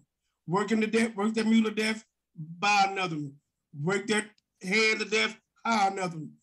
My question to the city of Santa Clara, is this the step that you all are taking? Is this what you want us to see that you're doing? This is 2021. We need to leave that slavery plantation mentality and come into the 21st century. Thank you. Thank you, Mac, for your comments. Yuki, go ahead, Yuki. Thank you. I'm very touched by the public who spoke, and I would like to know what contract the city has with the contractor that the workers are asking to discontinue paying or working with. If that information is available, thank you. Thank you. I think we'll ask the city manager. Let me go and ask if there's any more public comments before I ask you to respond, city manager. Are there any other members of the public that would like to speak on any item that's not on the agenda? Madam Mayor, I have a few public comment emails. Okay, go ahead, city clerk, and then I'll go to the city manager. Thank you. Okay. First comment is from Gizan Zhang. Dear Sir or Madam, our kids are swimming at SCSC for several years. They really enjoy swimming here with the wonderful coaches and program. Just I have a concern about the dated facility and want to know what the city can help to improve it. End of comment. Here's a public presentation comment from Carol. It's hard to sit through a council meeting since the bought and paid for by Jed York 49ers 5 took over. I watch week after week and it's embarrassing. I'm especially concerned about Councilmember Becker. Every week he brings a negative, angry agenda. He bullies and disrespects the mayor, Councilmember Watanabe, city staff and city manager. He calls well-respected community leaders racist. It's unacceptable, abusive, and needs to stop. Every week he whines about local blogger being mean to him and tarnishing his reputation. He didn't have respect and a good reputation to start with. He makes false accusations, ignores and yells over the gavel. Anyone can look at archived council minutes and see the embarrassment. I would petition for censure admonishing of Councilmember Becker for his poor behavior to be put on future agenda, but the 49er 5 will vote against it. I would like to see a list of accomplishments or anything positive Becker has done for his district, not to include nosing around District 1, acting like he is the mayor of the North Side. Certainly not including private stadium tours, frequent 49er meetings, etc. End of comment. The next public comment is from Dave Chapman. I'm unable to attend the scheduled January 25th council meeting on the ISC facility needs, but wanted to share some perspective as a parent of 2 swimmers / members who have been active with the club for over 8 years. We appreciate the city's renewed focus and attention on helping the club, but it's no secret that ISC is in need of maintenance to maintain a safe and reliable operation for all who use it, even if the long-term plan for the city is to completely remodel or even rebuild the facility. Shorter-term maintenance is still necessary. Allow me to break down this by functional area with degree of severity. 1, critical, 3, nice to have for sake of clarity. Pool and surrounding area, severity number 1, circulation and heating system, pumps, filters, piping, boiler. These systems are essential. Without them, we don't have a pool, and without a pool, we don't have a club. It's that simple. Over the past few years, we have endured multiple failures of this equipment, causing days, if not weeks, of downtime to repair in each instance, causing massive disruption for all involved. Of all the challenges we face, this is by far the most disruptive to the club. It is our understanding that many of the components are very old, which makes it difficult to acquire repair parts. Further complicating the problem, rebuilding with new pumps, boilers, and such would add reliability while also simplifying repairs. I don't expect this would be the most simple thing to do, but it is the most critical. Perhaps even adding some redundancy so 3 pools can share 3 pumps, but the facility can operate on just 2. Just an idea, but the kind of enhancement and redundancy would go a long way to helping the facility and club endure into the future.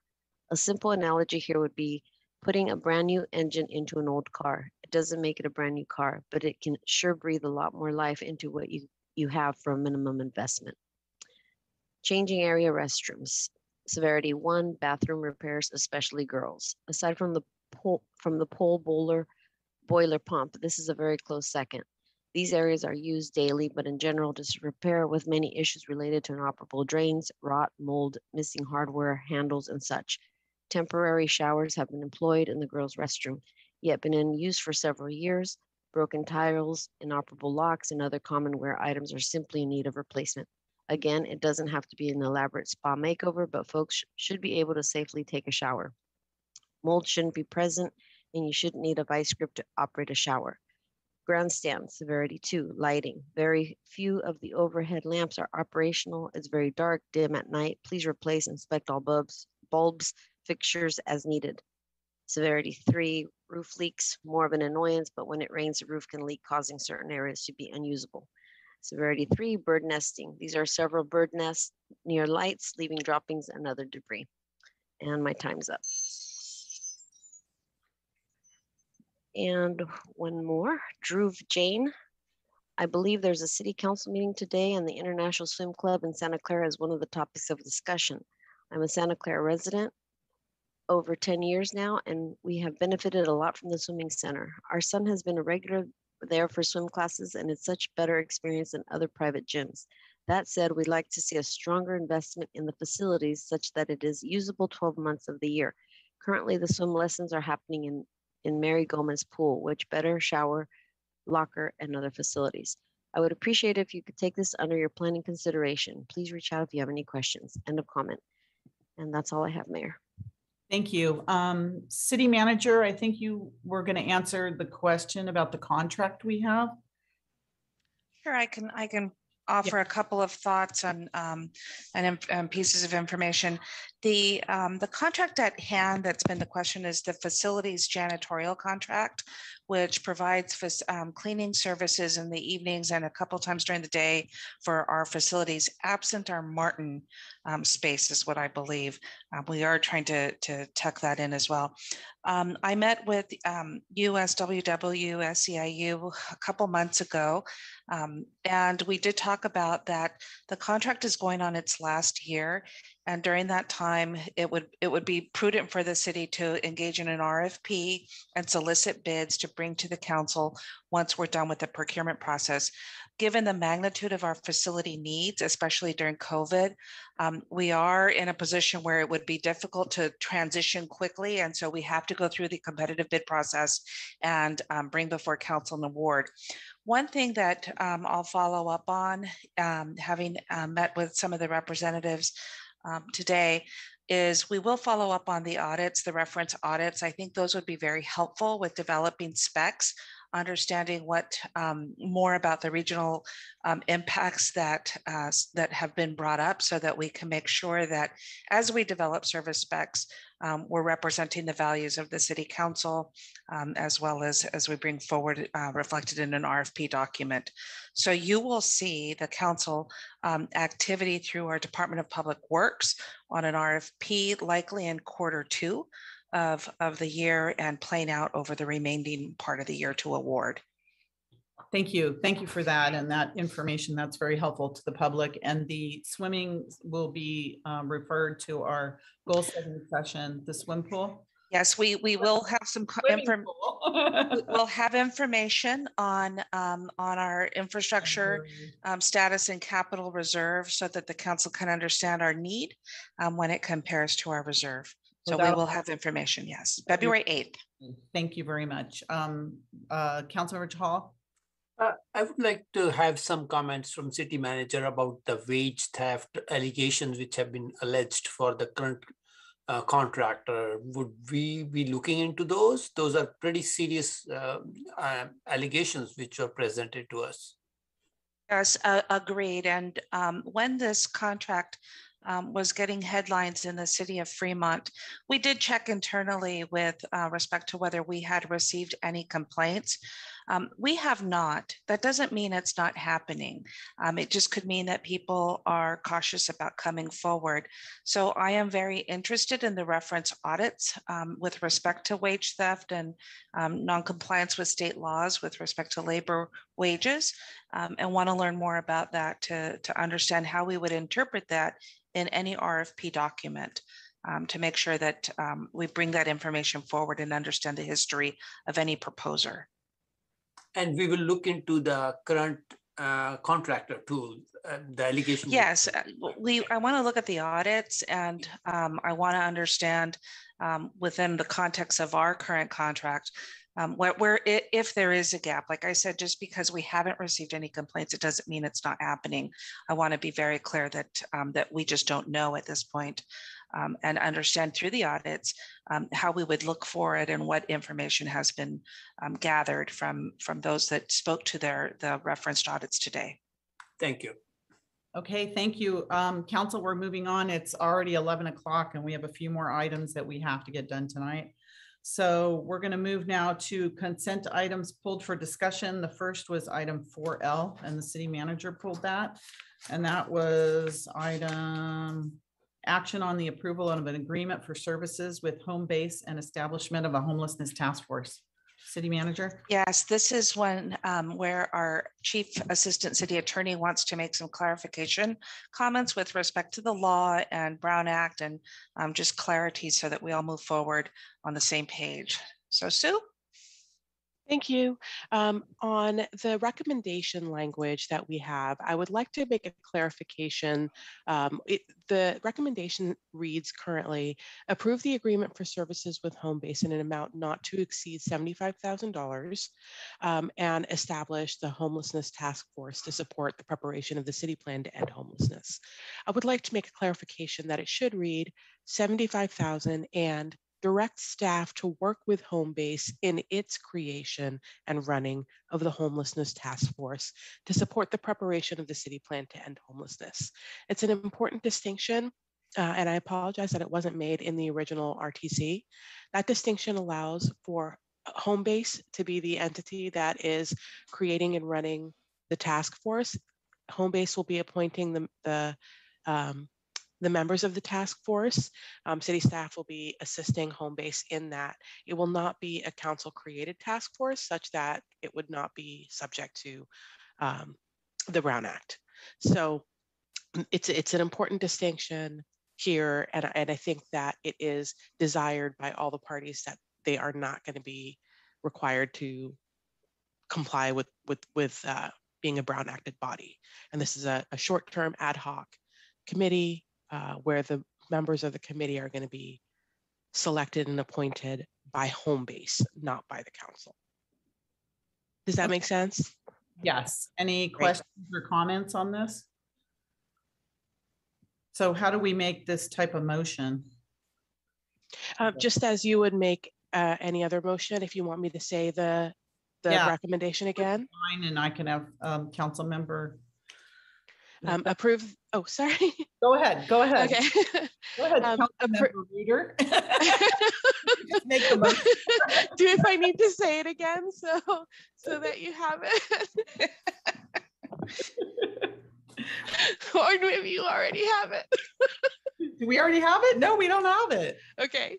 So the recommendation that I think it should read this way: approve the agreement for services with Homebase in an amount not to exceed $75,000, and direct staff to work with Homebase in its creation and running of the homelessness task force to support the preparation of the city plan to end homelessness. So moved as said. Thank you. I'll second that. Okay, approve the agreement for services with Homebase in an amount not to exceed 75,000 and direct staff to work with Homebase and the homelessness task force to support the preparation of the city plan to end homelessness. Is that right? Yes. Okay, so where there was a motion by Council Member Chahal. Was there a second? I seconded that. By Hardy. Councilmember Hardy. All right, Vice Mayor Jane. Yeah, I was curious. It wasn't clear to me about the running of this task force. It seems like it's going to work for 6 months and that's going to make some recommendations. And I wanted to understand, you know, we have some very urgent needs, whether it's debris bins for rubbish, porta potties, warming facilities. Will the task force be able to make recommendations along the way, or do we wait for a final report? Because, you know, I'd like to see some action early. And then it's possible that 6 months might be too short. By the time the task force members come up to speed on, you know, all of the intricacies of homelessness and unhoused and drug addiction and whatever it is. So what would be the possibility of extending that period? That's pretty much it. Any other questions from council members? Okay. Besides the money, in terms of extensions, is there other answers to that? Yes. Andrew? I can respond to those two questions if you like. I was just going to add that if there is an interest in extending, then we would bring back the related documents, the contracts, as well as receive a funding source from the council to extend the work, as well as as there's interim or short-term actions that require council approval of a funding source to implement that are aligned with what the council has already shared in its previous 2 study sessions. We can certainly bring those back in between this task force doing its work. Andrew, I don't know if you want to add anything else, or just wanted to capture the parts that would require additional council action like funding sources. Yeah, yes, thank you. I think the only thing I would add to that is that we certainly can work with the task force on both near-term sort of actions that we can take, as well as the preparation of a city plan, which is sort of the end product goal. So I think the 6 months is structured around how long we think we can do it will likely take to produce that main product. And we can also work on things in the near term, and as city manager just said, that would probably come to council for action. Does that require an amendment to the recommendation? No. At the time when the action's ready, we'll just bring it forward.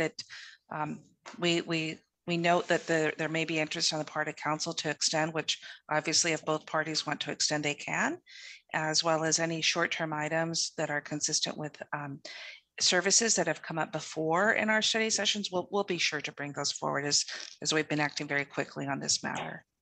We should just get this started. Let's get it started and get going, and then see how their work is progressing. Okay, we have a motion and a second. Do we have any member of the public that would like to speak on this issue?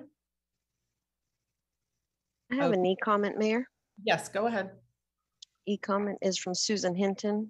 I support this effort, but see that in 6 months or in about August 2022, the deliverable is a plan to end homelessness. Isn't that like Vision Zero, which has turned into an unrealistic perpetual quest for the perfect result? Why not start a parallel process to directly deliver food and health services to the homeless where they live. Perfection is nice, but a meal, shower, and a good night's sleep would be better. And taking an additional $75,000 to deliver these yields results today. End of comment. Okay, thank you. So city manager, your hand's still up. Do you have any comments? Okay. Assistant city clerk, roll call vote, please. Councilmember Watanabe. Yes. Councilmember Shahal. Yes. Councilmember Hardy. Yes. Councilmember Park. Yes. Vice Mayor Jane. Yes. Councilmember Becker. Yes. Mayor Gilmore. Yes. And that passes unanimously. All right, the next item that was pulled for discussion is action on appointments to city committees and area-wide outside agency committees for the 2022 calendar year. And I think it was pulled by Councilmember Becker, Councilmember Jane, and Vice Mayor Jane and Councilmember Chahal. So Councilmember Becker, go ahead. Thank you, Mayor. So basically, I want to kind of keep as is, but with some minor changes. As we know that the Planning Commission does rotate its chair every year, as do so many other city councils. So I'm going to make a motion, and this motion is, as I said, with some minor adjustments. For the first part, I want to move that for the VTA Santa Clara Valley Transportation Authority, I would like to place Vice Mayor Suds Jane. I would also like to, in the motion, to have the proposed city committee list with the following changes, leaving the memberships, as I said, basically to follow the exemptions, which is for the audit committee chair will be Councilmember Park.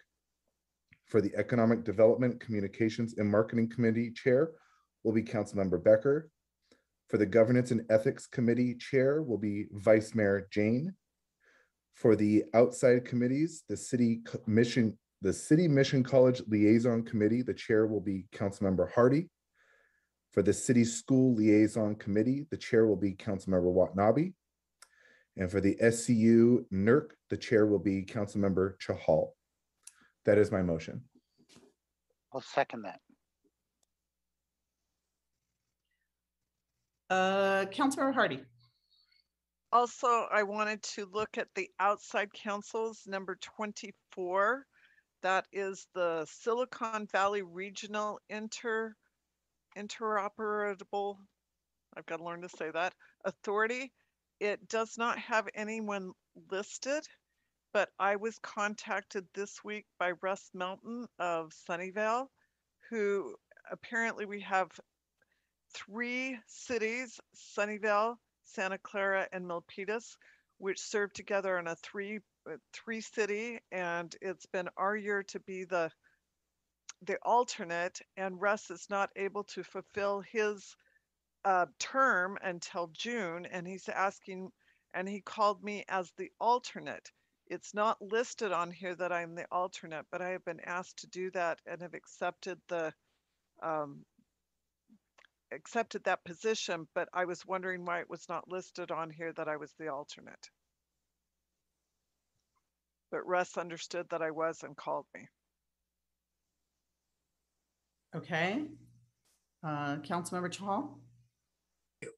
If I may request, maker of the motion to, on the outside committee number 25, the Triton Museum Art Liaison Committee, Councilmember Park has been attending the meetings and he's more versed with that. So I would like to be alternate and him to be the primary. If you can incorporate that in your motion. I'll accept that. Thank you. Councilmember Watanabe. Thank you, Mayor. There's a lot I'd like to say, but I won't. I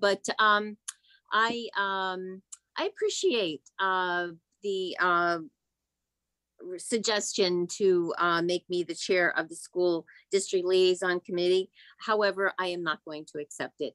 And I think the mayor has been doing a fine job in that capacity.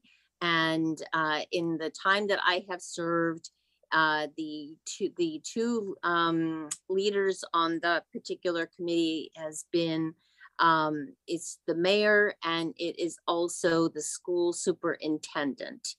And so I think that because of in their capacity, they know the school district, they know the city, and they do a fine job. So I would prefer that that committee continue to be chaired by the mayor, at least on behalf of the city. So thank you, but no thank you. I yield it back to the mayor. I'll cut that. Anyone else?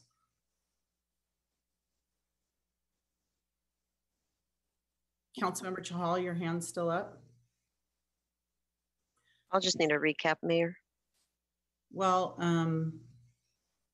I just wanted to say, because I need to say something, that Councilmember Becker said he wants to rotate committees, but the only committee that he's rotating is the VTA, which I'm the member of. I want to say that I spent the last year on VTA as an alternate because Santa Clara did not have a voting position for a year, but I attended all the meetings. I'm the vice chair of the VTA Congestion Management Program and Planning Committee.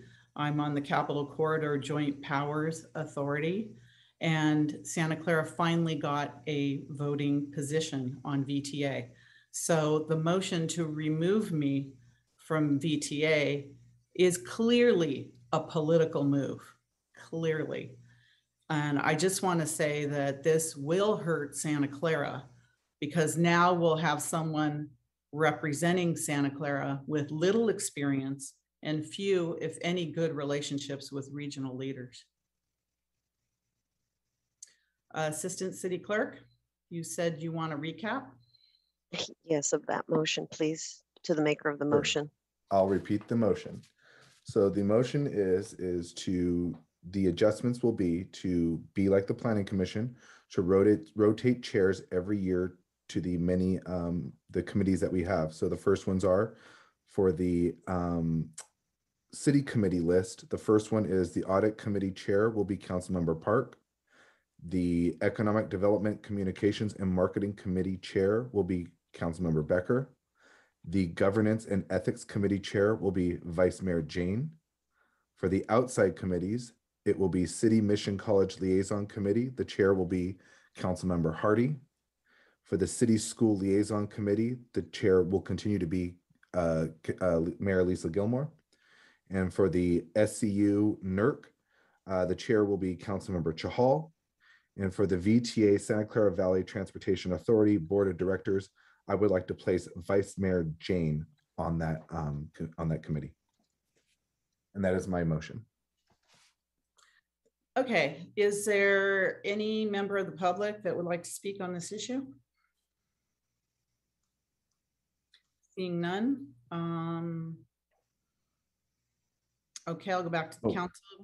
My apologies, Mayor. My apologies, Mayor. In the motion that Councilmember Chahal ended up making that motion that he wanted to switch with Councilmember Park. That was part of my motion. So I regret that I did not include that in my motion. Thank you. And what committee was that? Councilmember Chahal, it was the Triton Museum. Triton Museum Art Liaison Committee. Thank you. Vice Mayor Jane. There was also the SVRIA. Yes, please include Number that too. 6, that it was called out that I will be representing Santa Clara. Please include that. That's number 24. Thank you. Councilmember Watanabe. Thank you, Mayor. Yeah, I have a couple of questions. First, 3 people pulled this particular item, and I have heard 4 voices talk about their positions and their acceptance of these various committees. I'm wondering how many Brown Act violations have been violated based on what I'm hearing. And number 2, Mayor, I'd like to know whether or not any of this was discussed with you, because the mayor does oversee the handling of the committees, the outside committees and the inside commissions. And finally, I just want to say that the mayor said that this was political, and by the responses I'm hearing, I can see that she was right. Thank you. Thank you. Councilmember Chahal. Let me make it very clear. It's being made political, but I pulled the item because I wanted to switch on item number 25 from making Kevin Park as the primary and myself as the alternate. That's it. I never had a discussion with anyone on the council. Thank you. Councilmember Becker. The only person I had a conversation with was Councilmember Jane, where I decided this is what I want to go with, and I made the motion.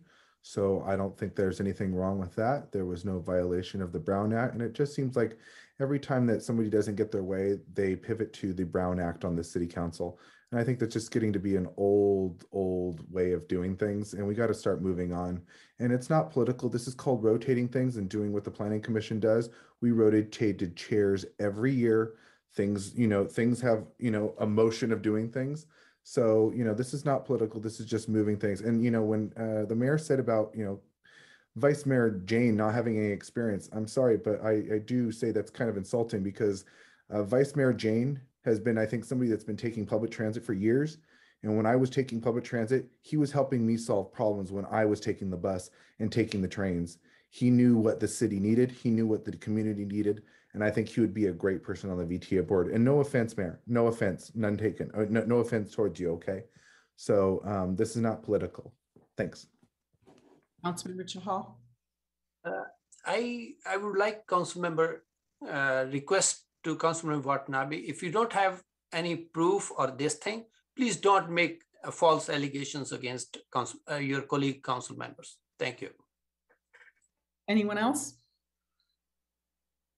Okay, let's see, do I have hands up? Councilmember Becker and Chahal, your hands are still up. All right, Assistant City Clerk, roll call vote, please. Councilmember Watanabe. No. Councilmember Chahal. Yes. Councilmember Hardy. Yes. Councilmember Park. Yes. Vice Mayor Jane. Yes. Councilmember Becker. Yes. Mayor Gilmore. No. And that passes 5-2. All right. Next item we have is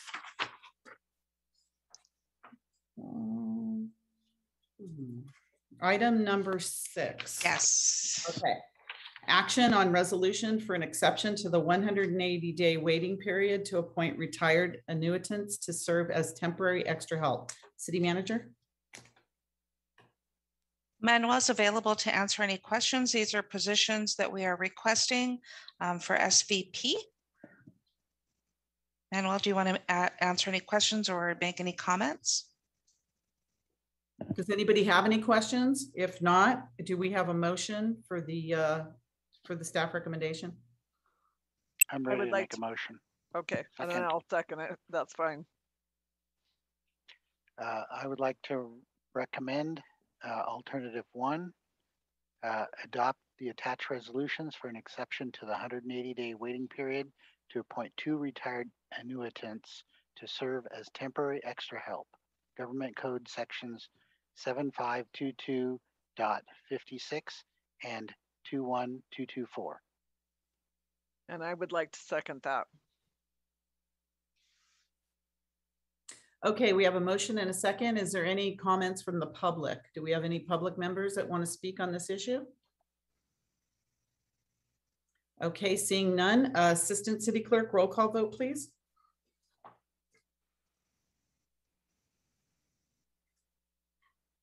Councilmember Watanabe. Yes. Councilmember Chahal. Yes. Councilmember Hardy. Yes. Councilmember Park. Yes. Vice Mayor Jane. Yes. Councilmember Becker. Yes. Mayor Gilmore. Yes, and that passes unanimously. Thank you. Next, we have item 7, consider the Senior Advisory Commission's Transportation Interest Letter and request for referral of the topic to the council priority setting session. Do we have a motion to send this to a priority setting session? Motion to approve. Second that. All right, we have a motion and a second. Councilmember Chahal. So I would like to thank City Manager Diana Santana, because this was brought to my notice that Senior Advisory Commission wrote a letter to City Council, which was I think by oversight missed. And I also got an email from one of the Senior Advisory Committee members that this letter was sent. And I'm glad this thing was brought forward. And this thing is an important issue, and keeping in view, like Milpitas started this thing on-demand shuttle, and they got $1.2 million grant from Measure B through VTA. Then Palo Alto got almost $2 million grant. And I remember I brought this forward. This is the same thing we are talking about for a priority session in 2020, which was shut down by, I think, some of my colleagues. And I would say this is a very, very important issue, because traffic is one of the top, if not, I think it's the top issue for the residents as a quality of life. And if we don't work on it, this will hurt us. And especially when we have grants available for this thing, we should be working on it on top priority and bring it forward. And even Cupertino is ready to collaborate with their service. They have a VIA on-demand service. So they are ready to collaborate intercity to fulfill these goals of achieving the shuttle goals. And this can be very beneficial for the students, very beneficial for the seniors, and whole community for last mile and first mile travel. Thank you. Councilmember Becker. Thank you, Mayor.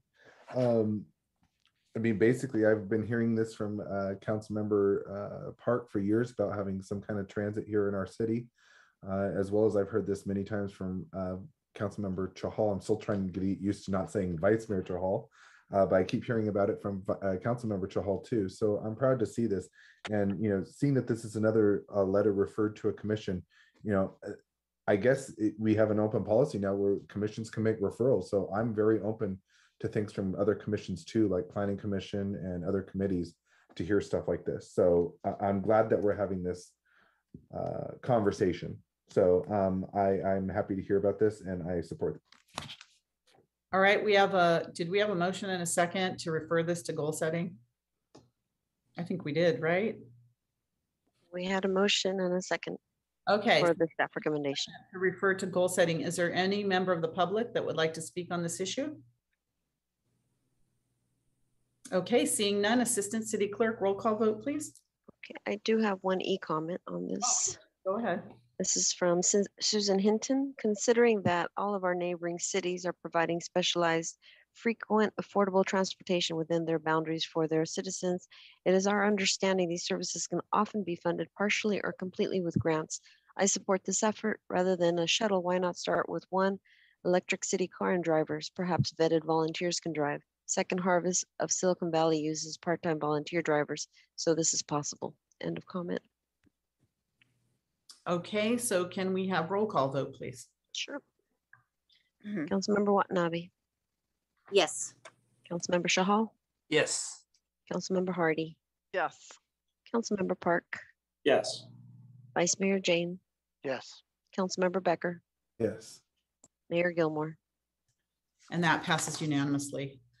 Okay, so that brings us to item 9, which is an update on discussions with Parking Maintenance District number 122 Franklin Square property owners regarding council's request to explore increased contributions for operations and maintenance costs.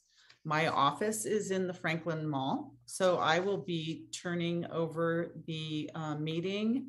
I have to abstain and recuse myself. I'll be turning over the meeting to Vice Mayor Jane. Thank you, Mayor.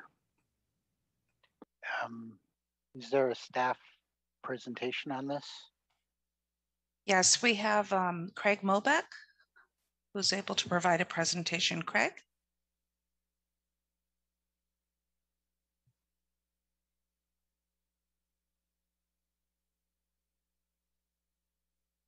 Nora, can you check if he's in attendees? Yes, looking at that right now. There he is. He is in attendees. We're moving you, Greg. Yeah, tried to move him. He didn't. Oh, there we go. Perfect.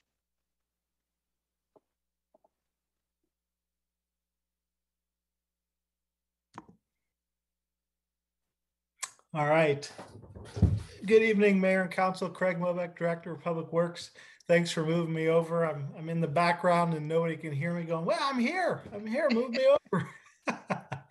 So yes, this next item is the Franklin Square Maintenance District. And as you recall, every year we come to council with the director's report, and we go through what the budget's going to be for the year, as well as what the property owners would pay for the maintenance district. And during those sessions, council had expressed interest that we explore options to potentially increase the funding from the property owners. And as you recall, in the 02-03 timeframe, council approved an update to the maintenance district, and that set the funding for capital maintenance projects funded by the property owners at approximately $14,200 annually, minus any collected interest in the count. And then the city was funding the day-to-day maintenance of the Franklin Square area. And so what we did is we went out with a process where we were setting up a series of meetings, as well as going through the process of setting up a survey with the property owners to identify what they might be able to be interested in terms of if we increased the fees, and if they would support that. Because as we had discussed, that any increase to what the property owners paid would have to go through a voting process that they would have to agree to. And that's the way that the laws on the maintenance districts are written. And so staff did that. We had held a series of meetings. And on the second one, we were going to go through the survey questions with them to make sure everybody understood the type of information we were asking, and to make sure we resolved any issues before we sent out the surveys. And it was at that meeting that David Delosier presented us with a petition. He actually reached out a few days before, and in that petition was signed by the bulk of the property owners and the merchants, and basically indicating that they were not supportive of an increase to the maintenance district. And so that is the information that was in the report. We also included some information about what would be the steps should the city council choose to dissolve the maintenance district. And that could be an action that council would take. And there was a process, we worked with the city attorney's office, and a process that we outlined in terms of notifications and public hearings to go through that process. And in the report, we also mentioned that, should we dissolve the maintenance district, the maintenance that the city performs wouldn't go away. That is the property that the city owns, so we are responsible for that maintenance. But if the district was dissolved, then we would no longer get any monies from the property owners. They would not be required to pay anything. And so that is a summary of what's in the report. It is a note and file, but certainly here for any questions. So thank you very much. Okay, does council have any questions? I don't see any questions. Okay, Councilmember Watanabe. Yes, thank you. I'd like to make a motion to note and file. Is there a second? I'll second that. Okay, very good. Discussion? Okay, I don't see anyone from the public, so Assistant City Clerk, I guess we can go for a vote. Okay, yeah, there are no hands, and I don't have any comments on this either. So let me just load this.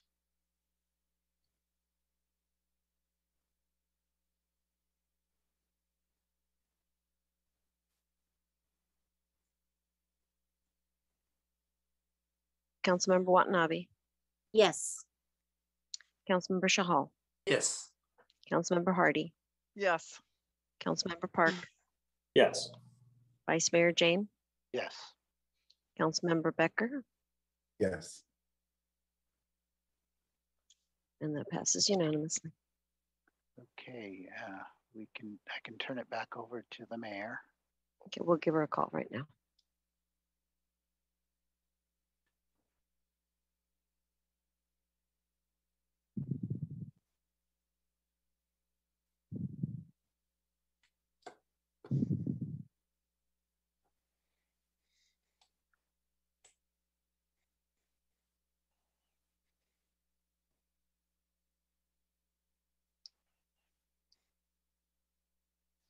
She's coming back on.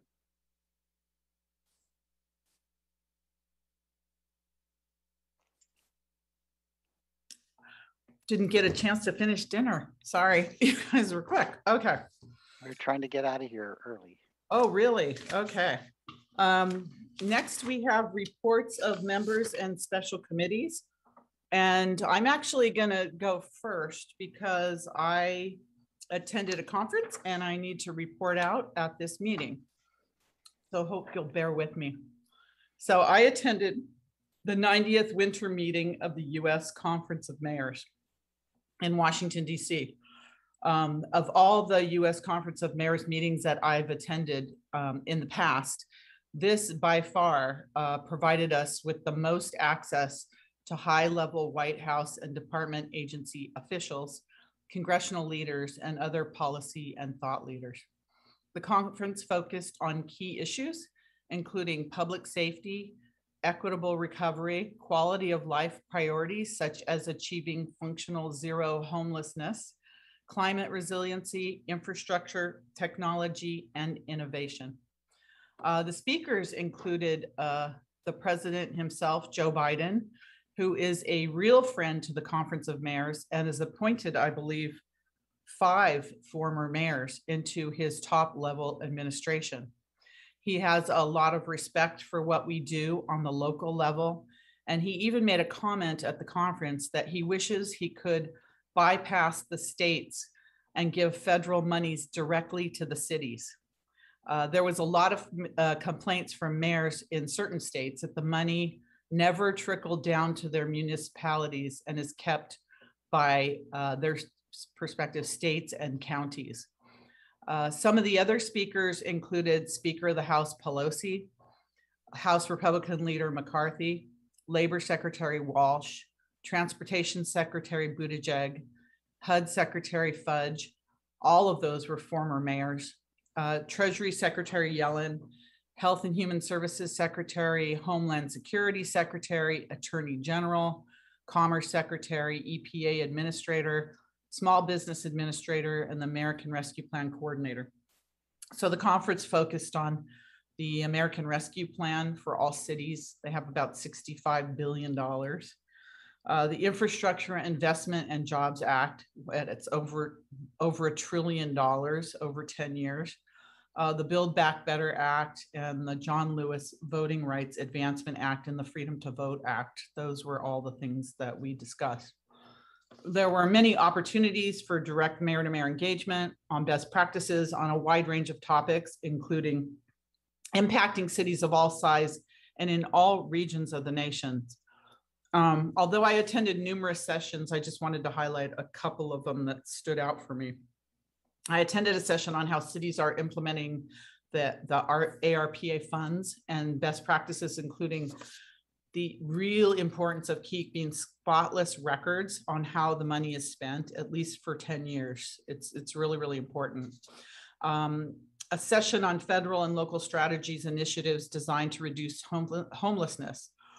Mayor Lily May of Fremont was the moderator of that session, and it had the Senior Advisor for Housing and Services from HUD and the Executive Director of the Council on Homelessness. But the most interesting speaker was the Mayor of San Diego, Todd Gloria, who told us about the approach in his city. He said that a lot of homeless individuals don't belong in traditional shelters. because of the mental health issues and need a higher level of services. So they separated them in San Diego based on their need. And they also found that there was an extreme shortage of workers in shelters. So they designed a program with their local community college. It was an entry-level certificate program to quickly get people certified to work in these shelters. And they found out that many of the formerly homeless individuals took the course and are now employed in the shelters. So that's something I'd really like to explore with Mission College to see how that could work. One other session I want to briefly discuss was about the Justice Department initiatives focused on cities and a briefing for mayors. In the session was Vanita Gupta, Associate Attorney General, who is so impressive, by the way.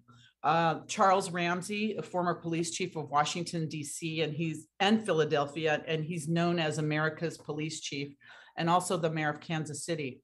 They talked about all the efforts the Justice Department is undertaking to making our city safer and more just. Those include support for local police departments, funding to fight violent crime and strengthen communities, policing, criminal justice reform, and upholding civil rights. Vanita Gupta talked about the Attorney General's plan to fight violent crime in all communities, and that he will be releasing more information in May. Charles Ramsey, the America's police chief, he gave us tips on policing for our cities. There's a nationwide shortage of police officers, and many communities like ours are looking to hire the best officers. He said that in his experience, people don't want less police, they just want it to be constitutional. So in short, he said, don't sacrifice quality for quantity.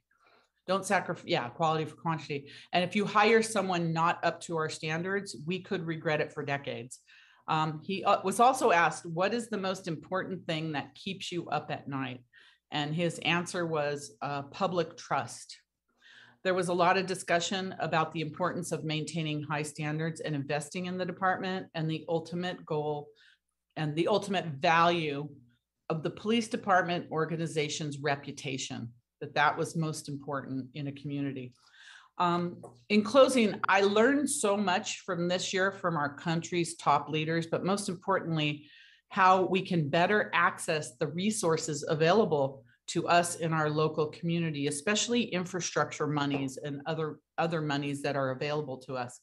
It was really great to hear from mayors about the challenges that they're facing in their cities, because they're very similar to what we're facing. And we talked about best practices with each other and how we can better help each other get through them. I have so much information that I'll be sharing ideas throughout these next few weeks with the city and the city council. But I also wanted to end with a quote from Mayor Pete Buttigieg. Although he's the Secretary of Transportation, he's just known as Mayor Pete. And he said, here's his quote: "When I was mayor, I believe local government was most effective at getting things done for American communities. Now that I'm a cabinet secretary, I know that to be true." So I was proud to represent Santa Clara. Santa Clara is definitely on the national map and serves as a model for other cities. In fact, and Councilmember Watanabe went as well, so I'm sure she'll be giving her comments. But we went to the mayor's session on mayors who own or who have public stadiums in their communities, and the first thing that was on the screen was Levi Stadium talking about drones over stadiums and what happened in 2017 when leaflets were dropped in Levi Stadium, and how the NFL is looking at legislation, and they're looking to the U.S. Conference of Mayors to help to ban drones above stadiums. But they used Levi Stadium and what happened with the leaflets when they were talking about I think it was Balke, the general manager, and how those leaflets could have been, chemical weapons or something else. So, so it was interesting, but we are on with our Silicon Valley Power, our community, our big city assets, we are on the national radar. So I, again, was very proud to represent Santa Clara. It was really a great conference. It's the best one I've been so far. So that's my report. Councilmember Hardy. Yes, I have a short report over water conservation. It is still voluntary at this point, but it could become mandatory by April if we do not receive more rain. So we need our residents to be very aware and cognizant of water use. I will tell you that all the different agencies are working hard to get the message out. And I'm working with Gary Welling so that the 10% of the digital Great America sign that is set aside for public service time will go for water messages. Thank you. Councilmember Becker. Thank you, Mayor. Thank you, Mayor, for your report. In future knowledge, I would like to know whenever one of these things come up, I would really like to be included in one of those and be able to see this kind of conference, especially if other council members are able to go. So I hope we can have that for the next time. Thank you. Anyone else? Councilmember Watanabe.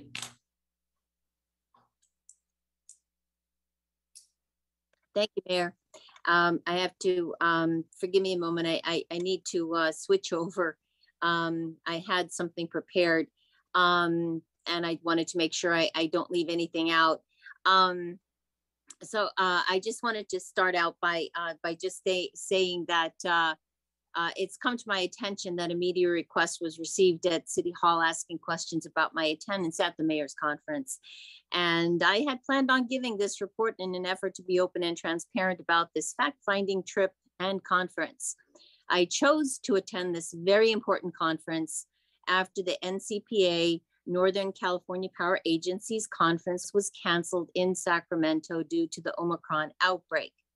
I paid for the mayor's conference, including registration, hotel, and plane fare out of my own pocket. I dare say it is the best use of my monthly council salary that I've spent, and it afforded me the ability to hear about monies that will be available to our cities as a result of the passage of the American Rescue Plan Act and the infrastructure bill, which is important as we prepare for goal setting and the next budget cycle. Participation in the United States Conference of Mayors is not limited to mayors. All sessions, committee meetings, best practice forums, networking, and social events are open to all mayors and other officially registered attendees, which I was. Over the years, the unified voice of mayors has had significant impact on federal policies, including assistance for gun violence, and more recently, the American Recovery Act Plan and Bill of Rights. Currently, as the mayor just stated, 5 former US mayors were asked to join President Biden's cabinet, including former presidential candidate Mayor Pete. When asked why, the president responded, because mayors get the job done. I enjoy talking to other mayors about their time, even as city council members, because they all worked city council members at one time. It was an honor to visit our Congressman Ro Khanna on Capitol Hill with Mayor Gilmore and also Fremont Mayor Lily May, and to see what where he's been doing his town halls over the last 2 years.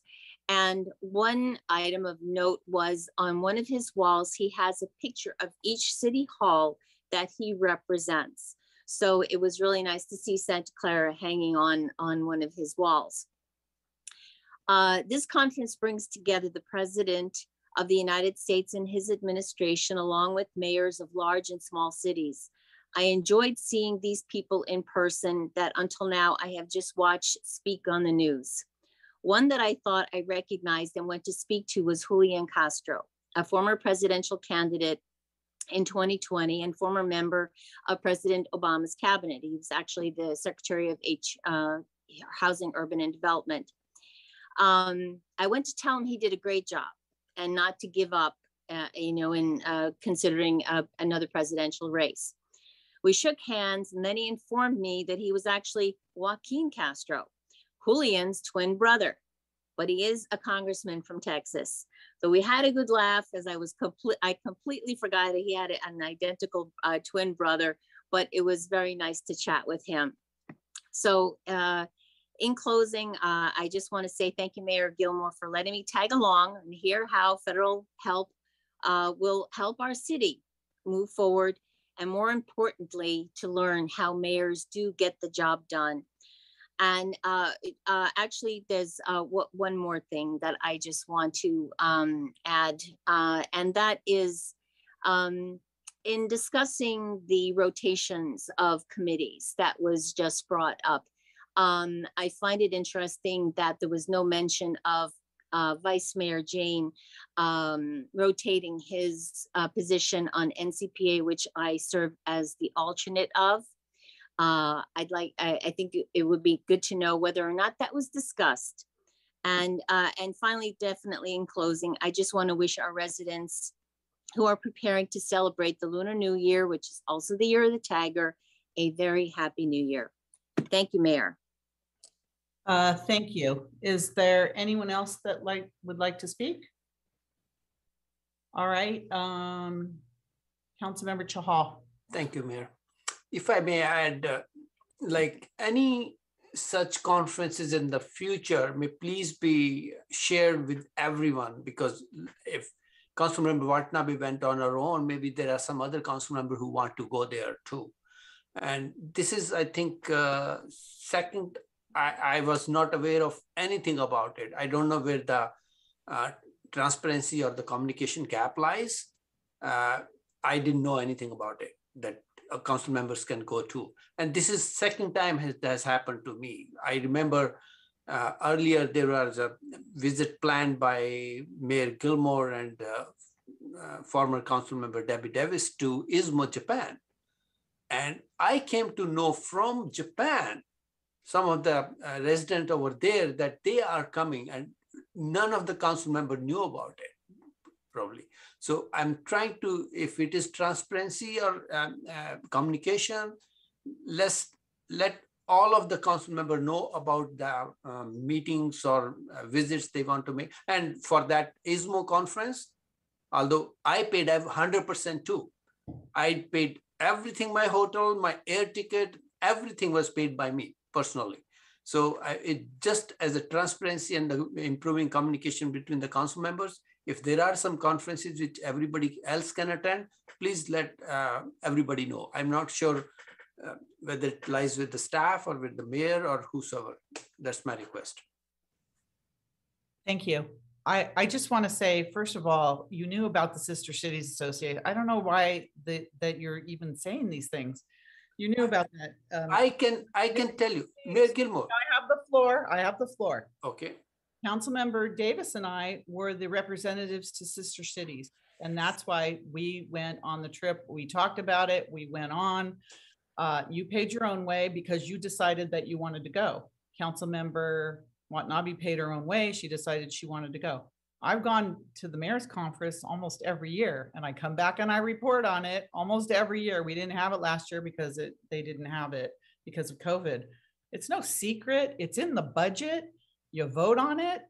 And it's a mayor's conference. When you go, if you go as a council member, you go as like a staff person. So, and I guess anybody can go to any conference. If it's not in the budget, then you pay for it yourself.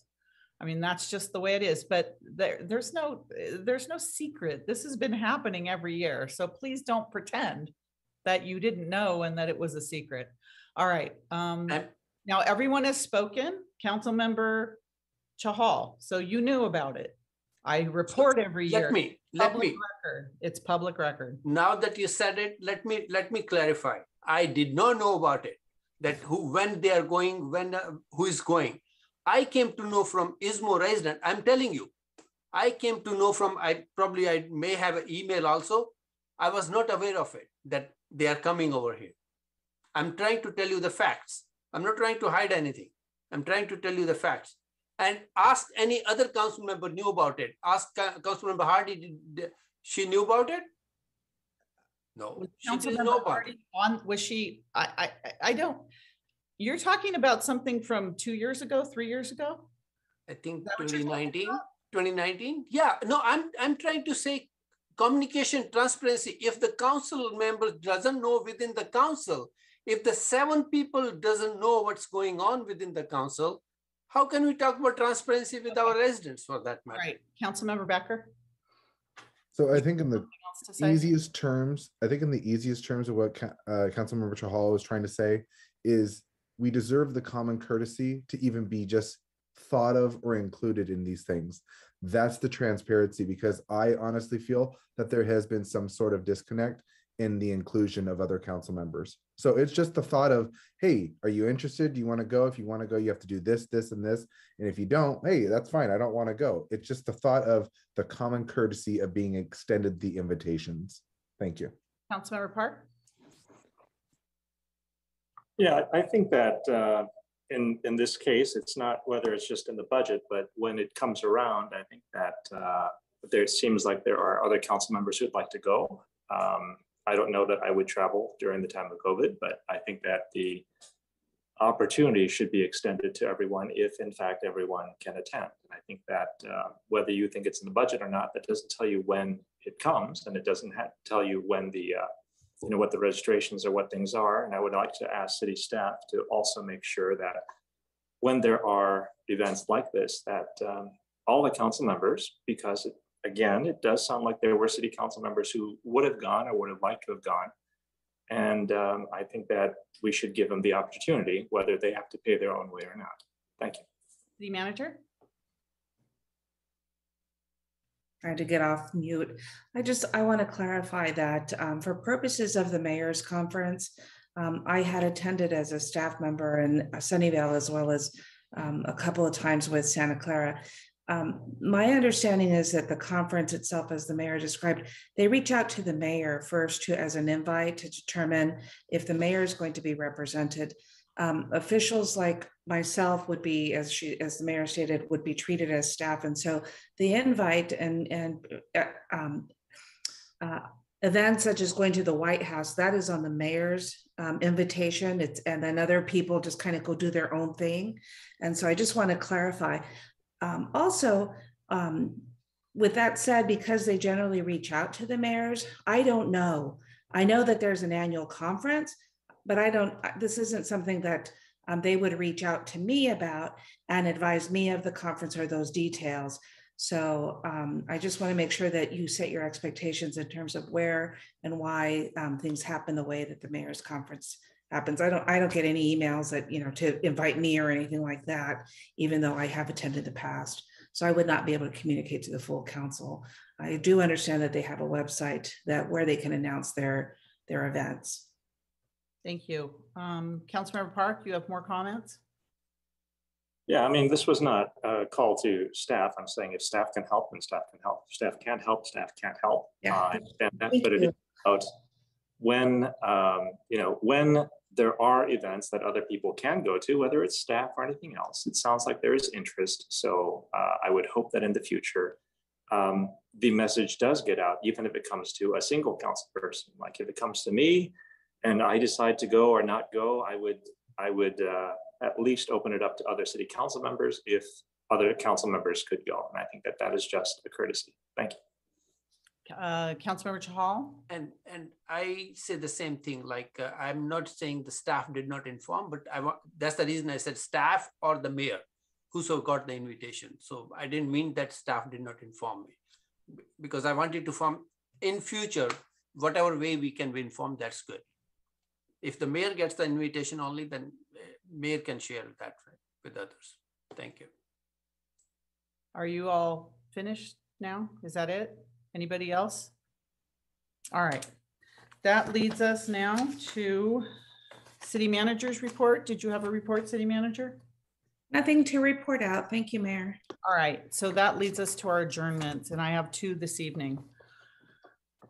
The first adjournment is in memory of Lloyd Silvera, long-term Santa Clara resident and former Silicon Valley Power employee. Lloyd Silvera was born on August 27th, 1928 to Clyde and Olivia Silvera He grew up in San Jose and attended local schools such as Roosevelt Junior High and San Jose Tech. When he was 17 years old, he left school to join the Navy. He completed boot camp in San Diego and was then assigned to the repair ship, the USS Romulus. Lloyd was honorably discharged on December 22nd, 1947. Shortly after his return to San Jose, he met the love of his life, Helen. They were married on February 4th, 1951 at the Five Wounds Catholic Church in San Jose. Their son, Rick, was born in October of 1952 and daughter Beverly in July of 1954. In 1956, the Silvera family moved to Santa Clara into a house on Benton Street where they lived for 20 years. Finally, in 1976, they moved to their home on Aspen Drive and lived there the rest of their lives. Lloyd worked for the city of Santa Clara as a cable splicer and foreman, bringing power to many of the large companies in Santa Clara. After 31 years with the city, Lloyd retired on August 30th, 1990. After his retirement, Lloyd devoted more time to his favorite hobby of woodworking and was a true craftsman.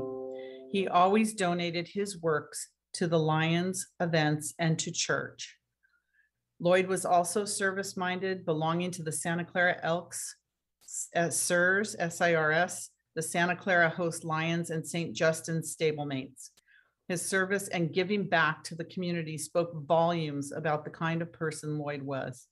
Lloyd eagerly volunteered to roll up his sleeves and put on an apron for most service projects, especially when they involved cooking. Husband and grandfather, great-grandfather, and friend, Lloyd will be missed by all who knew him, especially his family. He and his wife, Helen, were just amazing volunteers in our community. The second person, sad to say, that I'd ask that we adjourn in memory of Tom Goodson, Santa Clara Unified School District youth coach and local legend. Tom was a local legend and known by many as Mr. Santa Clara. Tom was born on May 14th, 1945, and moved to Santa Clara in 1960. Tom spent 45 plus years as a youth coach for the Santa Clara Unified School District, where he dedicated his life. He also dedicated a lot of his time to the community. He was an active volunteer in the city since 1964 and was an active volunteer at Pomeroy Elementary School beginning in 1976. The Santa Clara Northside Little League named a field after him, the Tom Goodson Field, to commemorate his coaching Little League teams to 10 championships, which helped him earn the title of Little League Volunteer of the Year for Northern California. In 1964, 1993, and 2019, he was selected as the Grand Marshal of the Parade of Champions in Santa Clara. In 2005, the council presented him with the key to the city of Santa Clara. Tom was inducted into the Santa Clara Unified District's Hall of Fame in 2011 for all his years of service as a youth coach and community volunteer. In 2013, Goodson was chosen to light the city's holiday tree. He was known for his very memorable quote, "It's nice to be important, but it's important to be nice." He has touched everyone's life in a positive way and will be missed by all who knew him. The last thing he gave me was a picture of himself to put in my office. And I just want to show it because it's been sitting in my office since I've been mayor. And I know those of us who have known him for decades have known that every time he was around, he had his camera and he used to take pictures and he had Polaroid pictures. And then we'd have to sign the picture and sign his book. And he was just such a lovely man, one of the nicest people I ever met. And I know how much he loved Santa Clara. He was all about Santa Clara. So I don't know if any other council members would like to say anything about him. But I'm going to keep his picture in my office. Councilmember Becker. Yeah, thank you, Mayor. He was Mr. Santa Clara, and I had the pleasure of being a student at Pomeroy Elementary, and he was my PE teacher when I was in kindergarten, first grade, second grade. It was a pleasure to know him, and also when I was on the bus often, in the last couple of years, he was often there to talk to me, and it was actually great to connect with him again after all these years, and he can't believe how, you know, I've grown up and how time has gone by so fast. And it felt like yesterday he was sitting there and he was helping me out on the playground, especially defending me from bullies. And the way he defended me from bullies is he did it by kindness. And that's something that I learned about him, from him, is, you know, having strong leadership and also having kindness and the best guidance as possible. So I really do appreciate what Tom has done for the community and what he is, you know, what he stands for. And again, it was a pleasure to be one of his students, and he will be missed, and I will miss my conversations with him. Councilmember Watanabe. Thank you, Mayor. Yes, I was always amazed at Tom, and one encounter I had with him was actually at a school board meeting when Don Bordenave was retiring from the Board of Trustees, and I think there was a switchover that night, and the boardroom was packed, and I was out in the hallway trying to listen, and Tom was, somehow he got to the meeting, and I saw him, and he said, I have a present for Mr. Bordenave. I want to get this present to Mr. Bordenave. How do I do that? And I said, well, you just have to fill out one of these cards and turn it in. And I could tell he was having issues, and I just said, I'll fill it out for you. So I filled out the card and I took it in and I handed it over to Kathy Van Perness, was there at the time, and Bobby Plow was still the superintendent. And I went back out and I said, okay, you just have to wait for your name to be called now. Well, he had one of those Instamatic cameras and he said, could you please take a picture of me when I give him his present? And I said, of course. So his name was called. He went in to give his present to Mr. Bordenave. It meant so much to him. And I went in the center of the room and I took all these pictures of the two of them. And it was just the highlight of the night for him. And it was special for me too, just to be able to do that for him. But yes, he will definitely be missed. Thank you, With Mayor. that, may I have a motion to adjourn in both Tom's and Lloyd's memory? A motion. Second. Okay, motion and a second. Assistant City Clerk. Councilmember Watanabe, Yes. Councilmember Shahal, Yes. Councilmember Hardy, Yes. Councilmember Park, Yes. Vice Mayor Jane, Yes. Councilmember Becker, Yes. Mayor Gilmore. Yes, and that passes unanimously and this meeting is adjourned.